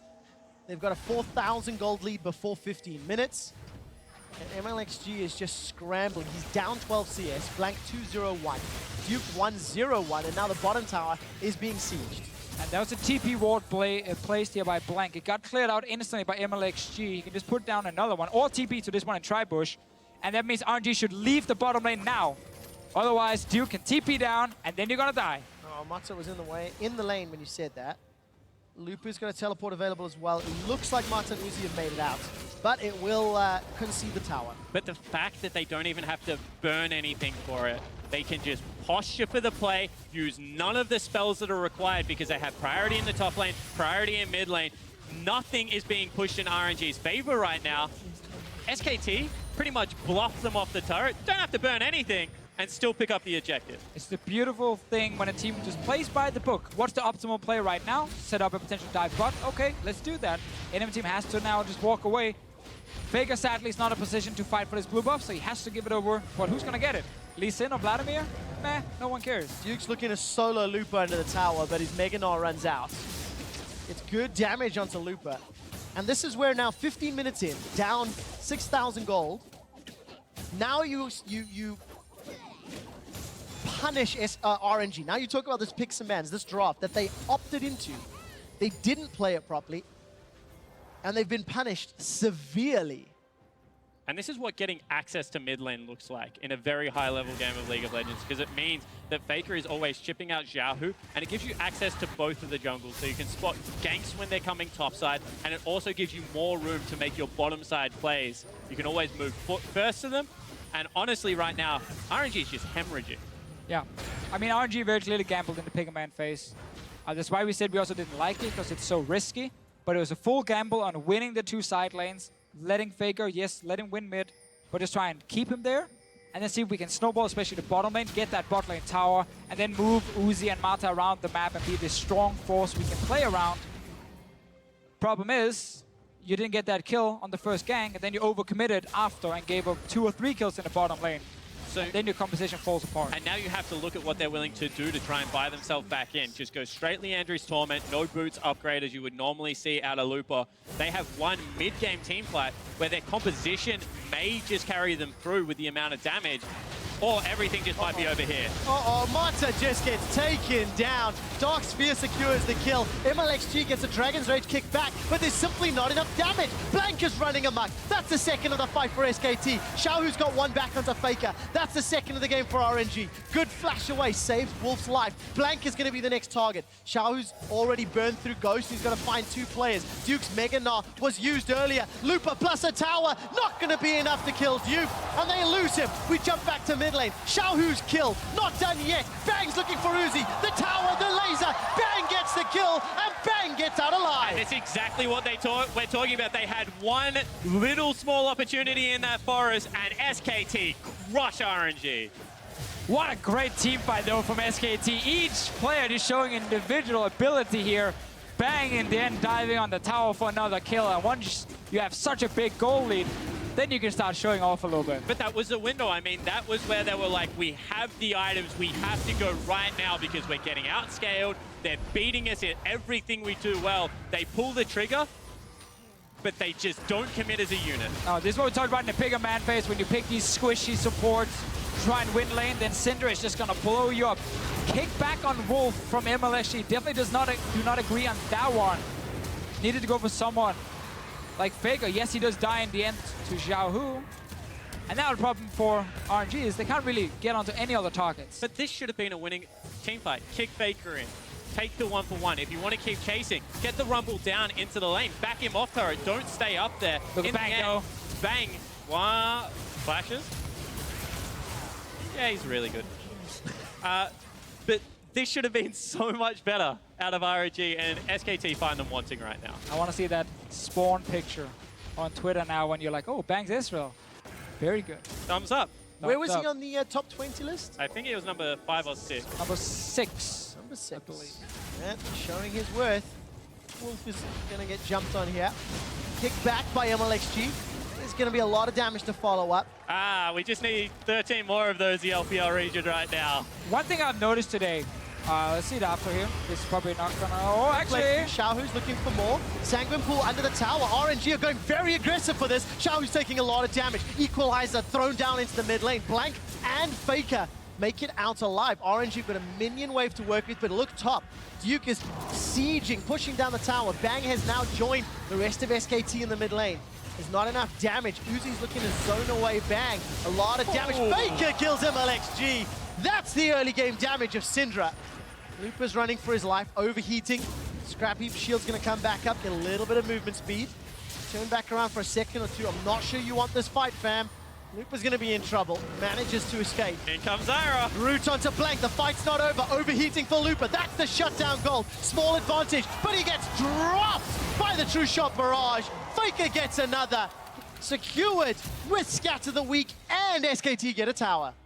RNG, they try it again. They know we just have to go all in for some fights here in the mid-game to try and win. They don't have the wave clear to just stall the game another 20 minutes. Sadly for them, it backfired once more. However, this is an RNG playing towards their tendencies. They don't lose gracefully. I mean, they're just throwing the kitchen sink time and time again. They're looking for that little lapse in concentration that can sometimes happen, but never against a team that is as good as SKT, and trying to punish a mistake that just isn't there. And in fact, it's making them make the errors over and over again. But if you're RNG at this point, you don't actually care about losing more fights, because you know the game is already way out of hand for you. So they're trying to push up mid. Would actually have loved to see Lupo use ulti towards Faker, but instead MLSG gets stunned, one-shotted, and now the chase is on. That's rough, and you can see time and time again, they're like, we have to turn this. It's still only a 3v4. Uzi's like, I want nothing to do with it whatsoever. Skartler is not even helping. He's running away from the fight, watching all these people die. Mata's like, I've got them this time. They do pick up one, but it costs them two. Shut down. Classic SKT move. Let the jungler die. Let the rest clean up instead. They pick up some more kills. Wolf is even joining in the end. But if you think this is over, like, think again. They're just going to continually group aside. It's all they can do. Just keep trying to fight. Well, as we come out of that replay, gentlemen, that was the second time that Royal Never Give Up have given up a huge gold lead at 20 minutes. I'll get to that in a second because here's the fight. Mata gets stunned out. He's going to get dropped.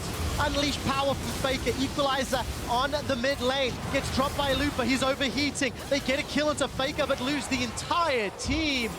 4 for 1. Only Uzi stays alive, fighting from the jungle. I talked about it in Champion Select. Syndra, very immobile, easy to blow up in team fights. The problem is she killed about 3 people before she went down this time around, and that just means that now with a 13,000 gold lead, SKT take everything. Definitely take the Baron. Take the kills. Take the gold, take the towers. Take the wife, they take all of it, man. Absolutely everything. SK Telecom are just moments away from closing out Game 3 of the series. Here's a replay of that fight. Yeah, off that fight, SKT diving on. Let's see actually what happens. So Mata gets stunned, goes down, but does get off a good ulti. Knocks up Faker without any flash for just a few more seconds. Equalizer hits, but you got Locket already. You're really far behind in level, so the shielding really matters now. You just don't have the damage to take down Faker fast enough. So I was saying it just before that fight broke out. Last week, Royal Never Give Up got smashed by Samsung Galaxy. They conceded the largest gold lead of Worlds. This game was 300 gold short of that record. They got smashed again, and that's just to go to what Spawn was saying. RNG either steamroll ahead and win, or steamroll down a hill and lose. Either way, they're steamrolling. Yeah, 100%, and this is the dynamic style of League of Legends that has made them so successful, yet polarizing, even within the LPL region. And this style of League of Legends that SKT plays, that is near flawless, you have to play multiple stages of the game against them and have a game plan every single time, is why RNG are going to struggle to match. Well, Xiaohu's going to get rooted down in place. Very good Deadly Flourish.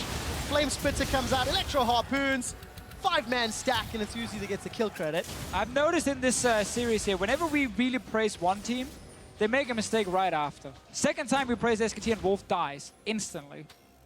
So you're saying it's our fault? I think we're constantly cursing the players and jinxing what's happening. That's the thing. The caster curse is very, very real. It is legit. Well, flash away from Lupa. He's being run down, this time by Bang. Lupa has been soloed by multiple members of SK Telecom this game. True Shot Barrage doesn't find a target. Bang's going to be sad about that one, but Duke now going toe-to-toe with Xiaohu. Black Cleaver and Frozen Mallet, not the tankiest. He didn't even care about Hexstring. He was like, nah, I don't need any sort of magic resist right now, or a little magic shield. Did go for magic resist later, once he had his Frozen Mallet, and some more damage with the Black Cleaver, so his build is perfectly fine, especially when you're this far ahead. Let's remember that Lupa TP'd down to that bottom lane and kind of handed over the lane to Duke, and then got ganked after to make it even worse for Lupa, and it's been a tough game for all of RNG. Whoa! That's a good kick onto Bang! They're gonna find him! Shut down! But it's at the cost of MLXG's life. Xiaohu's using the Sanguine Pool. Hemo Plague! Not gonna kill Faker! It does! Blows up on the back end. The damage pops him down. Lupus throws down the Flame Spitter. Fighting in the base though. Some minions pushing onto the Nexus turret. Duke's doing the best that he can. Lupa forced to back away with the rest of Royal Never Give Up. 2 for 2, but the base is now in shambles. Royal just keep coming at them time and time again. They really want these team fights. However, Duke just stays at home, does the right thing. SKT playing slow, methodical League of Legends. Well, RNG did defend the Nexus turret. It's gonna get some HP back as well. And they got a few more kills in a fight. It is small victories for RNG. They might need 20 more of those. And let's talk about those victories, because the longer this game goes, the more you get to reset your mentality. You get to think about what you want to do next game. This is actually just individually stunning. Able to get in there, ward hop Flash kick. That's really nicely played. And that was kick flash, right? Yeah. Yeah, prime the kick, then flashed after. The follow-up damage comes in. I mean, this is what I like about Vladimir against Syndra is you can just dive her later on in the game and then you pull so you don't get one shot and you can take her down with you, at least. Problem is the rest of your team is really far behind as well. Like Xiaohu stayed even in farm for most of the early game and then started falling behind later, lost his mid tower as we expected. He's going for a kill on Bang. He is indeed. Curtain call not available. Xiaohu gonna back away. No true shot barrage for Bang. But I do honestly believe the longer this game goes, the easier it is to reset your mind as the RNG squad. You've been absolutely smashed in the early game. You made a bad teleport play. Now they're talking about, you know, was it the draft? Can we gamble on it one more time? Was it the play that was specifically bad? Do we think that this team fighting, now that it's kind of into a late-ish game situation, is this good enough if we're on equal footing? There's all these scenarios that they can now run through as a team, as opposed to just being crushed in 23 minutes, as happened against Samsung Galaxy. And that's very important because RNG gets side selection in the next game. There's no more room for error.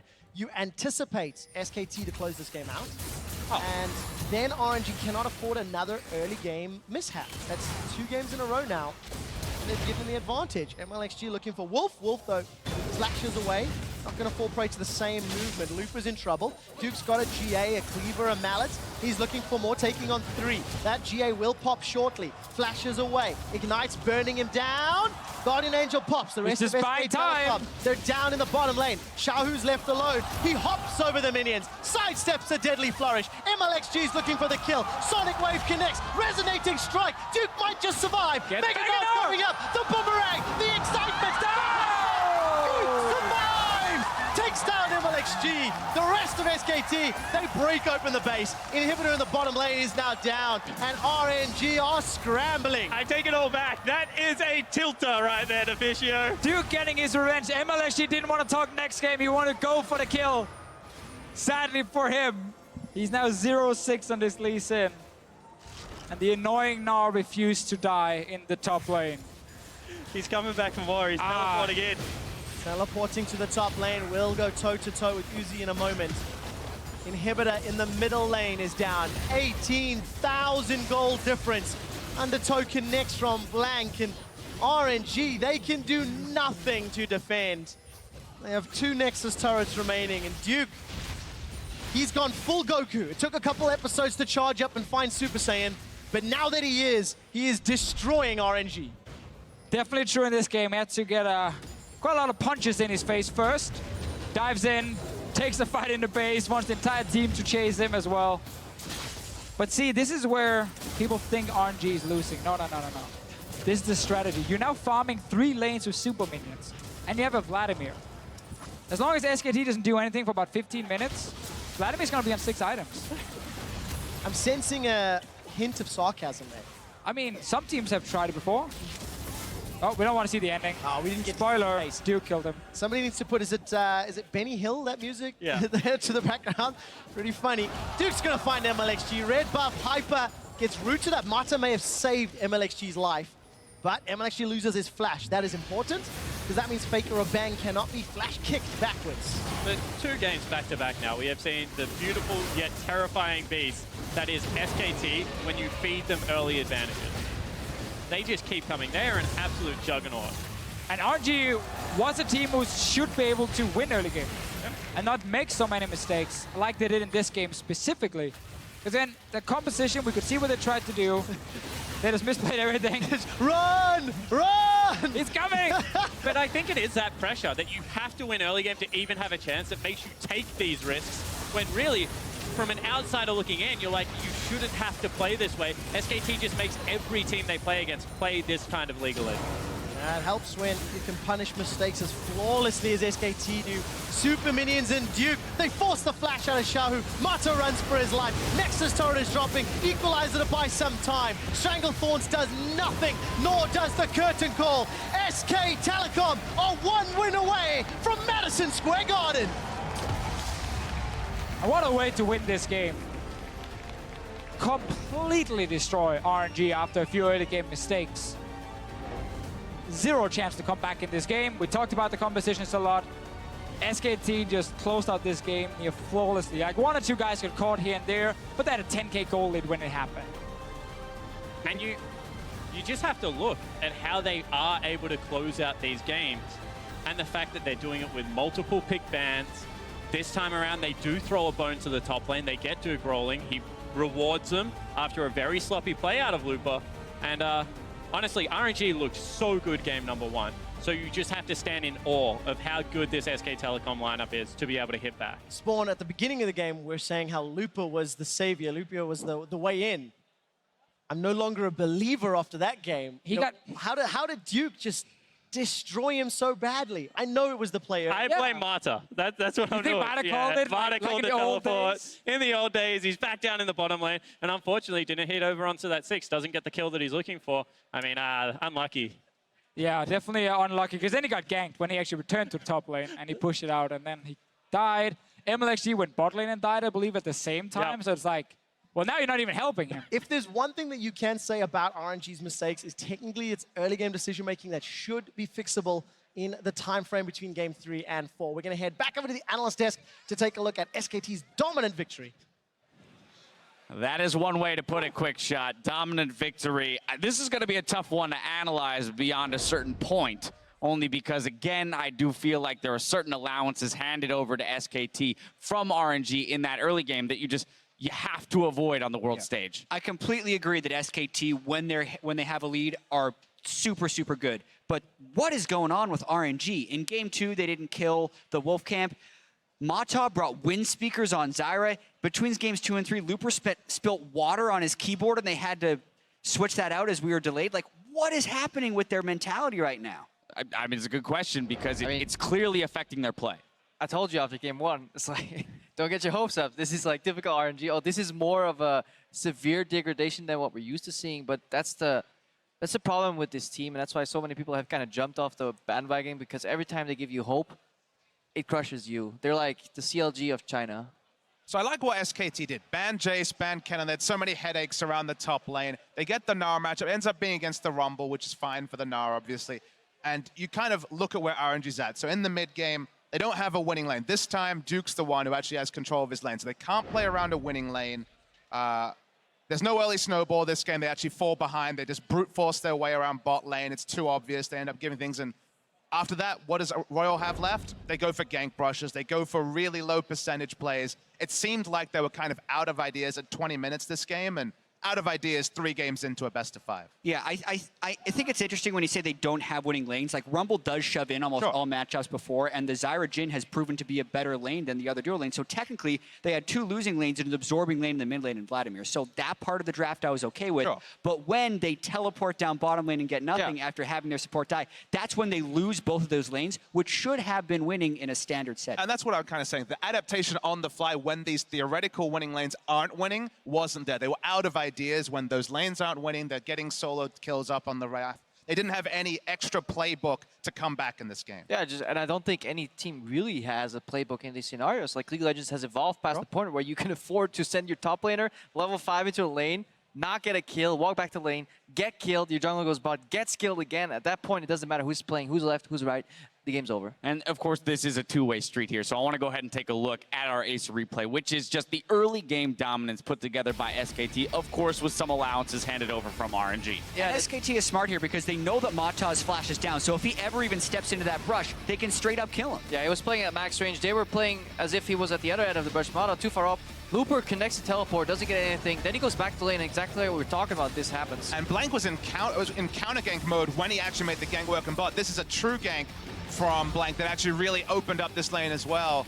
The Olaf pick actually came up big trumps for Blank in this game, but SKT, the playmaking was there, and RNG, they kept going for plays. This is after the first 2 plays have happened. Yeah, and this is where it turned into a full disaster for RNG because they had burned multiple teleports bottom. Looper had started falling behind so much. And this is what I think is so great about SKT, is if you give them an inch, they will win the game.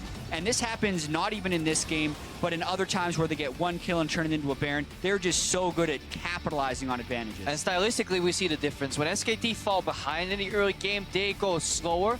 They play calm and collected. They get into defense mode, almost turtle up, and they take small victories here and there. RNG, they try to fight their way out. That's the problem. We saw glimpses of good moments there of MLXG going in for the fancy Lee Sin plays. Honestly, fantastic Lee Sin player. That's why many people were afraid because he got his hands on that champion. But RNG, Mata playing at max range in brushes with no flash. Going for full force ganks. Mata in that second gank walked to a full minion wave. Guess what, guys? You're getting ganked. Zyra's tanking like 20 million creeps at us all of a sudden. So they just go blind aggression forward and very often just backfires. I mean, SKT have earned this high expectations they bring. A couple of kills in the early game. In other leagues, it's probably not going to be the game. There could be that comeback. What's going to happen around Baron? SKT, 2-3 ganks go wrong. The game goes wrong. And there we have it. We're going into match point for the reigning world champion. Stick around because we'll be right back after a quick break.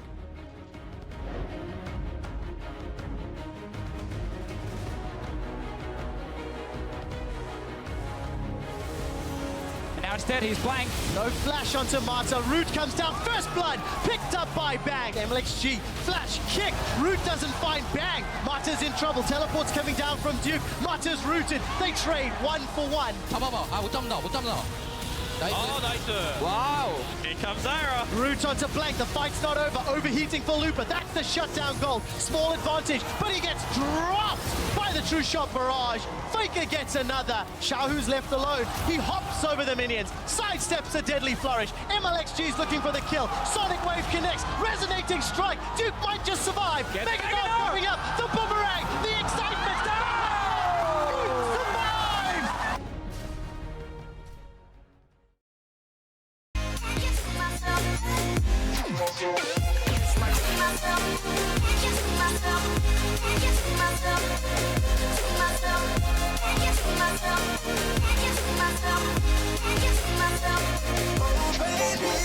If you ever need a helper, hey, you should know that I'll be there day and night. Nobody else can love you better. I'm here just to treat you right. You're the reason I'm alive. You're the only pain I can endure. And when you're not here, you're my dream, but I just wanna. Yeah, I just wanna.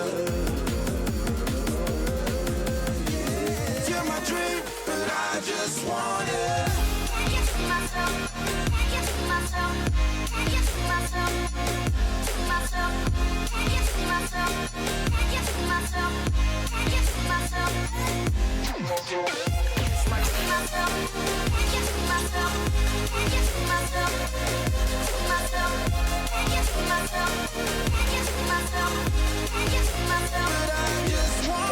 Deep inside, I knew from the start, you my bunny, I'm your Clark. From now to eternity, I give you all my heart. We are meant to be, it's clear to see. My love is bigger than I thought. I got everything I want when I hold you with my arms. The others don't matter, my love and my pleasure, the key to my treasure. Whatever's the weather, day up and out with you till I die. How many times for you I'ma try? Want you to notice the one and I know this. Perfect soulmate, I wanna show it. My best friend, she saved my life, my happy end in hard times.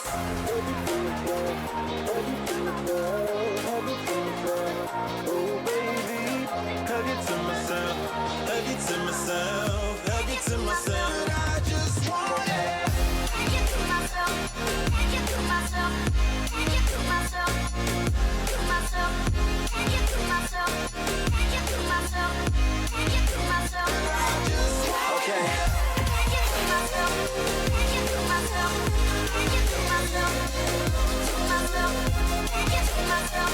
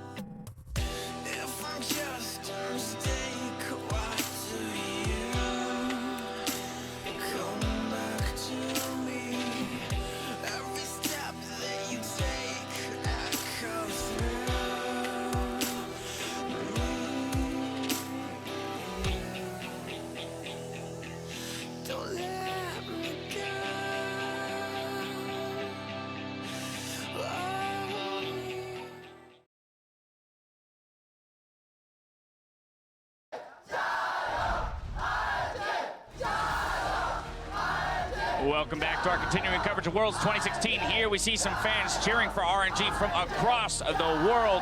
And gentlemen, it is do or die time for them here up against our reigning world champions. They have to put 2 back-to-back wins together in order to come away and move on to the semifinals. But let's just start with one. How does RNG craft a victory here in Game 4? They have to focus themselves a little bit in the draft phase. I didn't necessarily like the way they gave 2 of the power picks over to SKT last time. This time, though, I believe they've switched sides once again. So this time they will be... I think we haven't got the confirmation on the side selection, but yes, I want RNG them, is blue. That is. I'm okay with them giving away Zyra if they can have Olaf. I feel like Game 2, that was a pathing mistake that set Olaf back, and they should be going for early jungle pressure from the Olaf and then punish the Zyra lane. I mean, I'm going to piggyback off the pick ban point. They've banned Ryze and Elise on both sides so far. 3 games, 3 bans on these champions. I think it's time to leave one of them up. I think the Elise is probably the lower priority one to give up, but SKT picked up Syndra and kind of won the game through the extra pressure that gave mid lane. That was kind of a big thing for them in the previous game. So I feel like they have to fish for something for them to actually be the proactive team, because that's, again, the best way to snowball on SKT. Well, historically, I'm actually probably the biggest anti-fan of Vladimir into Syndra. It was actually going quite well. Even CS across the board, he was spiraling towards the even point, which is that Spirit Visage and CDR boots. It just happened so that, unfortunately, both side lanes got involved in an accident, and that was a teleport right there, and then another accident, and then another oopsie, and then a lot of accidents. It all went down the drain, and I think that is kind of what's happening to RNG. Picks and bans are one thing, but it's just... you got to play the game. And I think that's a big thing. If we look at what was successful in Game 1, it was that Looper had control of his side lane, that the bot lane in Uzi and Mata were winning, right? That's when they had the Zyra Jhin without wind speakers. If they can get themselves back to that point, Xiaohu's kind of shown that he can at least hold his own against Faker and stay even. But one of the things that happens with all that is across a best-of-5 event against SKT, they mentally destroy you sometimes. We've already seen what look like mental mistakes from RNG, not clearing the jungle camp, taking the wrong mastery on your support with Mata. And as the shot caller, that can tilt the whole team if he's not then giving the right calls to everyone. So they have to start there, really, before anything else. And the kind of small scary point is that, you know, the mental mistake with the Wolfers when they were up 1-0, there was some more mistakes in this previous game. Yep. You worry about the cascade effect of mistakes because now it's 1 game and you're out. And people wonder, like, how does it tilt people? How does it actually affect them? Just from having played as well, it just generally means when people are upset, they start talking less. And a decrease in, like, influx of conversation means, like, less talking means less responding too, and it all goes into a negative spiral. Well, in the end, everybody's kind of focused on their own gameplay, but nobody's playing proactive. So you get stuck in this very reactive gameplay, and that's what happened right there. They're brush camping, they're kind of giving up, everybody's a little grumpy, and while it's so easy to say, just avoid it, guys, keep talking, it's so hard to do that on the world stage. Well, and we talk about the evolution of League of Legends, right? Season over season, we talk about how communication becomes that much more important. You know, Season 3 SKT was just a team of rockstar players. Yeah. Made sure they also, I'm sure, communicated relatively well and better than most. But now, you cannot afford to give up a couple kills and not have the kind of communication to pull yourself back into it. And you need to have the coaching staff to pull you back, and that's what we'll see right now if RNG has that all together, because a fluke is a fluke, but a series of flukes means you're either tilting or just playing really poorly. And this final game, or may not final game, will confirm what the mental state for RNG is like. Yeah, and from there, we know that SKT's mental state is incredibly strong. They dropped the first game, and they look stronger every single game. We even talked about it right at the start of the segment, where they enter tournaments looking weak, and they finish them stronger. That happens within series and within games. And SKT, coaching staff, players, experience, they have all of that. And they have Faker. All right, well, hey, that's a big boon to the team right there. But it's time now to kick it over to our casters for Match Point. Match point indeed. SK Telecom 1 game away from New York City, from Madison Square Garden, and from a semi-final. RNG, how do they bounce back? Because they seem to have collapsed after bad early game decisions. Yeah, and I mean, the sad part is they're kind of making the mistakes themselves. They're not getting outplayed in the early game. It's them messing up. MLXG especially is the guy we have to look at for the last 2 games. The Olaf one wasn't great. The Lee Sin, he was the guy going over-aggressive in the bottom lane, trying to get kills. I just saw the coaching staff were talking a lot to him specifically when he was sitting there getting ready to go into the game. Very clearly, RNG needs him to refocus and be ready. I can see Faker not sitting with his headset just yet. So Spawn, while we have a moment, Uzi, the man on your screen, he was brought on board. We've heard this quote far too many times, I believe. However, Mata said, "Give me Uzi," and I'll win. I'll take everyone down. You know, what does this mean for RNG to be this close to being knocked out of World? I mean, they've been here before. They've been 1-2 down to SKT. It was with Wushin, and it wasn't good enough for this team. They lose it 3-1. If they go out 3-1 again, that is not good enough for this RNG lineup. Like, they will not be vindicated by this defeat. Getting near enough is not good enough for this team, and just too many times we've seen them make these mistakes. And the frustrating thing for this team is now you're like, we're giving them the early game. This is our domain. This is where we're supposed to win. If you lose a late game because they out-macro you, they out-maneuver you around the map, you can live with that. You give them 2 early games back-to-back, that must be heartbreaking. Yeah, I mean, that's obviously why they're not winning games. I do want to say, though, coming into this quarterfinal, we had interviews from some of the RNG players saying, we don't even know if we're going to take a single game. We had Mata saying in the opening feature how, like, this was not the team they wanted to face in a quarterfinal. So while RNG 100% want to come in and show up big time, it's not like they didn't expect SKT to be such a monster, such a powerhouse. I want to see Elise left open now and you change some of those bans, because I don't think Elise is that high of a priority over other jungle picks right now. Yeah, you had a look at it. It just looked like the coaching staff, Fly, tapped MLXG on the shoulder and was like, you're the man in the early game. If you don't go off this game, there's no way we're getting through it. I agree. Leave the jungle pool open and attack blank time and time again. Find out if they agree. Syndra still available for pick. Jace still available. Kennen still available. These are champions that have been removed from the pool over the last 2 games. And what will RNG optimize here? So Jace is still open. It's been banned blue side a few times because you don't want to first pick it and you don't want to give it over in first rotation. RNG very clearly have a very specific first pick in mind. Otherwise, they would not have banned Syndra here. I think it's a Jace. It might be Jay's first pick coming in for them. There are 2 jungle bans. Elise is left open if they really do value it that highly. Karma is one as well, but we've seen the Zyra being picked into Karma quite a few times. And then there is also a very contested pick in Jhin. A lot of these teams have been picking Jhin very early. Jace was first rotation red side for Royal Never Give Up. It will not be an option blue side, as it is the final ban for SK Telecom. What do you want to first pick RNG? Removing Syndra and Italy Jace, so pick big powerful ones. Well, the only one that was done game 1 by SKT was Karma. Okay. What do you think of Kennen now? That's really interesting because you can tell that Lupa wants to bully the lane. They've been trying to get him into lane bullying matchups. So I think that the fact that they're willing to early rotate the Kennen is a good sign. They're still looking for the big flanks. They're still looking for a good early game into those crushing mid-game team fights. Yeah, I don't mind it when Jace is being banned, but there is a lot of other good choices. You can go Rumble top if you want to against the Kennen. It is a slightly losing matchup for Rumble, but not impossible to play if it is. I think Jhin is the one I'm looking at here. Both AD carries have put #1 priority on the Jhin. Should come in very early. And then the problem for RNG is if they go Karma, Zyra comes from SKT. If they go Zyra, well, then we might see something with actually extra CC, or maybe just the Karma as well. Yeah, I think that you have to go the Zyra here if you're RNG, because you've seen the Kennen engagers not be good enough against fantastic Zyra players, which Wolf is one of. I would be disappointed to see it, and I'm...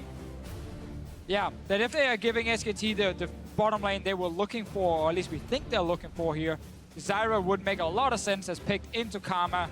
And also when Kennen dives in, Kennen has to flash the snare.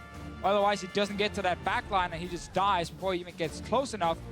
So we're definitely expecting this combination from SKT. And technically speaking, at this point in time, RNG could put Karma in the mid lane. We've seen it go support every other game. However, just saying it out loud, mid lane has not been picked yet. And Jhin has been that first rotation red side. Where does SKT go with their next 2 picks?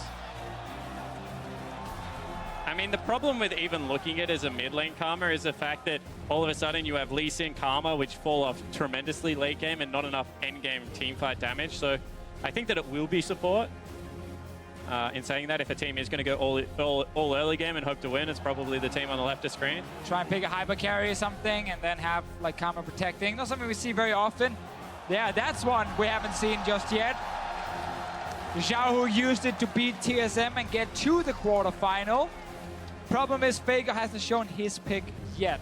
Obviously, Syndra is being removed, which is the worst one to deal with as Aurelion Sol. You can actually lane against almost anything else, because you just want to push your lane. You don't need to trade specifically. So I like that we see it here. Later on, would obviously have loved an Alistar to back it up. That's what I'm looking at now. I'm like, why do you have to play a laning support if you are going to go Aurelion Sol? Because you know that he is looking to get down there regardless. We have seen SKT play against Aurelion Sol. I believe it was the Flash Wolves that picked it up against him, was able to play the side lanes incredibly well, catch Faker out when he was trying to clean up farm, with big ganks coming out of Maple on the Aurelion Sol through the lane this time around. Yeah, they do go for what some mid laners consider a little bit of a very, very soft counter, in the sense that if you do manage to land a silence from Malzahar, you do stop the push from Aurelion Sol, because the stars he pulls out to deal damage to the minions gets pulled back in. And then obviously level 6, you have a lot of ganking pressure against Aurelion Sol with Elise, with the Malzahar. Cleanse won't save you, and Aurelion Sol is very easy to gank. So there is a fine answer from SKT. Irelia really is the one you're looking at as like the risky pick. Because they could have gone for a more stable tank, said, okay, we surrender the lane a little bit, but we have a tank for late game. They actually went for a snowballing top laner. And that is confidence in Duke after what he did last game. Well, definitely finding his footing this game. Irelia considered one of the old school counters to Kennen, if I recall correctly. Once he gets his hands, she gets her hands on that Hex Drinker. Could be the last time that Koma and Fly shake hands. Sharing a moment on stage here as RNG, they have their back against the wall. They are down 1-2 here in the Chicago Theater.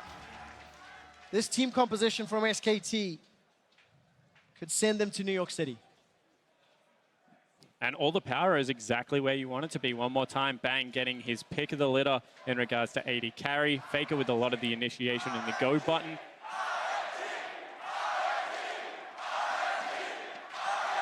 I think the crowd wants to hear Silver Scrapes. The crowd wants Royal Never Give Up to even the series. But that means they have to take down the behemoth that is SK Telecom. It also means they need to stop making stupid mistakes in the early game. Pointing it out, huh, Spawn? There it is, calling out RNG in the early game, but I definitely do agree, because it's been a bit of a mess, especially from MLXG. He's on Lee Sin again. Time to get some revenge for him. I actually think RNG's draft is much better now than it was last game. We see the same bot lane 2v2. We see the Aurelion Sol now. Kennen is such a good top laner as well. I think there's a lot of positives now for them. There is indeed. Right now, Royal Never Give Up. They're invading into the jungle. Over on Riot Games 2, it is a Fog of War stream, but from the position of RNG, it could be the Nightmare stream. It could be a nightmare because Uzi's in trouble. Uzi's going to get face-to-face with Faker. Malefic Visions is ticking down. 300 hit points, flash, and heal. And I got a bit too excited, a bit too early. Uzi survived. Yeah, sadly for SKT, it's a little bit too early to get the damage down. Uzi can still recall and get back to lane full HP. Wolf can do the same. So nothing really major is going to happen. But look at 2 wards placed by RNG on top side. They're looking to invade and try and find Blank and Duke. See if they can pull off a surprise. 2 wards here, 1 on red buff, 1 on the Crooks. Sneaky, sneaky. Looking at Vision, SKT can't see Royal just yet. That invade earlier. They need the camp to spawn first and have SKT go onto the camp, and then you try and jump them. Oh, this could make or break it. This could make or break it. Sonic Wave doesn't find a target. Blank's continuing to back away. Krugs are going to reset. Sonic Wave this time finds Duke. And Looper and MLXG, all they do is zone away the duo of SKT. And that's really interesting, because Elise without a leash actually jungles one of the healthiest in the game. So the fact that that went awry is bad news. Oh, big damage. Once again, Jin Zyra versus Ezreal Karma. It's a lane matchup we've seen multiple times today. Same one every single game. They keep swapping. Blank will get his first camp. MLXG already killed the Grump, so he's slightly faster on first clear. Good idea to stop that Elise very, very early on. Uzi now needs to just keep landing the poke. He's missing a few of the very easy Mystic shots. And Uzi's the man that I'm looking at this game to step up. This is the man that joined Royal Never Give Up after MSI, who was meant to take RNG to the promised land, take them all the way. I mean, if you have confidence in any 2 players historically, Uzi and Mata, pairing them together should be a recipe for success and disaster for everyone else. And he is due an Uzi game. I mean, 1 in every 3 we say. Last 2 have definitely not been Uzi games. We know he has a good start here. We've seen it every game. Ezreal Karma pushing early. Aurelion Sol will also push in Malzahar very early on, meaning you can look to try and contest enemy buffs, but in this situation, MLXG is not here. He's on his own red buff. That means blue buff will go over to SKT. And more trading in bottom lane. And more trading indeed. Exhaust goes down onto Bang. Minion blocks at least one of those Mystic shots. So Exhaust missing for Mata. We jump up into the top lane. Lightning rush away for Looper. A lot of minions, so Duke realized he doesn't want that fight. And you just have 3 pushing lanes for RNG very early. SKT wants to complete like 1 full item, or at least get very close to the 1 full item before they really want to start taking over. Whoa, that's a lot of damage! Wolf is in trouble! Summoner heal's already been used! A flash from Uzi! First blood! Uzi and Royal! And Uzi and Mata come up huge. You said that they had to be able to execute on the knife's edge. They pick up first blood. Using the power of Ezreal, Karma, and the early levels. And this really is one of the beautiful things about this meta without any lane swaps. You get to see that 2v2 laning again and again and again between some of the absolute best players in the world. Let's see what happens. Everyone has summoners, except for Mata without exhaust. Wolf takes so much damage, and then the flash when it's already too late. Once that last auto already hit him, Uzi could just follow with his flash and finish him off. The gigantic target in the bottom lane. Uzi and Mata missing their flashes. Wolf, no flash either. And Xiaohu hoping to become Xiaohu on this Ace Soul. Looper's going to be able to dash away. Equilibrium Strike. Not going to get channeled because I think Duke was stunned up, in fact. And he comes away worse for wear in the trade. And actually good mirroring from MLXG this time. He read the gank. He actually gives some top lane security. Was able to come through lane if anything really did go awry there. And with a pushing mid lane, they really don't have to worry about this Aurelion Soul anymore. Xiaohu should be completely fine. He's already got his first back in. They're giving him over a blue buff. This should be a nullified lane if I've ever seen one, into a lot of side lane control. Moving already to top lane, MLXG prepped this gank by putting down an early pick ward, so he knows it's not warded in the river by Duke. In the end, they have to go back though, and we get to see Aurelion Soul win the lane early. Again, Malzahar is by no means like a counter pick to Aurelion Soul. It's just the silence really you have against, and then later you have that ulti to set up a gank and keep Aurelion Soul in place. But Aurelion Soul will always be able to push early and get the advantage. It's the second time we've seen Xiaohu leave that lane. Not really finding anything. Got himself that Dark Seal. Will be trading with Faker. Neither of them have their ultimates just yet. Star Surge connects onto Faker, but actually Malefic Visions plus those Voidlings means Xiaohu loses the trade. He's now got access to Voice of Light. Good chunk onto Wolf. But I think he got the ward there and has managed to back out. Bang, by the way, is going for the Goro build. He's got as many swords as he has bullets in his gun. And as of right now, RNG should be pretty happy with this early game, but they want more. Yeah, they do indeed. Wolf is the target. No flash, remember. Needs to get rooted. Here comes a comment of legend. Voice of Light! Xiaohu kills Wolf! It is so fun to see Aurelion Soul just leave the lane, roam all the way down. Easy setup for RNG, catching out Wolf without the flash. Faker is sitting in the bush hiding. Not able to one-shot anyone at this point as a Malzahar. He needs way more items. And RNG will keep having the pressure early on at the 3 pushing lanes.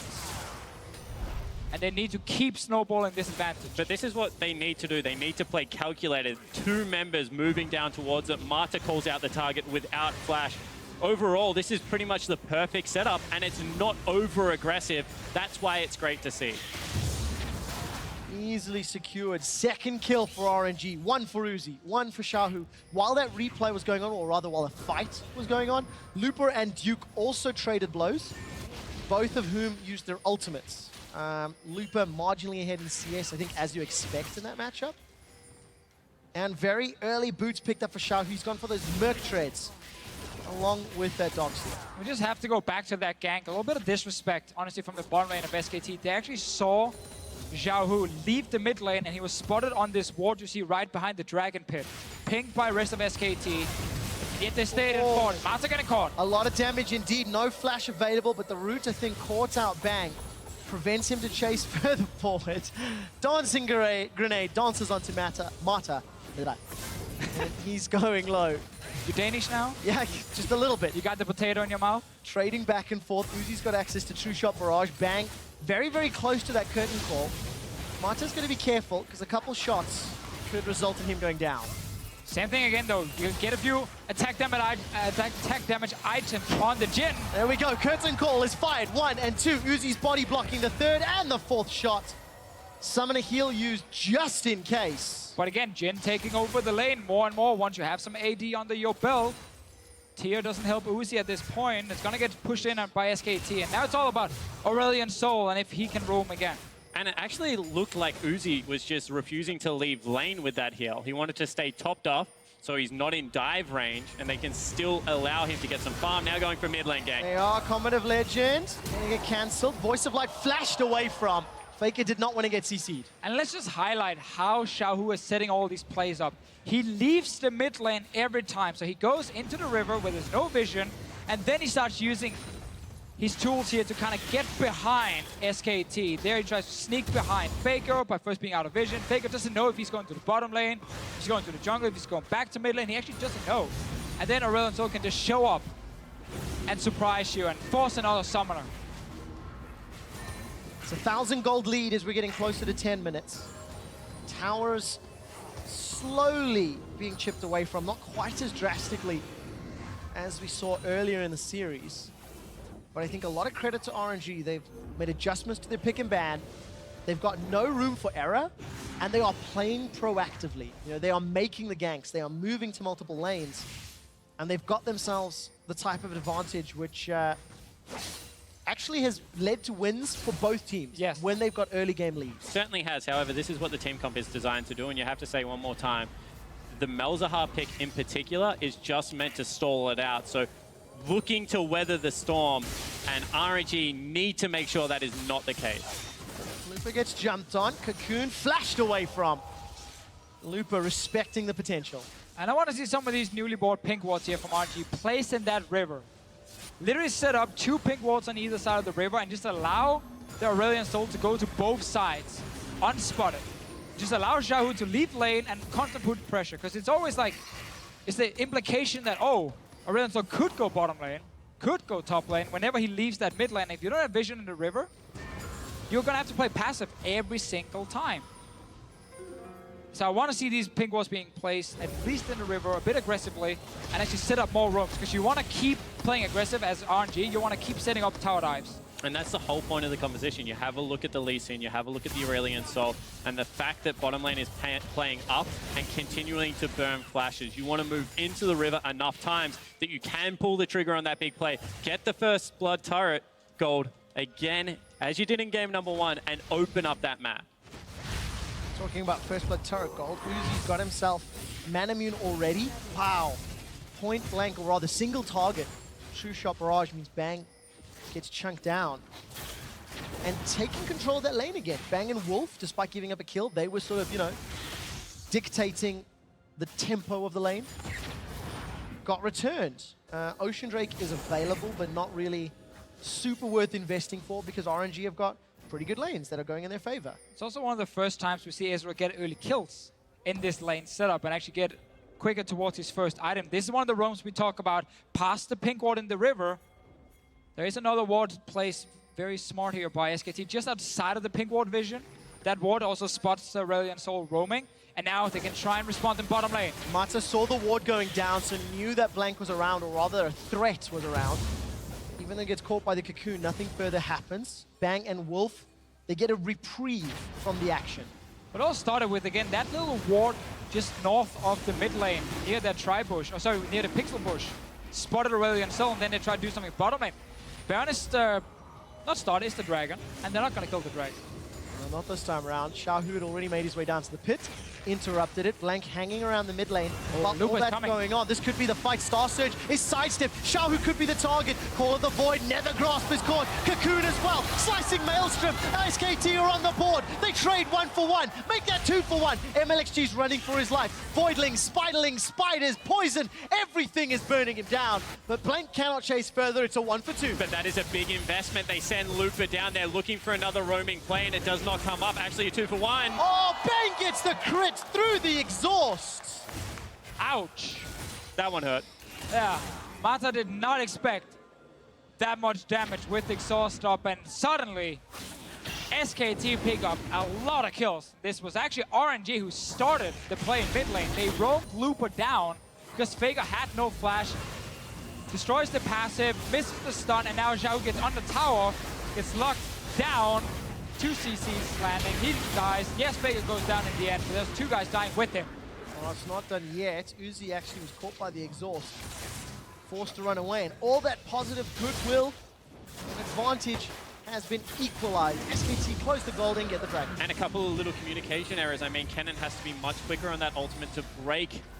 The ultimate is going to come out of Faker because you are expecting the turnaround to come at some point, and it looked like they were trying to save cooldowns in a situation where they didn't have to. Yeah, it definitely seemed like once the stun missed from Xiao Hu, they're like, oh, okay.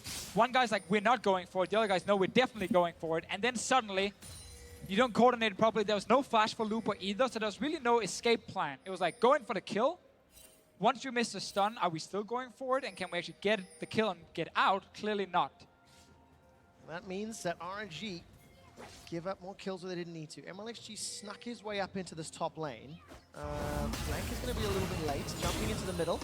Stun does connect onto Faker. Celestial Expansion, burning him down. Voice of Light, Celestial Expansion, Nethergrass, locks down Xiao Hu. Here comes Wolf, no flash available. Malefic Visions is burning away. Faker and Xiao Hu escape with their lives. And this is the difference between the 2 teams. They didn't know where the Lee Sin is, so they don't go for the play. Now maybe onto Looper. Looper's in trouble. Cocoon, but he gets off the Slicing Maelstrom. There's so much damage. Oh, he got bounced forward. MLXG.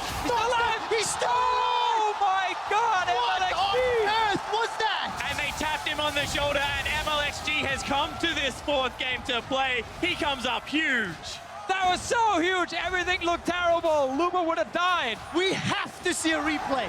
The spicy hot pot shows up, gets the kill, gets tower first blood as well. These are the kind of plays that can win you a game because that looked so risky at first. Let's see it again. Duke and Blank together. Jump onto Looper, gets the stun, follow Cocoon, it's a lot of damage, and he's so low now. But then look at the kick. MLXG just repositions, gets the kick off, and then safeguards Looper right after and keeps him alive. Unbelievable. We said 5 million hours ago, some of the best individual players are on the side of RNG and in this entire matchup. And the decision-making to reposition for the kick, MLXG breathes another breath of life into RNG. And I mean, that's just an instinctive play that you have to come up huge because otherwise your team is going to go down. And he's able to do it. Oh, a lot of people bottom lane from SKT here. Marta and Uzi are in trouble. Marta gets rooted down. That's a kill. Stranglethorns won't catch Uzi. Safeguard will keep Uzi alive for a few seconds longer. Sonic Wave goes up. No! The poison killed him down. The shield wasn't enough. They don't get any reply back. Xiao Hu's rooted in place. Locked down by Nethergrass. And RNG are now caught out. Voice of Light goes out. A flash over the wall from Wolf. Slicing Maelstrom. Lupus looking to kill people, but he's been silenced. He can't use the surge. Proto belts out. They kill Wolf, but that's not enough. MLXG needs to ward hop to safety. I think that ends up in a 1 for 3. And they're flirting with the danger there. It was a 1 for 4, I believe, and they're still not done. No, they're not. MLXG's the target. He tries to dash the Duke, unable to make it, and that is a delayed ace for SKT. And just when we had such a great individual play in the top lane, SKT says this is not about individual players, this is a team game. They walk bot lane with all 5 members. They have a big numbers advantage. Look at your minimap, guys. There are 4 members from SKT here already and a teleport, while Kennen and Aurelion Sol are not even nearby. Uzi even dies because of the spider exploding in his face. And you have a look at this. This is one of those team fights where you can turn on a dive. They look for the play. Big kick one more time. If that's where Looper goes, you can maybe look to win it, but miscommunications, good silences out of Faker, and they're just able to stick with the play. SKT have some great players in their own right, and they take it to RNG there. Faker hits every single call of the Void. And RNG, go ham or go home. Maybe it's go ham, then go home. That's the playstyle they've opted into, and they're now down 1,000 golds. But hey, if you're RNG, you are much happier with how this early game has gone. You've continually asked the question, if SKT proves to be the better team at this style of play, hats off to them. However, they're right now playing in RNG's wheelhouse, and they are looking comfortable. And that's really the awesome thing here, like the in-game communication. When so many fights are happening, you lose some there, you make a mistake, maybe you give up a few kills, you keep it calm, and you're like, okay, next play. Well, clearly SKT were like, bot lane is open. We can roam first with our mid laner, our jungle is already there, go straight for the dive. And it happens right after a big play top of the lost tower. Now we're gonna get another gank. Proto belt forward. Duke's gonna dash to a minion. Looks to taxi away. Got support coming up from the river. Blank's gonna make his way up. Dragon's Rage kick sends Duke away. Cocoon from Blank needs to find a target. Connects onto Lupa. He's silenced. MLXG locked down by the Nethergrass. He dashes away. Here comes Xiaohu. Voice of Light is still available for the fight. Not gonna get locked in place by Bang, and SKT get another kill. They're starting to heat up, actually, SKT. They have RNG covered. Get the rotation. They're going to pick up the third outer turret of the game. Uncontested. Now that they've pushed away Lupa and SKT, they push that lead even further. Blank continues this trend where during the regular season, he looks weak. People question a lot of things he's doing, but when he really needs to show up in the important games, especially in best of fives, he's had some really, really good games today. Great Elise play so far. And he's looking for more. Sneaking after the dragon. They're actually going to continue the pursuit. This is where you know they can start looking towards stacking up those dragons again. But they keep getting Oceans and Cloud Drakes. Everything's the same when you get the Elder. Right? That doesn't matter. They've already shown what they can do with 4. And honestly, it's just beautiful to watch SKT, you know, actually fight back with fire in this game. Exactly. They're not sitting back and just wave playing. No, they're constantly looking for the next play. They're always talking about what's going to happen in 30 seconds. What's going to happen in 1 minute. How are we going to set up that big play? How are we going to set up vision? It's really cool to see from SKT. And now you also have a much better composition at taking Baron compared to the poke comp they had earlier today. Because Malzahar puts up like 3 or 4 Voidlings. They tank the Baron for you. And you can burn that down even without a Mountain Drake. Malzahar, Zyra. This is one of the quickest Baron taking teams you can like put together. Elise as well, why not? Regardless of, you know, whatever Drake you get. So looking at it, they have so many opportunities. Aurelia also with maximum cooldown reduction, which is she is getting towards Duke there, is one of the few top laners that is going to be able to stick with the blue Ezreal and look to chunk him out. Everything in the mid-game team fight looks to be in SKT's favor. Lupa needs to find a target with that slicing Maelstrom. 20 minutes have gone by, and SKT lead in kills, in towers, in dragons, in gold, in wards on the map as well. Vision deep inside RNG's jungle. And it feels like Uzi just keeps throwing out those true shot barrages for scouting missions over and over again. But do you hit that slow point of the game now where all outer turrets are gone, no dragon is alive, and it's only Baron, but with 21 minutes in, so going for that Baron is fairly risky. So this is definitely where it's okay to give it a few minutes if you're SKT. Start setting up vision and look for picks, like they're doing here. Into the curtain call, every single shot connects. Bangs on a killing spree. And that's just the best you can hope for, because SKT were getting into that jungle to set up wards. If you then find the enemy jungler as well, well, take the free kill. You deserve it. And this is where now SKT can start baiting in the river. Oh, another Cocoon. Xiaohu is silenced. He's rooted. Uses the QSS, which he's purchased already. Then backs away. Not on cooldown though, or is on cooldown. So Faker, once he gets that Nethergrass back up, could look to lock him down. While all this is going on, Lupa and Duke, they're going toe-to-toe down bottom. And look at the threat out of this team comp now, because they have the winning split pusher. That unlocks Baron. They have the damage and the ability to be able to take it down. No ability left to face check. RNG must know that this is going on, but what do you honestly do? Shot barrage is coming and stop them. They're going to stop. Teleport actually coming in from Lupa. Mata's down. He's already down before the fight begins. Defensive flash away from Xiaohu. And Duke is looking for Uzi. Going to stick to blue build Ezreal. Stuns him up with Equilibrium Strike. Flash and Arcane Shift, and heal still available. Summoner heal used. Duke uses the Raptors to go away. MLXG gets rid. They've killed Faker on the back end. This is a 1-for-1 fight, and everybody's summoners are blown. And RNG right now is just thanking MLXG time and time again, because honestly, he is pretty much winning and losing the game at the same time. To go 1-for-1 here, where... Ooh. That was close. Cocoon and grasping roots. Lupa's looking for more. Stuns up Wolf, forced to Protobelt away.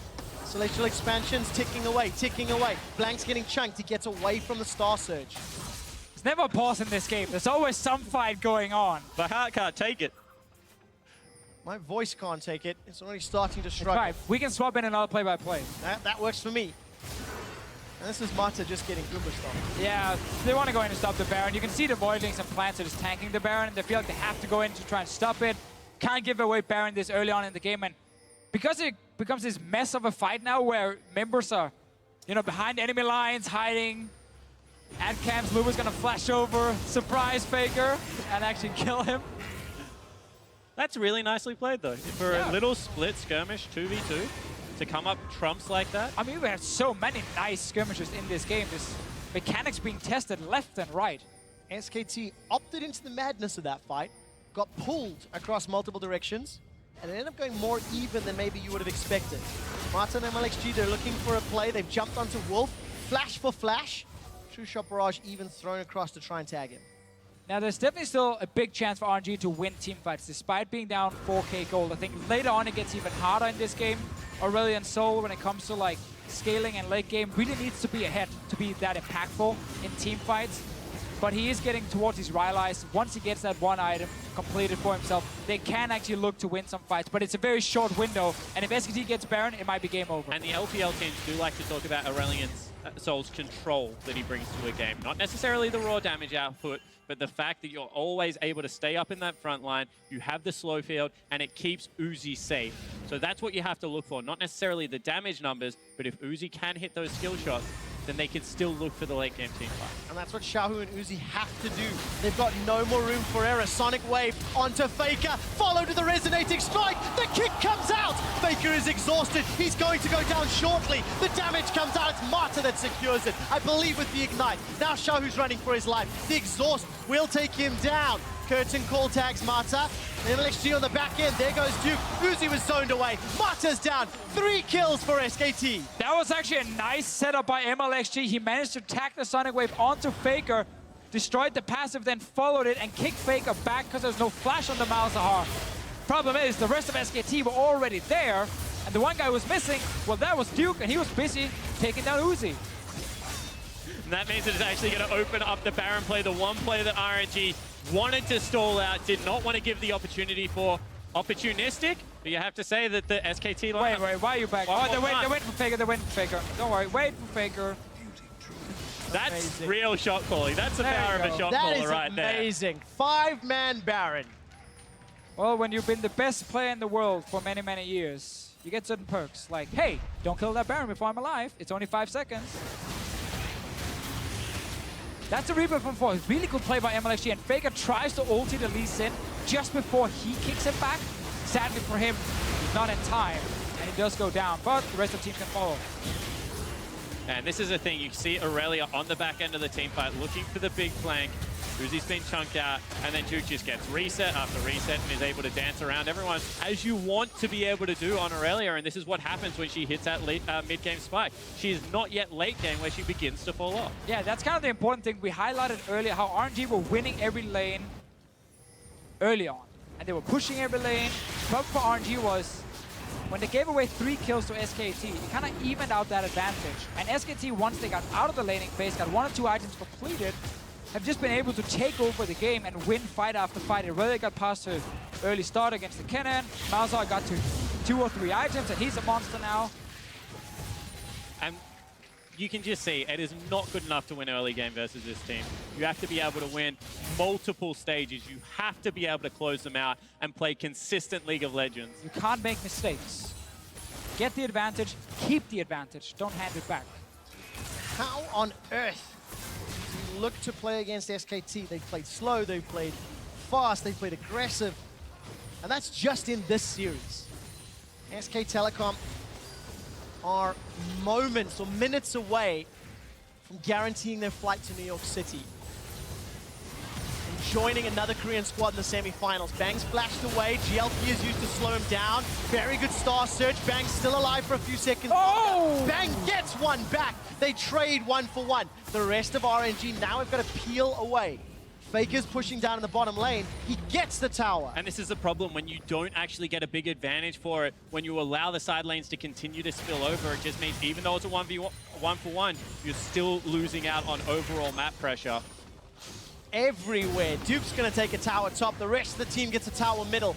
And that's number 5 falling over. Duke makes it number 6. There are no outer turrets remaining. And once again, you just have to look at SKT and honestly be scared for everyone else right now, because you give them anything and they are the masters at punishing. They are indeed. MLXG's looking for Faker, gets the kick backwards. Uzi's getting the damage. Very good call of the void. That silences everybody. Slicing Maelstrom just for Duke. He moves towards Faker, gets the stun, but it's MLXG that's down. Duke is running amok. Uzi's running out of mana, and Lupa goes down. Xiaohu, Uzi, and Mata left standing against 5 members of SKT. RNG is trying again to look for the fights. They're trying to fight their way back in this game, but sadly for them, SKT is simply outplaying them and have a massive advantage at this point. Every single member is ahead in gold. And RNG, they have to pull off a miracle. They certainly do, and you see one more time, they're looking for the play. They speed him up, sending it. Get the kick one more time to break the ultimate because it's buffered. Unfortunately, however, Lupa's not able to get access to that backline. The disciplined play out of SKT, and Duke is just way too big. Royal never give up. Look to be leaving Worlds 2016 the way they came in. Guns blazing, and you know, they're a polarizing team. People are going to say, you know, this is sloppy League of Legends, but really backs against the wall. They want to decide to fight. And SKT is just proving to be the better, more composed lineup in that regard. Yeah, ignore a few of their mistakes. Maybe to actually, let's see, Blank is in a lot of trouble. Support coming from multiple sides. Blank buys enough time with the repel. Mata's rooted down. Blank manages to flash into the pit. Should go down. Survives the voice of light. Sidesteps. Now all of a sudden RNG are rooted. This is going to get messy. Duke's got 1, 2, looking for a third. Not going to be enough because Faker's got himself a double. Mata throws up the RNG flag, but it's a dying flag. Royal are aced. And that is exactly what we're talking about. Another engage, but good, scrappy team fighting, and SKT come out on top. SK Telecom have got 30 seconds to destroy the Nexus. They're going to tank it up with Spiderlings, with Voidlings. The Nexus is down. The turret will fall off shortly. And SK Telecom advance to the semi-final at Worlds. And we get to see it again. SKT just have so few weaknesses you can exploit. Early game, they're strong. Mid game, they're fantastic. Late game, they're even greater. Individual players showing up big time. You point at someone like Blank being like, oh, underperforming jungler. But then in the best of series, he had 0 issues once he got subbed in. And that really makes it so hard to beat SKT. And even playstyle that you criticize is their bottom lane, it's passive. Maybe you can exploit that. They play against Uzi Mata. Guess what? You can't exploit them. They can go toe-to-toe with the best. You know, Faker, if you send multiple people into his lane, you can frustrate him, you can rattle him and get in his head. He has risen to the occasion today and had a great series. Chicago Theatre, put your hands together for your second semi-finalist of Worlds 2016. It's SK Telecom T1. Yay! We did it for you. They were cheering while I was talking. Ah, of course, of course. But really, you talked about RNG, you know, people calling it sloppy or whatever. I think in this series here, yes, there were some individual mistakes, but RNG still learned a lot compared to what we saw in the LPL playoffs as an example, where it was a lot of early mistakes, like way more than this as a team. Here you can look at MLXG and maybe say under the pressure, he crumbled. Individual players in the end didn't show up, but I think RNG as a team still, especially with game 1 in mind, actually had a pretty good performance. Yeah, definitely agree with that. And I think that you have to look at people like MLXG and Xiaohu and think, you know, they do have a long time left in their League of Legends career and that they went toe-to-toe with some of the best today. I mean, Faker in that mid lane is certainly no slouch, and Xiaohu did step up to the occasion. It's just that SKT are too good in this situation. You can't make the same kind of mistakes in game 2 and 3 that they did, and they're going to beat you for that. Is that problem where whenever a team makes a great play, sometimes you expect the other team to mess up? SKT doesn't do that. They just make a great play in return. So you can keep making good plays, and if you make one mistake, well, they won't make the same mistake, and they punish you straight away for it, and then you end up losing a few kills. And once you give away some of the advantage going into mid-game, SKT just turns it on. They know exactly what to do, where to gank, where to send members. And that's why they're so difficult to play against. I mean, play perfect League of Legends and you can beat them. They make mistakes. They just make way less mistakes than other teams. And I think that what this series really demonstrated to me is the fact that even though they're a great team, these individual members are way underrated in like terms of what they actually can do on Summoner's Rift. Wolf time and time again was able to scout out flanks and then mechanically outplay great players. That to me was like, that's scary when not only are they playing great as a team, but the individual players are just continually stepping up and matching the pace. 2 out of the 4 semi-final teams have been locked in. It is both Korean squads. We are looking more and more likely to have a Korea versus Korea final. And SKT have a history of getting better as the tournament goes on.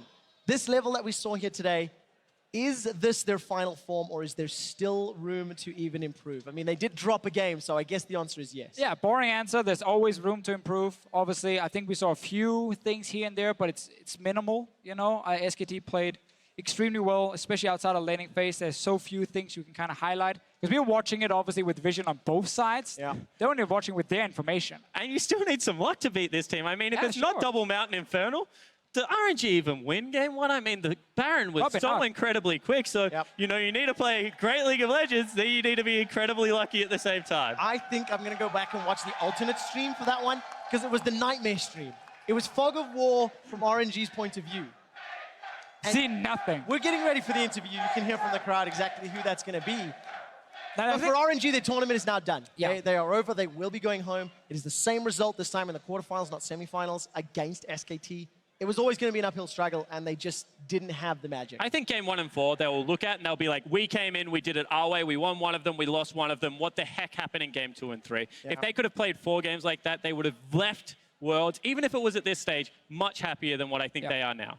And while SKT look fantastic, we have to remember there are teams like Samsung, who's also looked really, really good from group stage into the quarterfinal, who has a lot of experience playing against SKT. ROX Tigers are heavy favorites to make it into semifinal as well. Yep. There are definitely teams who are close to as good, if not as good as SKT, and can definitely challenge them in best out of 5s. We're going to see who qualifies and who will be challenging them in the semifinals. For now, though, let's send it down to Shux, who's standing by for a post-game interview with Faker. Thank you very much, Trevor.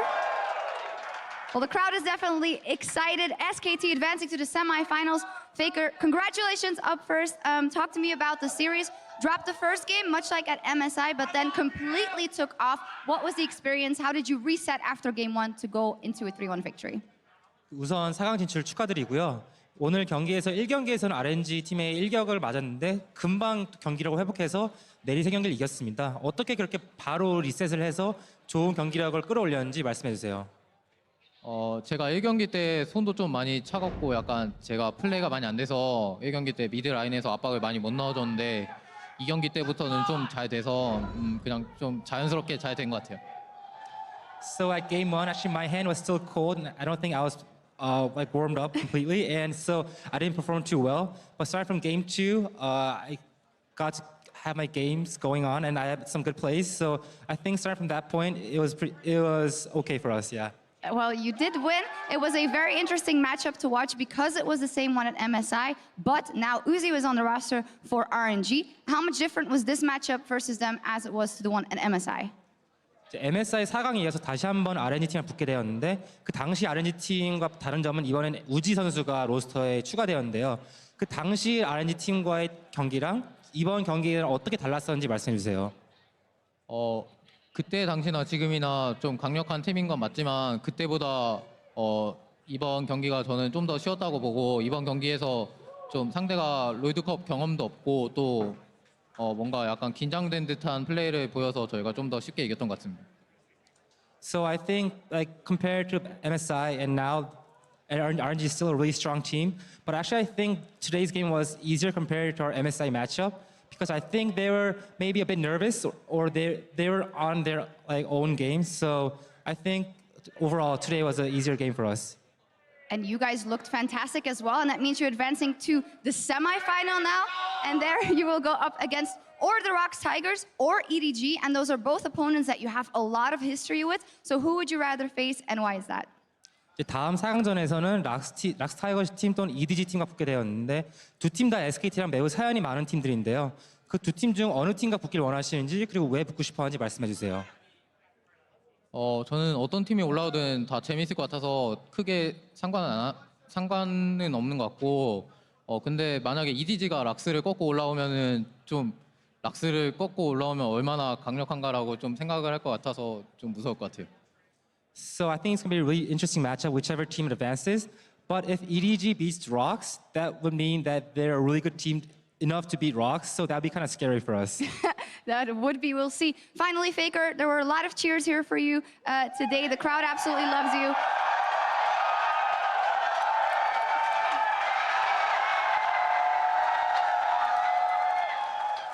Well,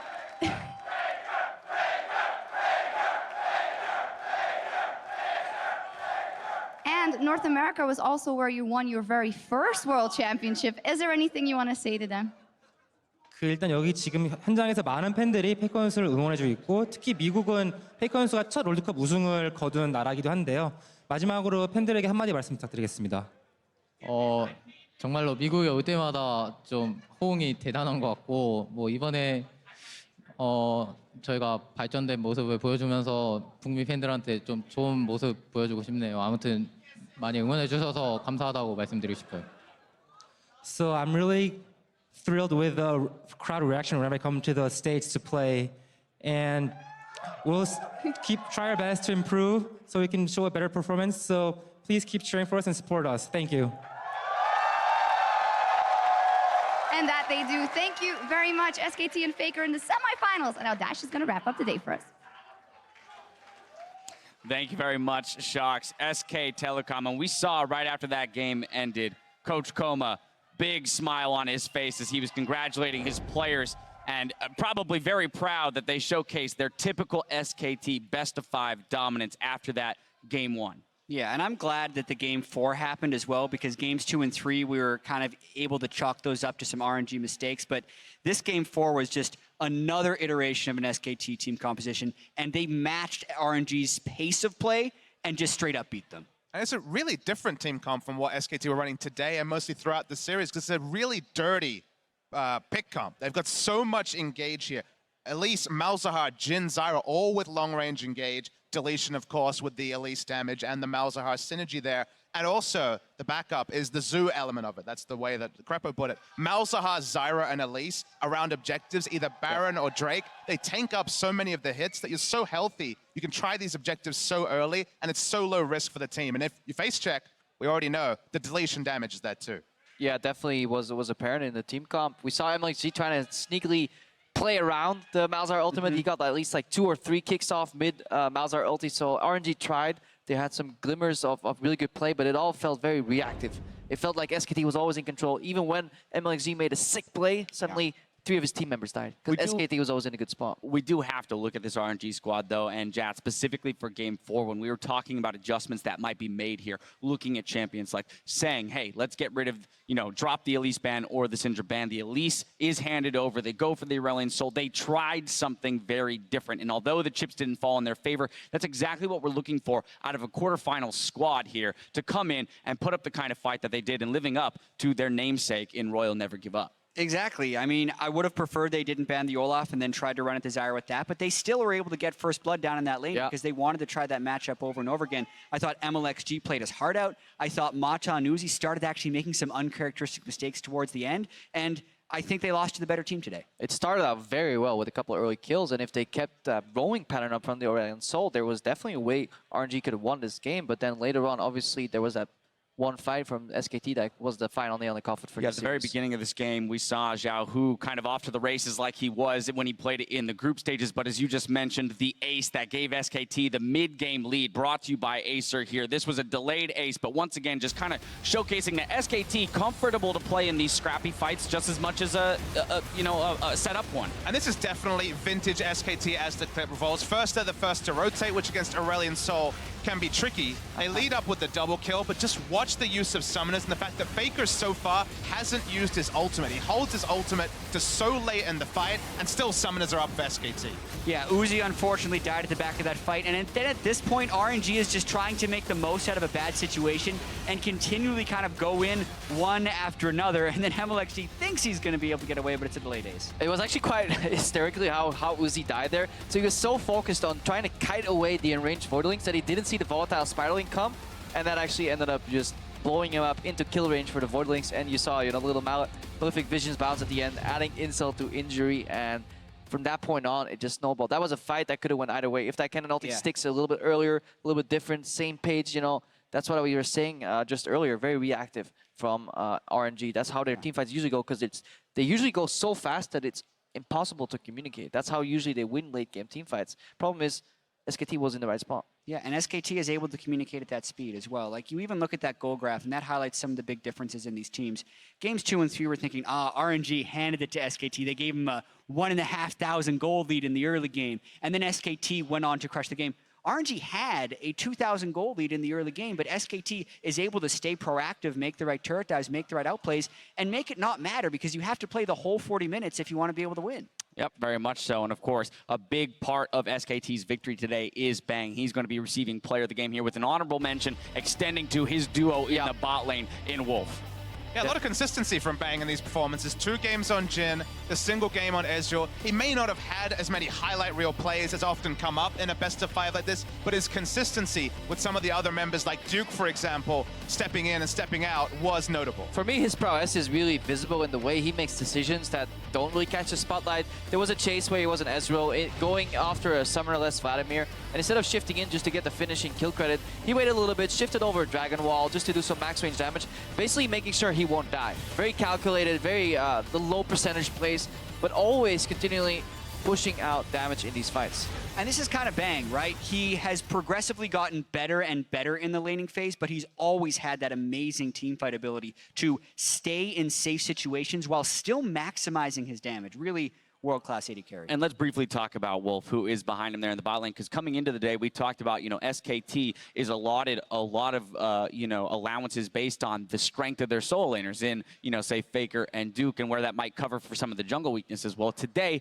while Duke was having somewhat of a rocky performance at times, it's that bot lane that really stepped up as a whole and allowed them to deal with, say, Looper as a top performer for RNG. And I was definitely most impressed with Wolf when it came to Zyra team fighting, knowing his role, for example, denying Kennen's positioning and flanks coming in with the Zyra ultimate. His positioning in fights on Zyra, a very squishy mage where if you make a mistake, you die, you get popped, was really commendable. Laning phase, it was more Bang and Wolf. It was the standard things there. Although even them going 2v2 and taking kills off Marta and Uzi is something to point out and commend. Yeah, that's the biggest thing. You have to have a lot of confidence to lane against Mata, because he will test you at every stage of the laning phase. Yes, he will put himself in dangerous positions, but you have to be a confident, strong player like Wolf in order to match that and then punish Mata for his moves. Well, a scary SKT moving towards the semifinals here, and with half of our quarterfinal matches played, let's go ahead and take a look at the updated bracket. Samsung Galaxy and SKT have qualified for the semifinal round in New York City. Of course, they're on opposite sides of the bracket. Tomorrow,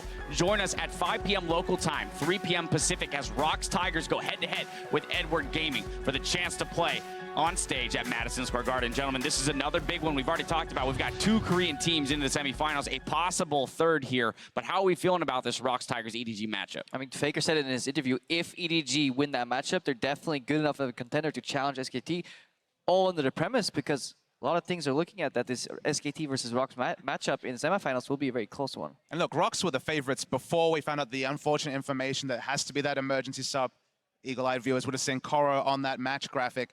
This is a guy who has not played competitively since spring of this year. So it's a big ask for him to come in at such a big stage and make an impact. Mouse was already looked at the weak link. So I imagine the actual narrative of the game, focusing top lane, doesn't change, but it still is an unknown variable for us to consider. Right? Yeah, and I also do want to say that even though Rox was the pre-tournament favorite, of the Korean teams, they look the shakiest. They're third, I have to say. And while SKT has the track record of improving throughout the duration of an international event, I can't grant Rock that same certainty, so I'm very interested to see which Rock's Tiger shows up against EDG. Well, you went where I was going to ask you to go, so thank you for that. That's going to be doing it for us tonight, so stay tuned for another edition of Worlds Tonight, where Shox, Azael, and Kobe will break down all the highlights from today's quarterfinal. It's going to do it for us here in Chicago. Now for myself, the casters, the entire live broadcast crew, thank you for joining us, and we'll see you tomorrow. It's going to be an uphill struggle for RNG. RNG coming into this matchup must be so nervous because this is what they got at MSI and it went so poorly for them. They made the roster adjustment they wanted, but we'll see whether that is enough to get you over this powerhouse. We're going to bring you the best of 5 quarterfinal between LCK's SK Telecom and LPL Royal Never Give Up. Hold that. Duke's in trouble. 100 HP. Lupa. Solo kills. Gone are the days by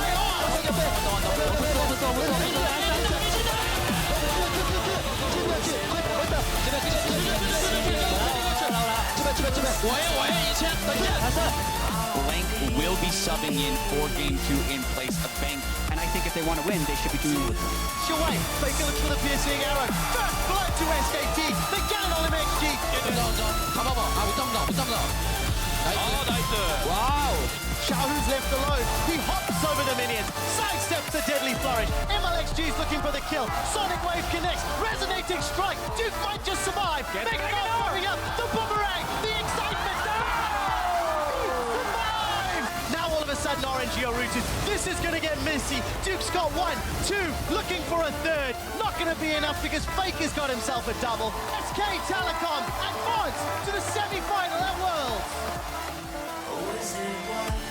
Have you done to me? As the dark energy flows from inside of me, inside of me.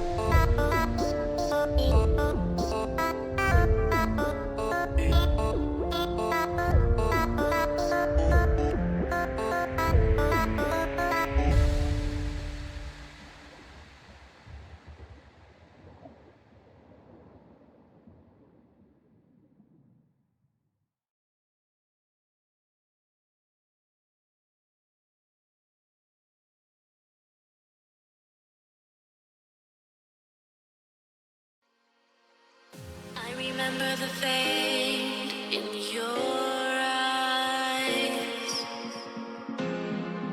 I'm lost in space, floating away.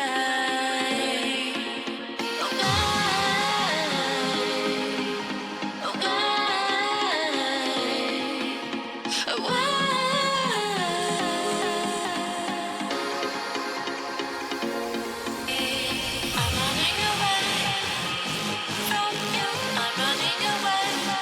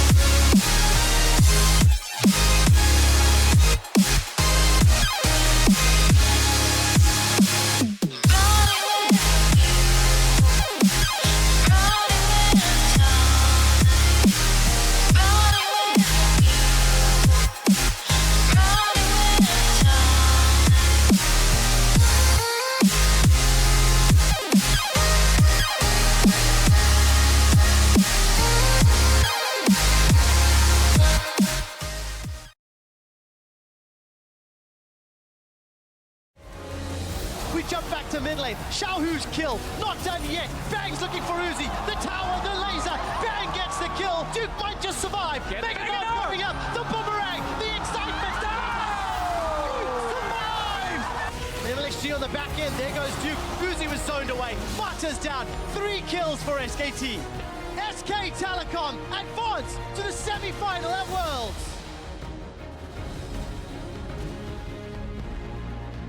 What's up, everybody? Welcome to another edition of Worlds Tonight. I'm Ify Shox. What's up, Shox? Joined here by Isaac Azell coming Bentley, as well as Sam, Kobe, Hartman, Kensler. I was just trying to give everyone a very warm what up? We're here. Right, we are going to talk about SKT versus RNG. Up first, that was the quarterfinal we had here in the Chicago Theater, a 3-1 in the end, but it started off with a false note for SKT, which is what we saw at MSI as well. I know. I mean, this is the game that kind of got people's hopes up, right? RNG started out so well, especially Looper up in the top lane.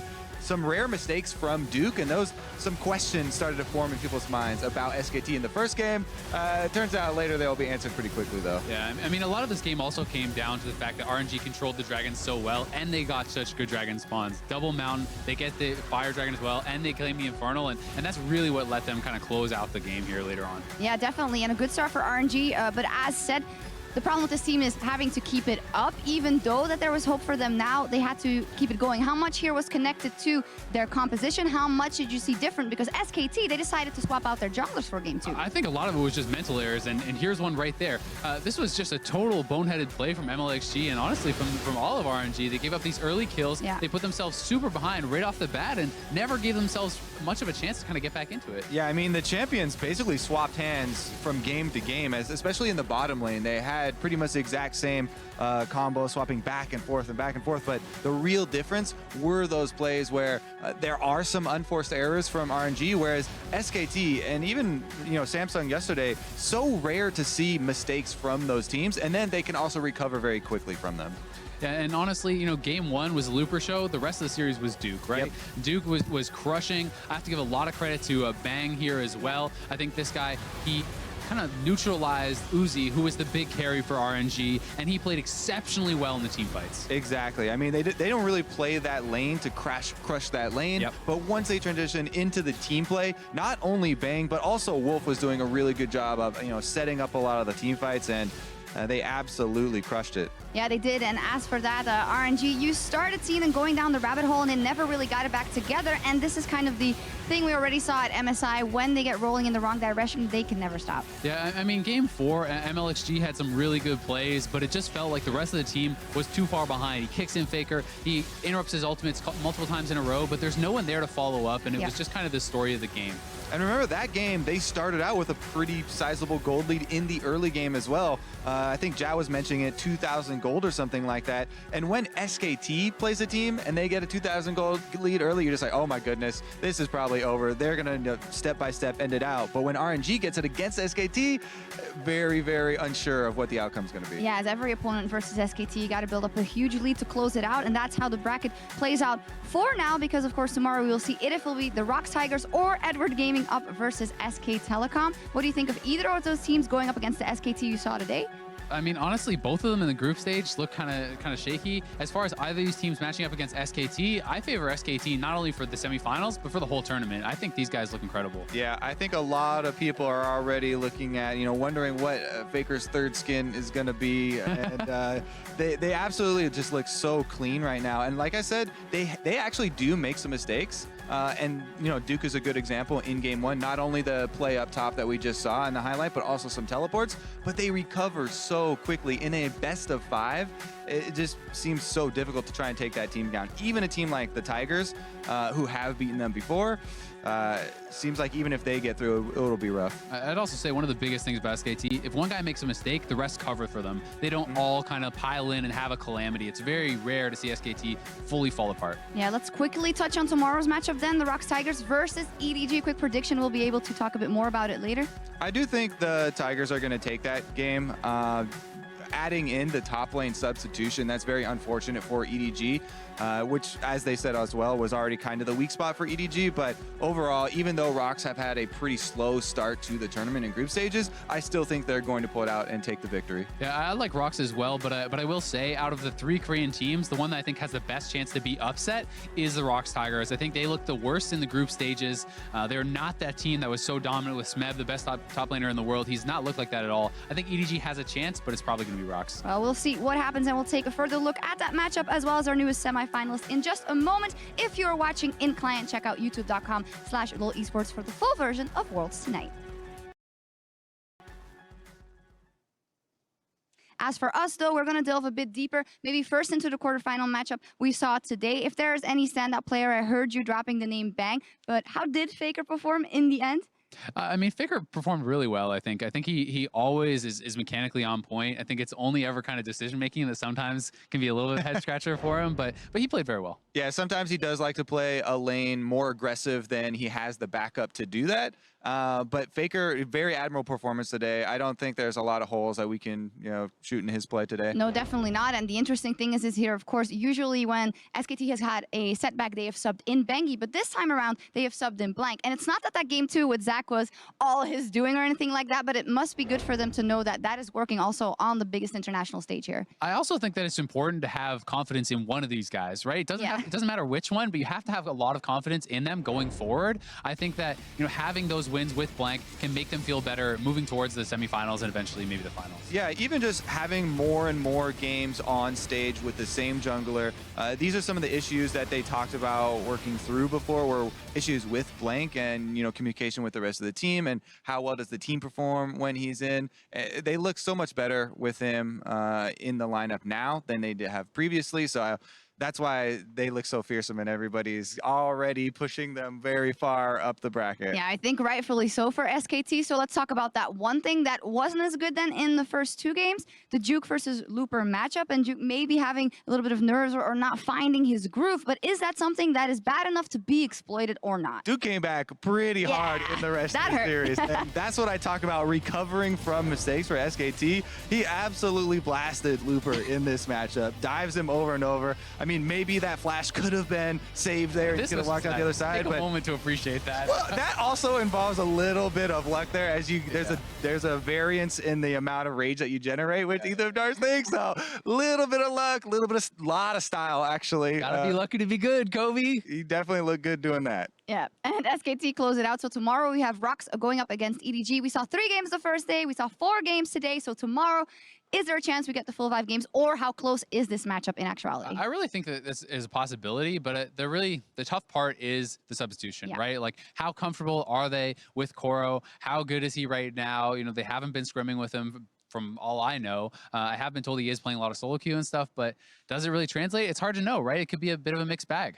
Definitely could be. I also have questions around Clearlove. I mean, this is a guy we had high expectations of coming into the tournament. He hasn't really performed, but on the other hand, neither has Rock. So this is the matchup for quarterfinals that I actually have. There's a lot of wiggle room here, I still think, because EDG's bottom lane is so strong. And if they are going to win, I feel like it is going to be kind of around the bottom lane. Would you say that the bottom lane from Rocks is also where we have the least? A+. Bottom lane for Rocks is also very impressive. That's why it's predicting Rocks to take this, right? Yeah, we will see what happens in how many games. We want to see 5, from 3 to 4 to 5. Yeah, I mean, I'm hoping for an upset. I'm hoping that EDG can do it just because I think it makes it more exciting, right? It makes it a bit more unpredictable. I don't know if they have enough in the tank to do it, but, if Clearlove, if there's ever a time for him to step up, it's definitely now. And we've seen the ability of Def to take over games in the past, so you always got to give him a chance. Pawn/Scout versus Kuro in the mid lane. Maybe an opening for them. Yeah, I mean, I really do like Pawn in that matchup. Scout definitely lends more roaming and team support and stuff like that. But I don't know. I've just been a Pawn fan for so long. I'm hoping that they're going to use Pawn more. Well, we'll see what happens. How much are you guys already looking forward to the rest of how the bracket will fill out, knowing what we saw from Samsung, knowing what we saw from SKT? I definitely am looking forward to see more of these semifinal matchups. Korea. Yeah, but especially I'm really looking forward to Sunday as well to see, because maybe there's some room there. Maybe if H2K shows up and plays amazingly like they did in the last stage of the group, then that could give you some hope against against Samsung, right? You know what happens when you have hope against Korean it dies, teams, right? it dies, Kobe. Honestly, it's just the performances from Samsung and SKT have both been so dominating. Like Samsung has only lost one game at the entire tournament so far, and it's really difficult to predict those upsets. But just because they're so heavily favored, now people find themselves rooting against Korea just to see if they can lose, like if there can be a crack in the armor. Yeah, we will see what happens. In any case, we have Rox Tigers versus EDG up tomorrow, so that is when we will be back with more Worlds tonight as well. So see you then. Back to mid lane. Xiaohu's kill. Not done yet. Bang's looking for Uzi. The tower, the laser. Bang gets the kill. Duke might just survive. Mega Guard coming up. The boomerang. The excitement. Survive! LXG on the back end. There goes Duke. Uzi was zoned away. Butters down. 3 kills for SKT. SK Telecom advance to the semi-final at Worlds.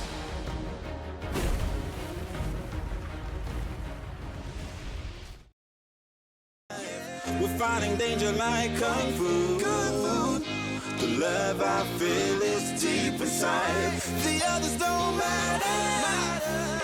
It's honestly us against the world. We're the perfect team. You're my dream, and I just want it. Can't get to myself. Can't get to myself. Can't get to myself. To myself. Can't get to myself. Can't get to myself. Can't get to myself. To myself. Can't get to myself. Can't get to myself. To myself. Can't get to myself. Can't get to myself. Can't get to myself. Oh baby, if you ever need a helper, hey, you should know that I'll be there day and night. Nobody else can love you better. I'm here just to treat you right. You're the reason I'm alive. You're the only pain I can endure. But when you're not here, you're my dream, but I just want it. Yeah, I just wanna. You're my dream, but I just want it. Can't get to myself. Can't get to myself. Can't get to myself. To myself. Can't get to myself. Can't get to myself. Can't get to myself. To myself. Can't get to myself. Can't get to myself. To myself. Can't get to myself. Can't get to myself. Can't get to myself. But I just want it. Deep inside, I knew from the start, you my bunny, I'm your Clark. From now to eternity, I give you all my heart. We are meant to be, it's clear to see. My love is bigger than I thought. I got everything I want when I hold you with my arms. Now this don't matter, my love and my pleasure, the key to my treasure. Whatever's the weather, day up and out with you till I die. How many times for you I'ma try? Want you to notice the one and I know this perfect soulmate. I wanna show it my best friend. She saved my life, my happy end in hard times.